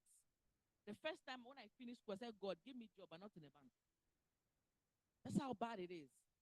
Because the owners of the business are not in tune with the needs of the organization, which can be improved. Okay? So, what is an empathetic workplace? Can you find my slide? I think that you're showing something that I'm not talking about. All of these things, I think my sister has done a good job. Felicia, I'm not going to talk about it. Move, you can move. The next slide, next slide. Next slide. Next slide. Yes. So move to the next slide. I've spoken about this one. Move to the next slide. Right. How do we make our workplace empathetic? That is it. That way, all the figures that Kwame showed us, you'll be going, that's the real KPI. As far as I'm concerned, Kwame's presentation, those numbers are the real KPIs for any HR practitioner. That way, finance will be smiling. Because I don't need to stress a colleague who is sick, stress the colleague to take on the person's work, and add on more stress to that person. The person's immune system is compromised. He also falls sick. Then you pass it on, and guess what? You pass on the stress, and you are surprised after the year you don't reach your target. No, it's not always about what is going on in the economy. There are internal things you have control over. This same Ghana you're complaining, somebody else is prospering where you're crying. There are companies with fewer employees. They've taken the rest of them as virtual. So they have hybrid teams, so remote teams, and then those in person, and they're doing well. When you see the CEO, you don't even know the CEO. He's like part of them.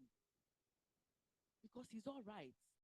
So an empathetic workplace is one where employees and leaders actively understand and share the feelings and perspectives of their colleagues. The environment fosters open communication, mutual respect, creating a positive and an inclusive environment. So nobody feels discriminated. Because I am sick, people cannot tell the boss is genuine sick because you think your boss will think that you are making an excuse. Some bosses don't like to hear I can't come to work. It's a taboo, right? Employees that are afraid to express their feelings to you. What is that? How do you want that person to achieve the highest maximum? You know everybody has the highest maximum, right, of potential. But if we do it, now you will see that most of your staff are not even doing up to 50%. And that is the problem. If your employees are unable to achieve 80% of their potential, your company will struggle. So what happens is that you have a dome of employees, then you have sets who are doing well, and the rest are not. And guess what happens? In Ghana, the reward for hard work is what? So instead of finding out why there's a problem with this set, you give more work to who? Those ones who are hardworking, and they're the ones that die. Leaving you with a hanging fruit. Think about what I'm saying. Is the reality. You need to be, and it starts with care for that person. There are employees where their bosses don't live in the, but work is happening. They are directed, they are driven, they are excited. They're the kind of people who, when there's a war, they say, boss, sit down, we are going to get the spoil. All because you think how much you care about them, how you give them the space to, how you give them the space to be fine, and let them know it's okay not to be okay. You want to go home, take a break. It's not leave to go. I know you have something, but just pay time off. Just go and sleep. Such an employee would die for you. And it's possible, but the arrogance we see, this what's the thing? Conceitedness in us won't let us do it because the stress of my brother is my joy. Oh, my worker is not stressed, they're not working. Have you heard that before? Next slide. I pray we're able to change stuff. All we need, if I give this to the finance department, it doesn't need to bring a dime from the bank. Active listening. Are you listening to your staff? And listening is not hearing. It's looking at the body language. It's asking questions. Do you mean, how can we do better? How can we do to make you okay? Open communication. Employees mustn't feel afraid of sharing their feelings with you as their boss. Never. Support and compassion. Teaching and ensuring that every team member holds each other's back. I remember there was a company we were doing an assessment for. And then I was like, okay, so I asked the question. So you as an individual, how do you do this? I said, no, please, madam. It's not me, it's we. We are a team. Hey, every time I tried to individualize, they said, no, we are a team. And these people were they were really frustrated. I had this boss from outside the country who was so toxic, making their lives a living hell. And this team, as far as they were concerned, they were the A team, sorry. And they were so protective supportive of each other. I had not seen it before in my life. And they decided that they would stand together and they had to sack their man. I think the owner of the business saw the relevance of the team and decided to choose his losses very well. But you should have a team like that. There are many companies today, you love factions. Hey, this is my favorite. You are not my favorite. That thing is a killer. Recognition and validation. Give people their roses, please. I know you are the boss, but let the person who wrote the report for you, let people know he or she did it. Nothing will happen to you. They won't sack you. Respect everyone based on where they are. And you can must you be pregnant every year. Now you dear, you don't do anything but get pregnant. How do you make that comment? You just got married. You just joined a company. You're pregnant. What do you mean by that? You see, the things we say can kill or heal. These are non-financial ways to keep an organization productive. Let's go to the next slide. What are the activities we can do to promote empathy? So today, all of you are what? Ambassadors of what? Empathy. Say, I am an ambassador of empathy in my workplace. Random acts of kindness. Don't encourage bad work politics. Teach people how to be considerate to each other. When you see somebody down talking somebody, don't laugh. Nip it in the bud. All those little things. To you, it's funny. To me, it's not. It matters to me. Do you know how many people go home, you've given them assignment to do, they go home, they can't even think of their work. They are thinking about the thing you said. That is waste. Waste. We'll avoid it. Perspective-taking exercises. When you are having your meetings, just think of your own idea. Say, oh, Stella, Ajwa, Ama, this is the situation in the company. What do you think? Let everybody say some. It doesn't mean that you have to take what everybody says. It means that you are just giving people the opportunity to be what? Heard. Because everybody's voices what? Matter. Are you getting what I'm saying? Yes. Active listening workshops. People know how to talk, but we don't know how to listen. I'm one person that when you are talking, I'm in a hurry to answer you before you end. Because I assume that I know what you're about to say, but it is wrong. Who is like me? Empathy mapping. So what we do is that we bring issues together and ask people, how does this make you feel? Express yourself. How does this issue make you feel? Then your team members begin to learn it. Oh, okay. This is how says it's Fuzi. I love the name. This is how Fuzi is. Oh, this is how Ian is. Oh, this is how Felicia is. Then I don't treat you without having an idea of who you are. That is how respect is created. Remember, we all have different backgrounds. You understand me? Value people no matter how different they are to you. Then facial expression activity. Have you seen these games on TikTok that shows you smile, frown, confused, surprised? Who has seen it? As funny as they are, they're actually exercises people use. So people will say, let's see if I ask everybody, do a facial expression of surprise. Let me see. In my mind, I'll think Ian is happy.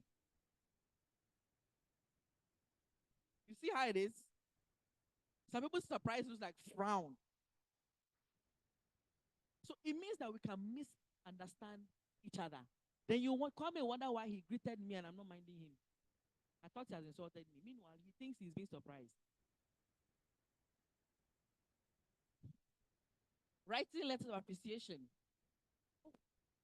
This department, you don't have to leave that to the CEO only. And even that those CEO writings, we know he didn't write it. End of year appreciation letter to the staff. We know he didn't write it. Have a habit of doing it for your team. Encourage it. Oh, thank you so much for saving the day. Writing those minutes for me helped me to make a presentation of Excel. God bless you. That stuff, I'm sure the person will not sleep. Just random acts of kindness to people. Team building activities. We had a lot done today by, what are they called? My Health Corp. God bless you. Thank you for that. Mindfulness practices. This one is in the space of my fellow psychologists. But basically, exercises that makes you self-aware. understanding who you are, being present in the moment, appreciating yourself, loving yourself, and then spreading the same thing to other people. So you see, people will say, I am mindful of the fact that, be mindful of people. Be considerate. That way, let it be your national anthem. Consideration. Consider people. You are always complaining. What is your problem? You see, when people repeat a behavior more than twice, and you have brought it to their attention and it's not changing, don't assume always that they want to be stubborn. In Ghana here, I have noticed we don't like telling people our problems. So I have a problem, and Woyome keeps asking me, Emma, you to cry, why? And then every day you are late. What is your problem? He doesn't know I have a challenge. Maybe I have a carry. I'm taking of a child who's always sick. And the time I'm about to leave the house, the child is vomiting. He doesn't know. And then he's always condemning me. And then every time my child vomits, I pass on the toxicity to my child. And my child doesn't get better. And my life gets worse. That is how we destroy our lives. And it ends up destroying our lives at work. Feedback sessions. Let people talk. In Ghana, the culture is always leaders speak, junior people shut up. No. No.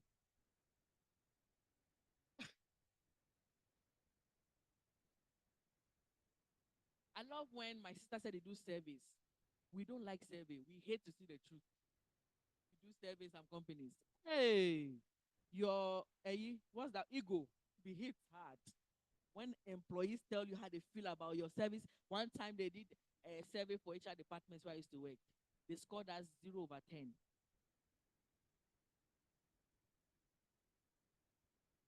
I had this boss who was hell. He brought hell to the kingdom. And he made us go so low. As great as I believe at HR I am, he destroyed my reputation that time. How bad it is. Let's go to the next slide. Now, why are we not empathetic at the workplace? We give various excuses, which some are legitimate. You see, when you are overly busy, you know when you're so busy you can't see what's in front of you. Hello, Ian, good morning. Ian is just walking past. You shouted like 3 times, he didn't hear.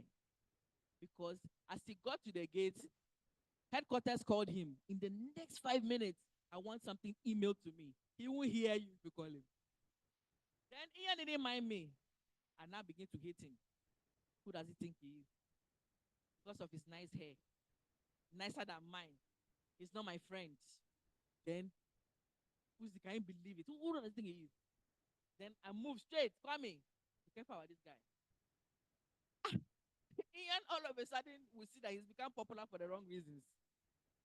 He's not getting favors anymore. You know how we do? Because we have assumed that a moment of what's that word? An expectation that wasn't met, I have created a reality out of it. Because I did not put myself in his shoes. What if Ian really didn't hear me? What if he's really not available? Like, where maybe his mind is somewhere, and I think that because I'm here and I'm busy, he should greet me. Oh. So this is when I greet people, I don't mind me. I don't get angry. I don't know what's going on. You know what I'm saying? No, I don't. We are too busy. See, many families are struggling because of time. The children are crying. They don't see their daddy or their mommy. One of my sisters shared today that one time she couldn't find her phone. She thought she left it somewhere. The daughter has hidden it because she wants to see the mommy in the morning before the mommy goes to work. Yeah. That's how bad it is. Bias and judgments.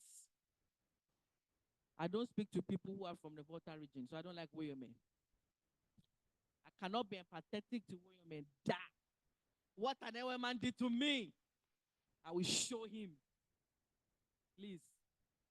Lack of empathetic skills. Some people's personality naturally are not nice.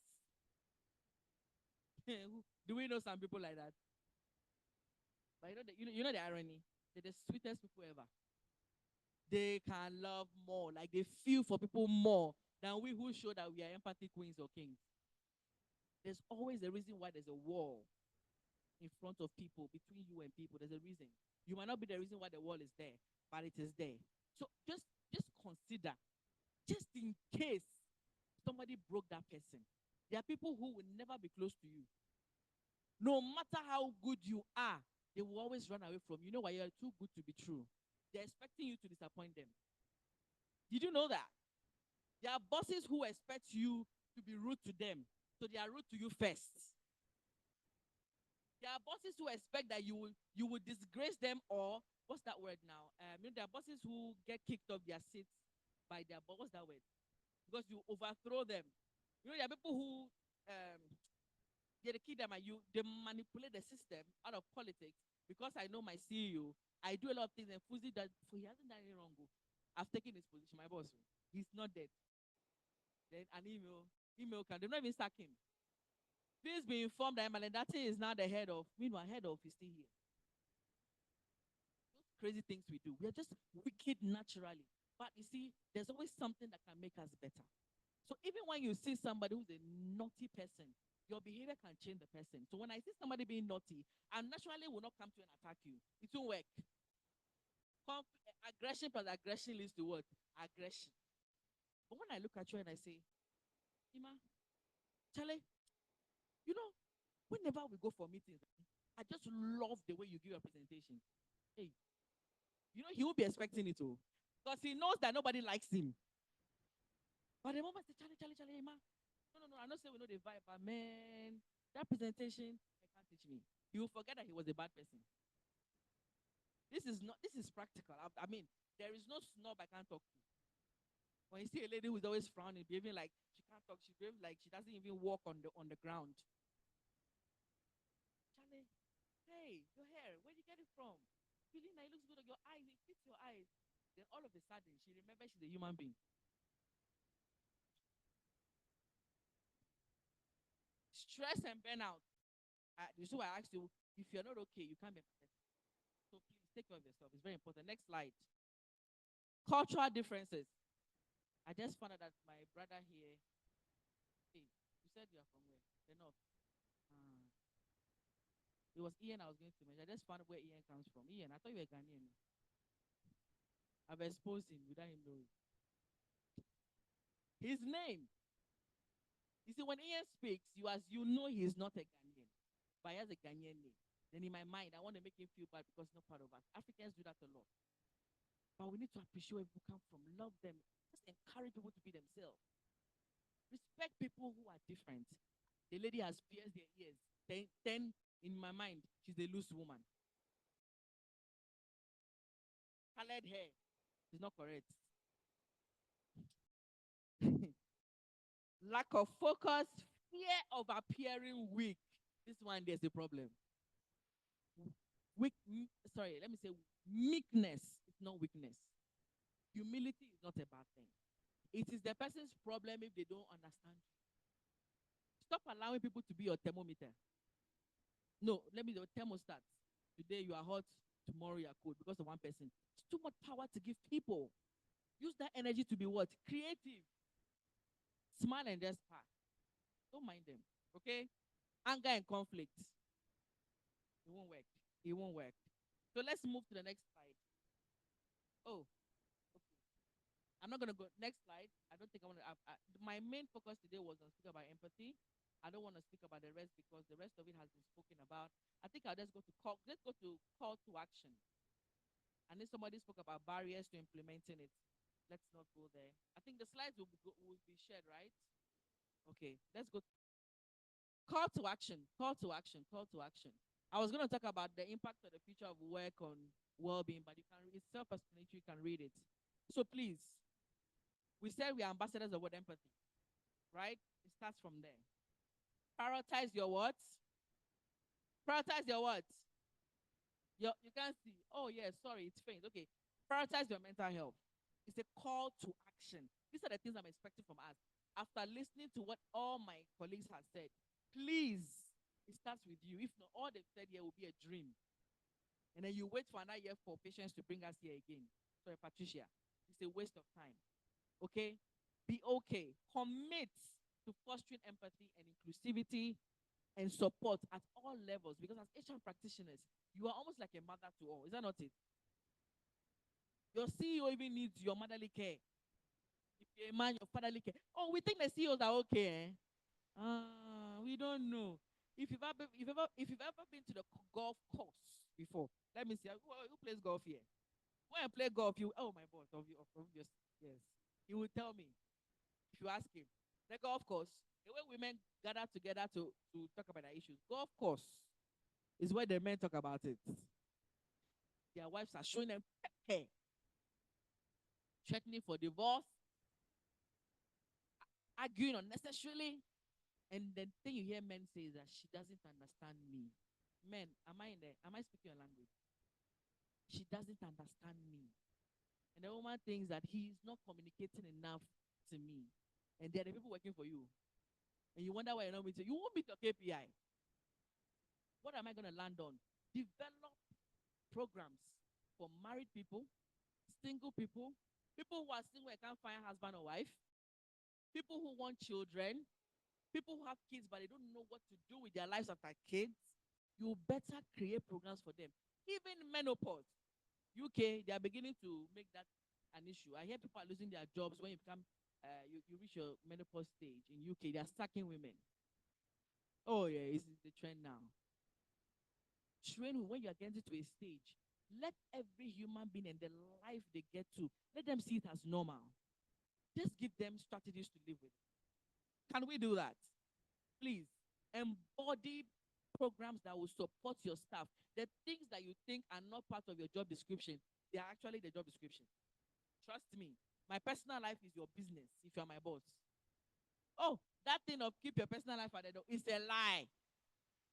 This is why they die. Every time they walk out, they are dead in front of your company, and then you have to now pay what? Workman compensation, what again? All that money you would have not spent to take care of that person, then you spend it. Thank you very much for your time. God bless you.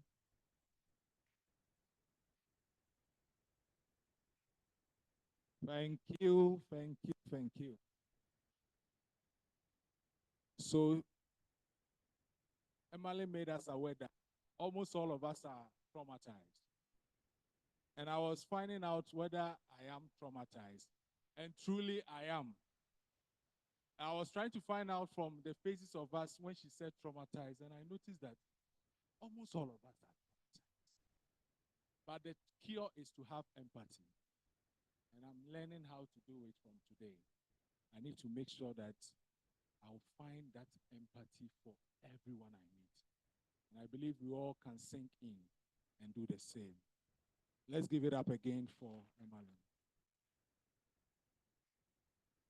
So we are just ending on some of these things, and we will be switching close to our Q&A. There are so many questions online. Our online participants has really placed in questions for us. But we here have our questions written. Is that okay? I believe you all have our questions written. So our guests will join us. But just to have an interlude within the space, we want to have our sponsors' promotional videos quickly as they play. That's fine. So with the instruction from the CEO, we just want to quickly go through. So let's give it up to our speakers as they take the podium for us, whilst Madam Patience Pranche will host them for us quickly.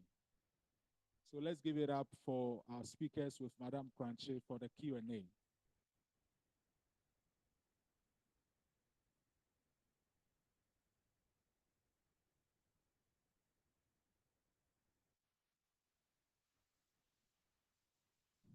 If it were church, I would have said, are you clapping or you are doing something like clapping?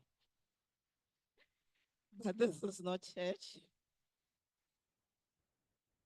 All right, so thank you so much. And I'd like to specially welcome you to the digest session of the conference. This is where we'll be picking your questions, and our speakers will do their best to provide you responses. I mean, after listening to all of them, it is very evident that well-being is a critical thing. It's no more a fun to have, but it's something that we really need it in our organizations. I have some few questions here, and I will be directing them to our speakers. I don't know who would like to go first, but at least I know two people very well. Fantiful Becker, the Udin Bamitri man, no mabo. All right. So this question goes to Ian. So when you spoke about having a 360 approach, a holistic approach, someone is asking, how do we have, or how do we make sure that we have a perfect balance for everything that we do? Because sometimes you could start something, or in your attempt to have a holistic approach to all that you want to do, you end up realizing that you have more strength in one area than the other. So the person is asking, how do we have a perfect approach to the 360? That's the question. Thank you.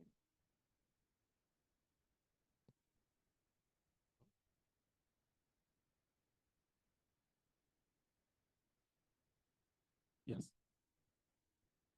So you first start with understanding the needs of the organization, understanding the needs of your employees. That's where you need to start.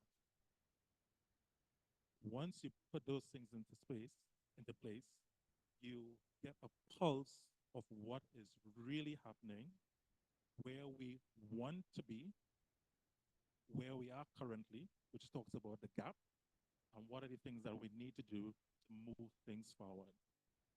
That's where we need to start in terms of making sure that we understand the needs of the employees and the organization. Right. Thank you very much.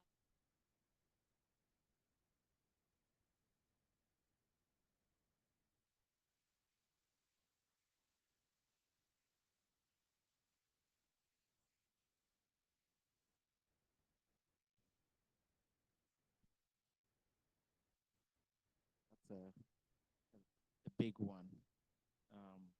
But I always say culture trumps strategy.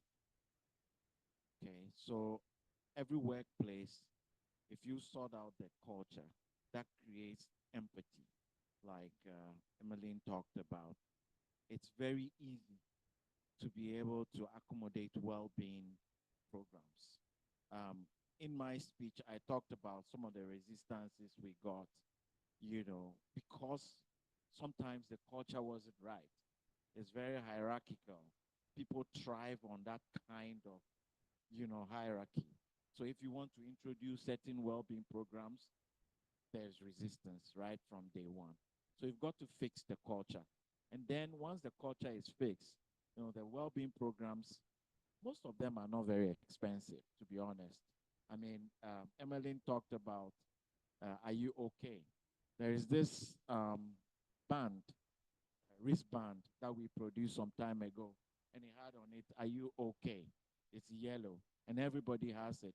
And we said, when you meet anybody in the morning, ask, Are you okay? There's no cost to that, isn't it? So there's a lot you can do, for well-being. That doesn't need a lot of budget to make it happen. Right. There's a lot to do.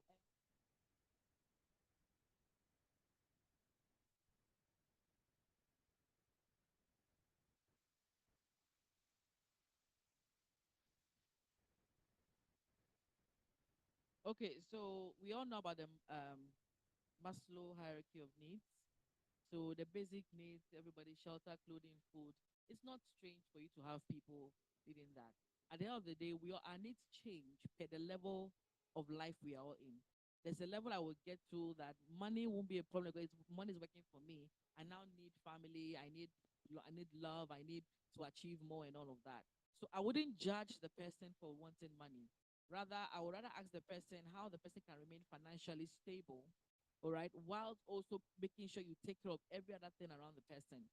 So for every company that has employees whose needs is difficult for you to assess and then probably meet equally, I would always recommend, if you are not able to outsource that service. The problem we have in organizations is we like to think the HR has to do everything. No. So I consult for the Supreme Healthcare Management Services, where we provide EAP services. All of these things are things we help that employee. So that employer might need counseling, right? You need counseling, and then the counselor puts that employee in a perspective. It teaches you how to order your life.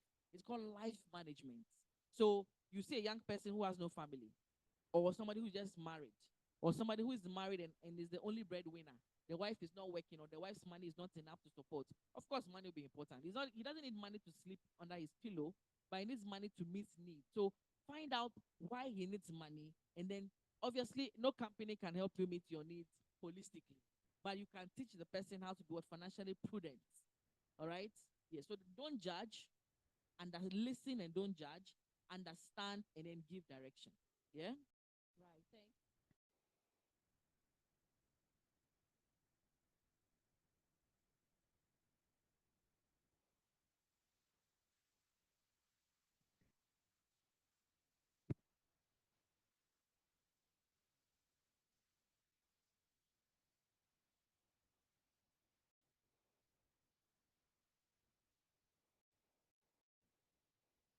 Um, so I think Josh started looking at this in his earlier response. I would say that, for most interventions you have in your workplace, it doesn't lead with money. It leads with understanding what is needed. If, for example, if you have, I'm always using this example because that's the ones I'm very familiar with. If you do have employees working in very, like long hours, high pressured environment, remote locations and stuff, their needs compared to somebody working in the office is very different. And how you address it should be tailored, right? There's no need trying to invent something that is just an invention. So how do you tailor this cost effective, meaningful to the employee? Will be understanding from the employee what works. So assuming you have understood from the employee what works, you also need to work with the employee to know what will satisfy that need. So now I know that you need some form of recreation because you're in a very remote area, maybe Felicia's facility in the bush or somewhere. And the way to their recreation, I'll give you an example. A company I'm very familiar with was going through a transition. As part of the transition, something was going to go off in the transition. Guess what was going to go off? DSTV. DSTV was going to go off the day of the transition because one employer is switching to the other employer and they need to activate the DSTV and it goes off for a number of hours. The type of uproar that happened. So here, in understanding the well-being of the people, if you're keeping people in some remote location, DSTV is important. So it's not something very apex conversation. Simple things about what does it mean for you on the DSTV and how do we ensure that it's existent to you? So this is what I would say, these are things, I mean, that's one example, but most companies will be very different. But if you think about a DSTV and how it could impact the well-being and people's satisfaction and their productivity, then you can start from there. Simple things like that makes a big difference. Simple.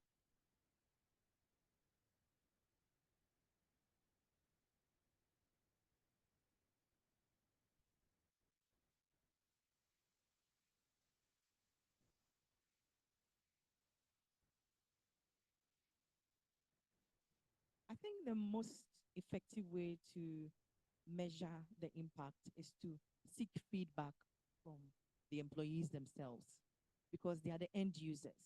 They experience it every day. As I said, in your head, you think you may have created a very beautiful or fancy well-being which you go out and boast about. But the question you need to ask yourself is, are people accessing it? Or is it even accessible? Are they using it? If they are using it, do they even like it? Would they have preferred if you have taken something out or added to it? So always seek feedback from the end users. It's the most effective way you can measure the effectiveness of well-being programs. It's not about how much cost you're able to cut or how fancy or expensive the program is. So always seek feedback from the employees. And I think that's the only way you can measure its effectiveness. Always seek feedback. All right, so we'll take about 3 questions in-house. I have a question for Fuzi. When we finish taking the in-house questions, I'll come to you. And that's a question coming from our online team, so we need to respond. So if you have a question, kindly raise your hand. A microphone will be brought to you, and then you can ask your question. You can direct a question to any of the speakers here. If it's a general question, I'm sure we'll have some of them opting to respond to you. Thank you very much. Please be very brief and go straight to the point, because we want to make sure that by 4:30 we are out of here. Thank you.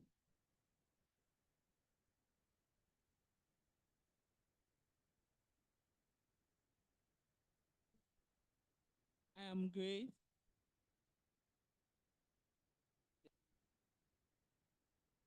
In Ghana, we have the state man.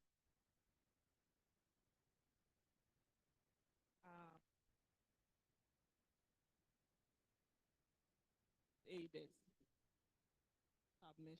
Yes.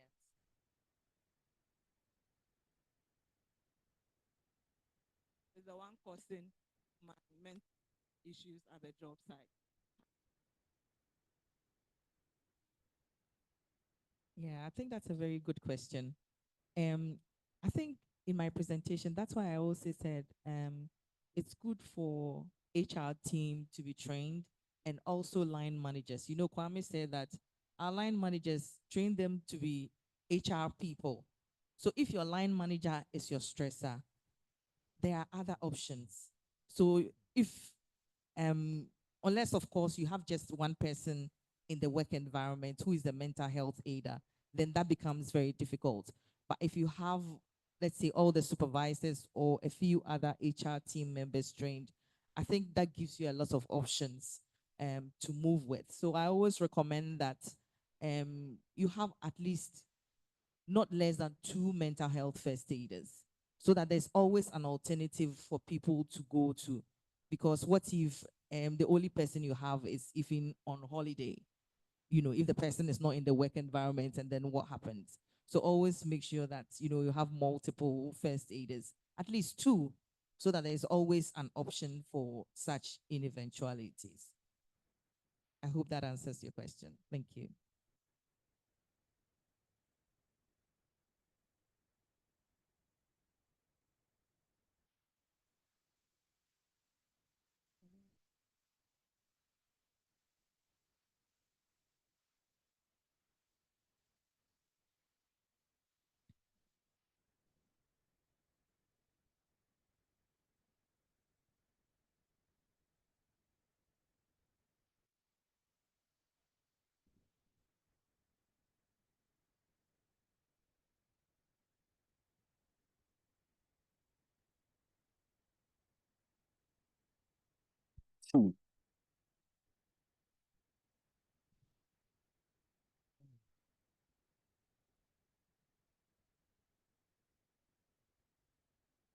Hello. My question is to Hussein. How can you ensure that more employee hours translate into more productive hours? That's a very good question. So we know that employees are recruited to perform a function that leads to the organizational outcome. So if the employee is at work and he's being given all the care the organization can provide, and he's in a good state of mind, then he's able to increase his output. So the more hours he spends at the workplace, then it translates to more output. Because if you are producing 5 units per hour, and you work 8 hours, you get 40 units. So if you do 6 hours, and then the 2 hours is due to illness or anything of that sort, then you don't produce the quantity. So to make sure that the organization cares for the employee and puts him in a good state to be able to produce what he or she has been recruited to produce.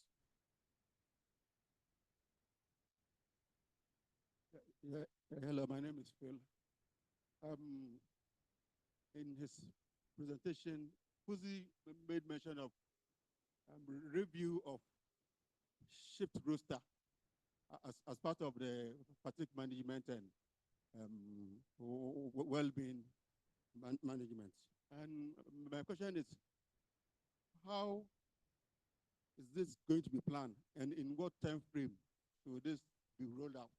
Like if someone is on 5-2 shift, 6-3, 10-4, and all of a sudden we are going to change it to say 14-7 and others. Within which time frame should this be rolled out? So that's another interesting question. So for every organization, you look at the optimum shift that will give you optimum results. So if you think that you are on a 5-2 and you are not getting the output that is associated with a 5-2, what you need to do is to have an implementation plan to change the shift roster. So it's something that you work together. It's a cross-functional team, HR, the operations, health and safety, communication. So you plan it, you do a thorough plan, and then you execute. So it takes a lot of planning, and once the planning is well done, then you can switch over smoothly. I remember in Obuasi in 2010, we had an 8-hour shift, but we realized that people spend the afternoon shift not being productive. So we decided to change to a 2-shift system. So people now working 12 hours. People come 6 a.m. and then they close at 6 p.m. People start at 6 p.m. and close 6 a.m. the following day. But we have to plan it. But we have to involve all the stakeholders that I mentioned, plus our supply chain. We have to get some vendors, and there's a whole lot of planning that goes into it. So once the planning is well executed, well done, the implementation is always very easy. Maybe I can add something to it. I think you have to start with studying. You have to do a study of the rosters and their impact on fatigue. And we did a similar thing in Ahafo, and I can see some of our mining guys who are writing their mine exams. I'm sure they heard we are here, and they're here. Ishmael over there was involved in that particular work we did. Back then, we did a study that showed that in order to manage fatigue, we have to look at our roster. We had a roster which the employees liked a lot. It was called Super 7. Super 7 means I can't remember fully what the roster was, but they had 7 days that they were off duty. And guess what we found? Within that 7 days, when they go, they normally would travel. They will go to Takwa or some place like that. And most people had second jobs. It's Ghana. By the time they come back to work, they are more tired than they left. And we started to have a lot of incidents. So what did we do? We studied it and we decided we would go to the 4x4. 4x4 means 4 days, 4 off. It did not give them enough time to travel. So in order to deal with that, we relocated them. We paid them relocation because most people kept their families in Takwa, Takrade, and far Accra, Obuasi. We relocated, we paid relocation, and they came across. Guess what? On the 4x4, we didn't have as many fatigue incidents like we had even on the Super 7, which was supposedly given more days off. Right, thank you so much, Josh. Unfortunately, we have to end this session here. But before our speakers leave us, we'd like to take 1 minute message from all of them. I know we had some of them in the morning, we had some in the afternoon, but please, you want to take something away from them this afternoon, this minute. And so since Hussein have the microphone, I think you would start for us, and then it will be passed on until Kwame is done. Then we would bring this, I nearly said episode, I thought I'm on the HR Digest. We'll bring this session to a close. So Fuzi, you have the mic. Thank you very much. So for me, people are the business, and the business is about people. So people who machines. It's people who produce the goods and services. So for an organization to be successful, you need to take care of the people. They say people don't care what you know until they know how you care about them. So you care about them, they'll produce, they'll give you all the, for them means by implementing well-being programs that will maximize employee engagement, productivity to give the business successful outcomes. Thank you. Thank you very much. If you care for them, they will go all out for you. Thank you, Fuzi. Josh. I think I will just talk about this particular conference and how refreshing I find it, participating in it. So those of you who have come, I'm sure you've benefited immensely from it. Share the word with your colleagues and friends.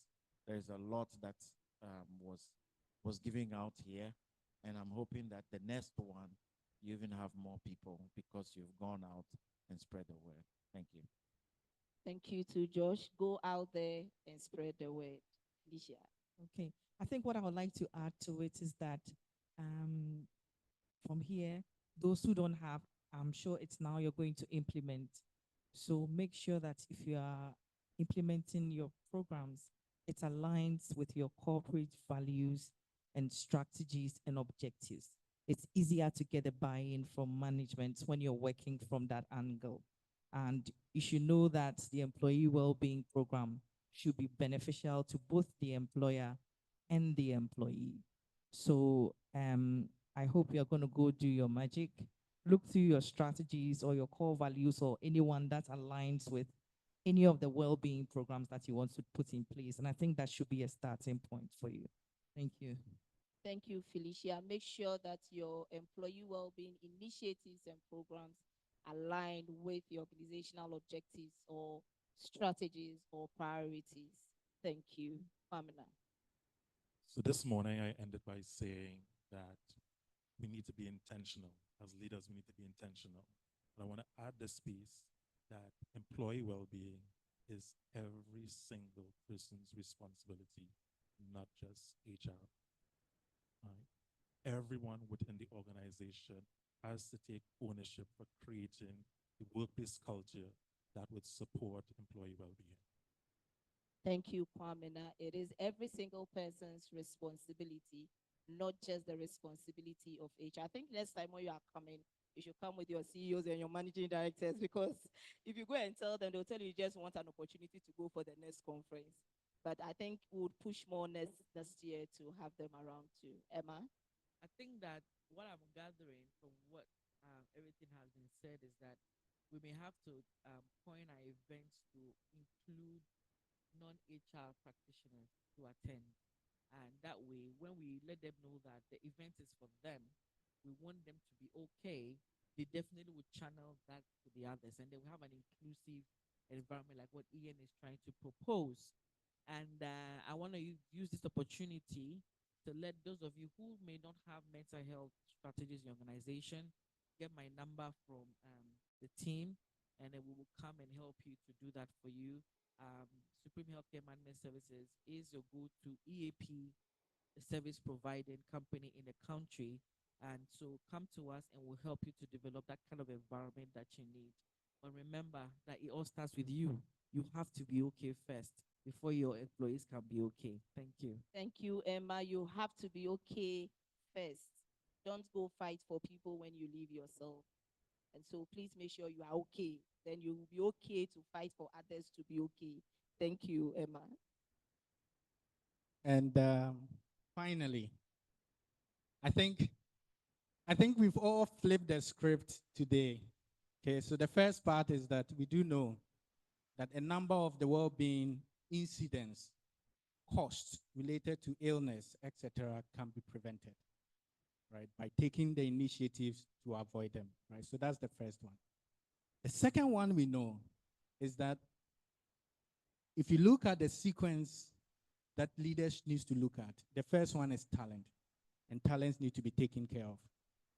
And we know that the elite leaders look at talent to tell us who will make us win before they look at strategy, where are we headed, before they look at the operation, to say how we get there, and in improvement, how we accelerate it.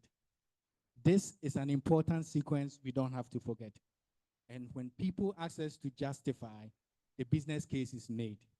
That even to make money doesn't just come from the strategy, actually come from a happier, a healthier employee workforce that makes the organization thrive.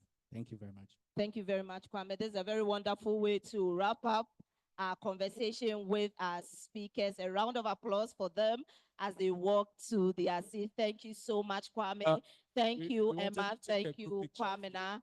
Thank you, A picture Felicia. standing, and then we can let them leave. Right, thank you, Josh and Hussein. Whilst they take the picture, I'd like to remind you that SEDAT's HR Digest will be happening coming Sunday. It's an online webinar for HR and business leaders, a platform where we learn, unlearn, and relearn. Thank right you. after this conference, we'll have a post-conference discussion coming Sunday. If you are interested, I'll be right at the back. Please walk to me and we would host you coming Sunday. And make sure that you spread the good news. Thank you very much. Put your hands together for coming. We are grateful. And at this juncture, I hand over to our MCs. Thank you. So a quick one. I have a Visa card that was placed outside. If your card is missing, please draw my attention and have it. So we are just wrapping up with all our sponsor videos. A quick one, KEK Brokers Limited wants to speak to us. Please speak to us in 2. All right, so in 2 minutes. One stressed area I've also noticed is your insurance. Insurance can be so technical and so stressful. So let the insurance people manage your insurance, and then you take care of the staff. So my name is Michael Osedixon. I'm here with the Takrade manager. I'm on the SEDAT page. I'm on all your HR platforms. People normally call me the insurance guy. Speak to me. My number is 0249 621 535. 0249 621 535. Very easy to remember.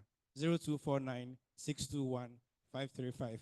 Just give me a call on all your insurance issues. If the insurance companies are stressing you, just give me a call. I'll come in to sort you out. Thank you very much. Just a quick reminder, there were so many questions we should have picked. This conversation cannot end this afternoon. On the registration platform, we have all our speakers still with us. Please put your questions there. We will do as a team to get the answer and forward it back to you. Is that okay with all of us? So please just put your question on the registration WhatsApp platform we created so that we can just get access to them. They will answer it. We will send it back to you as it should be. So let's pick a promotional video from our sponsor, Apex Health, and then we can do our last launch of SEDAT Care. Then we can go. Just give us your indulgence for a quick one.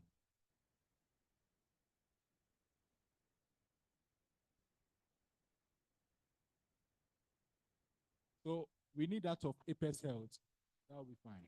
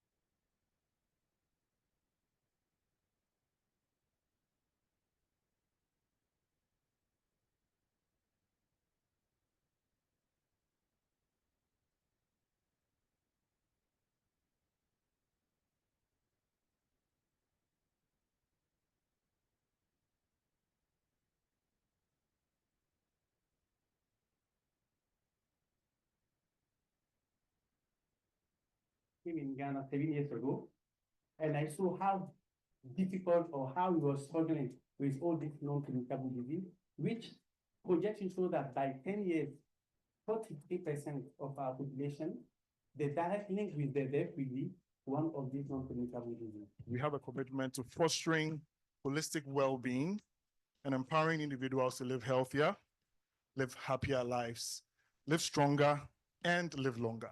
My Health Corp is a mission-led health tech company working to promote health, wellness, healthy living, education. We get to realize there are a lot of issues in the Ghanaian fitness industry.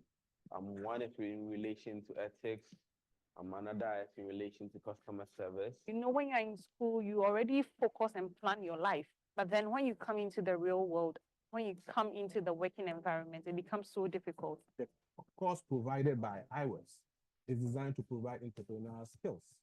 And I think and I believe that students or teachers in physical activities or physical education, this will be an opportunity to enroll in these programs to add up to their skills as physical education teachers.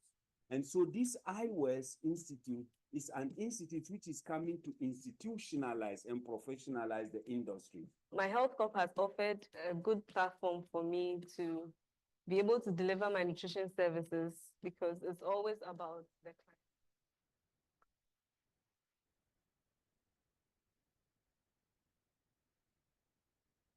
Please cut this one. We can continue from here. Thank you. When I got to the Thank clinic, you. I lost confidence immediately because of what I saw. Old building.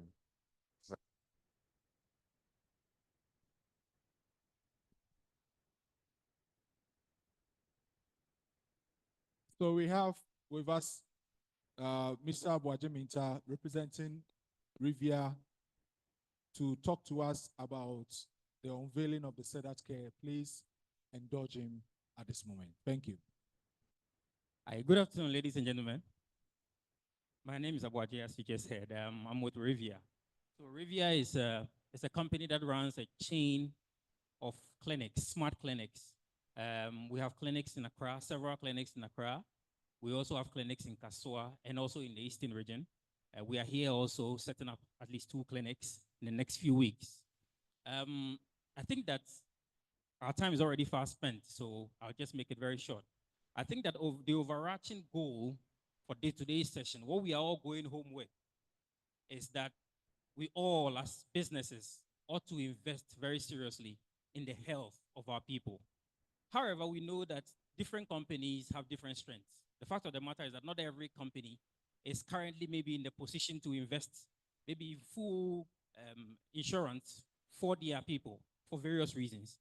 So we've been thinking about this as a company very hard because we have the investment, we have the healthcare infrastructure, we also have the technology.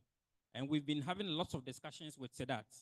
How do we create a product that can help bridge the gap, for companies to be able to deliver healthcare cover for their people without necessarily having to break the bank? So fortunately, I'm happy to invite here Patricia. I was going to say Auntie Pat, but today I think everyone has the liberty to call everyone by the first name. So Auntie Pat, can you join me here to launch what we are launching today? Is she available?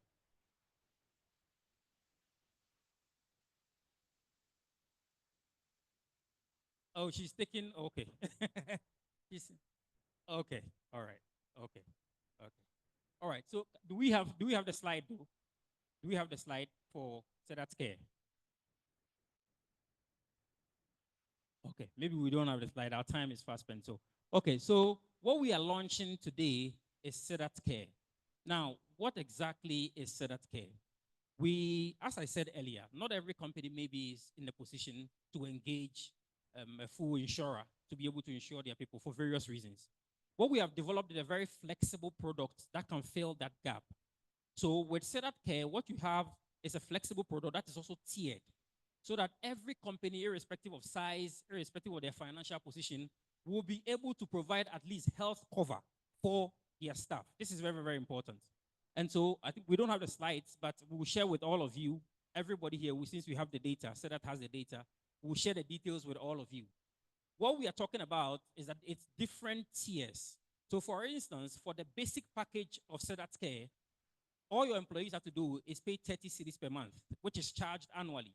So that's 360 cedis per month, per year, sorry. Now, for 360 cities per year, what your employees get is, first of all, they get free, unlimited virtual care.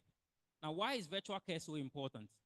The fact of the matter is that what we are seeing as people who manage clinics is that 70% of people who come to the clinic for services, the kind of things that they bring to the clinic can be treated. All they need to do is to talk to a health professional. It can easily be treated. Yet these people leave offices, leave their jobs, and come and sit in a clinic all day, sometimes 2-3 days, you know. So what we have done is that we've invested very, very heavily into virtual care.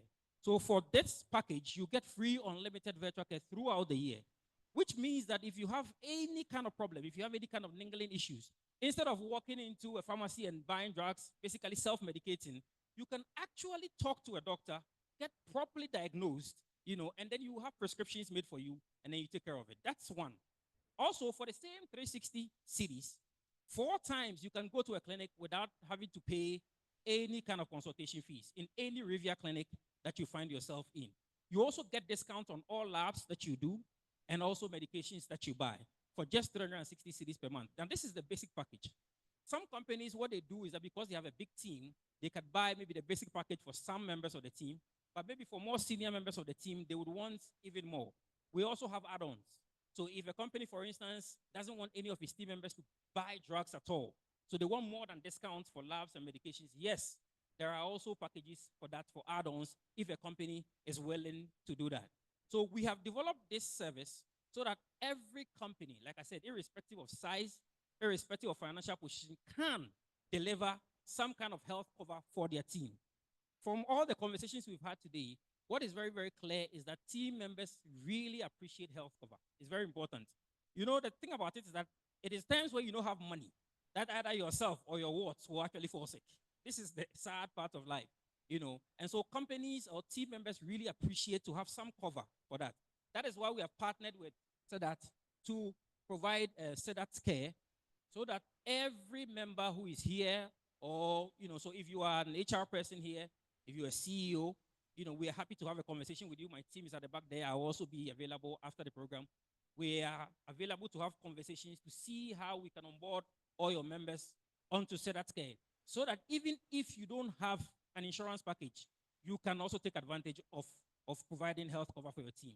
Also, because this is a very flexible product, even if you have insurance, because we have companies, for instance, in Accra, who are fully insured, but they have still subscribed to this kind of care. Why? Because it provides certain services that maybe the insurance don't provide. For example, the virtual care. Lots of insurance companies don't necessarily have that kind of virtual care or a robust system as we do. So it is a flexible product that you can use as your entire cover in terms of health cover for your team or health benefit for your team, or you can embed it if you already have insurance. So this is the kind of product that we've created together with SEDAT, and we are happy to engage all of you to have conversations about it. We'll also send details of it to your emails, I'm sure, and so you can always check, get back to us. You can get back to us as Rivia or the SEDAT team, and we can have very detailed conversations on that. Our time is fast spent, but thank you very much for your time. Thank you. So, as a quick reminder, we are on. Please, I still have the card here. So, if you have left your Visa card at anywhere, it's still with me. Please pick it up before you leave. So, on a part of vote of thanks, we want to invite Mrs.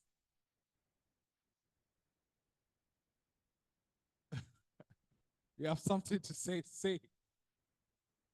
Thank you very much. I'm really grateful to you for the time to be here. You have made the investment of money and also the investment of time to be here. But the one that will make me is when I hear the testimony that I came, I learned, I implemented, and these are the results. That is what will make me the most happiest. So thank you, and Jenny, God bless you. Bye.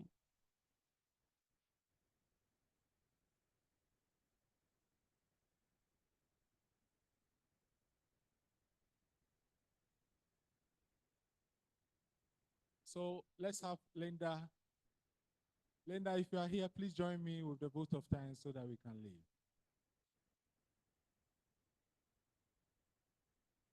Bonacha, please get me Linda if she's around.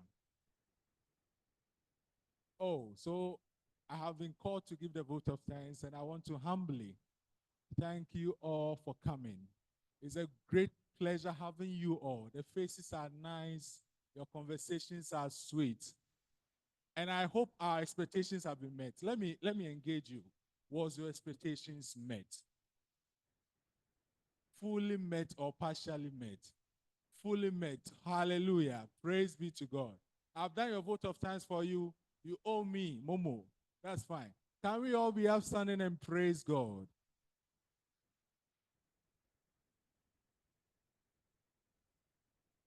I want to have a church with you. Can I? Now I'm a pastor back.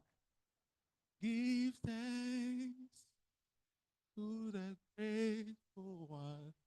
Give thanks to the holy. Give thanks because he's giving Jesus Christ, the Son. Let a weak say, I am strong. Let poor say, I am rich because of what the Lord has done for us. Give thanks. Father, in the name of Jesus, we started with you, we want to end with you.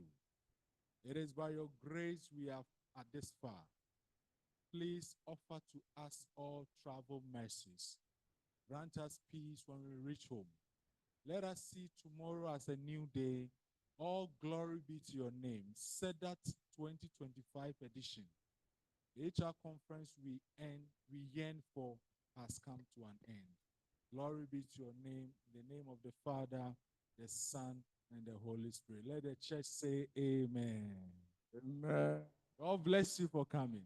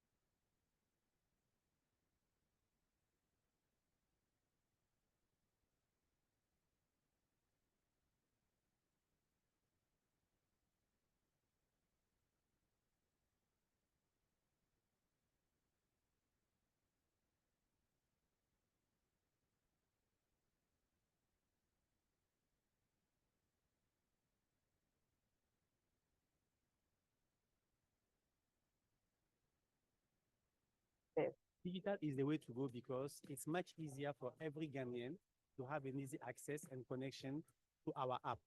And you also know that when you download the app, you have so many functionalities to help you to enter in the wellness journey. We have certified professionals on the product.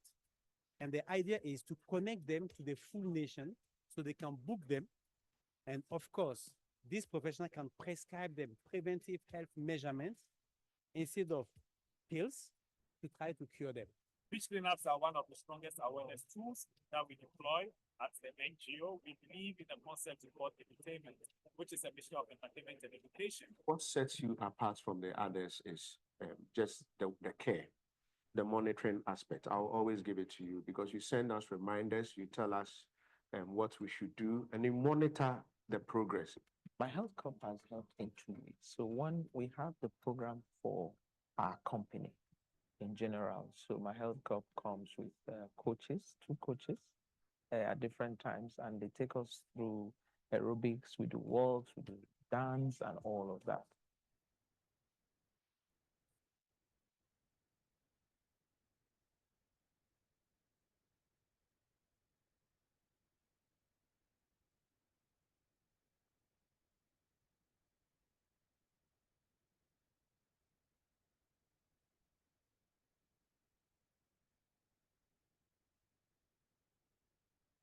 Non-communicable diseases are on the rise, affecting millions worldwide.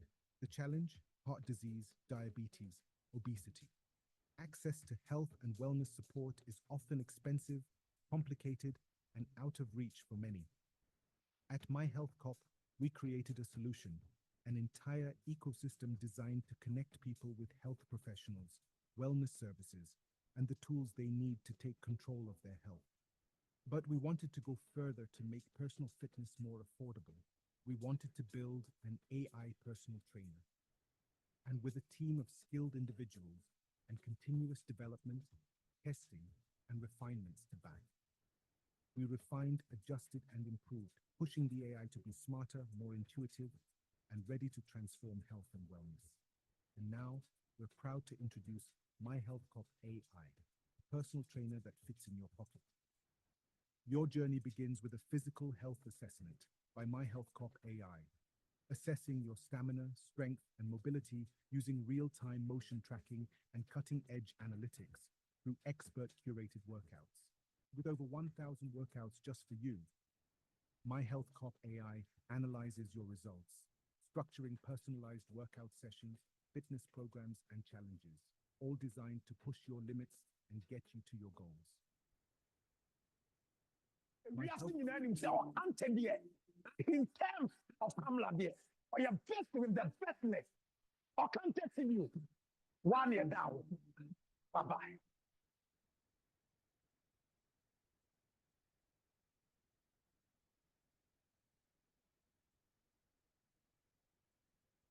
We are seeing in terms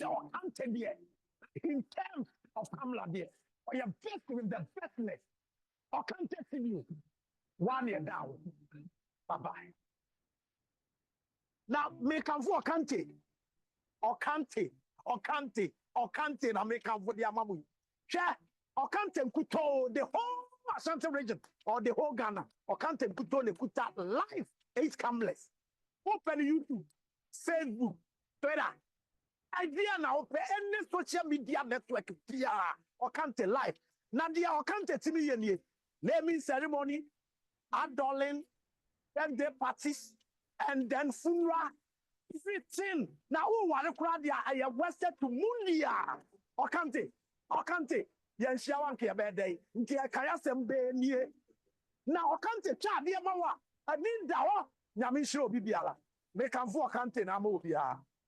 Bogota, Okante, I mean, Dawa. And you flenny cry, wow, to say yes. Maguna, dear. Okante. No size with the sizeness. We are seeing in terms of Kamla there, we are best with the bestness. Or can't see you 1 year down. Bye bye.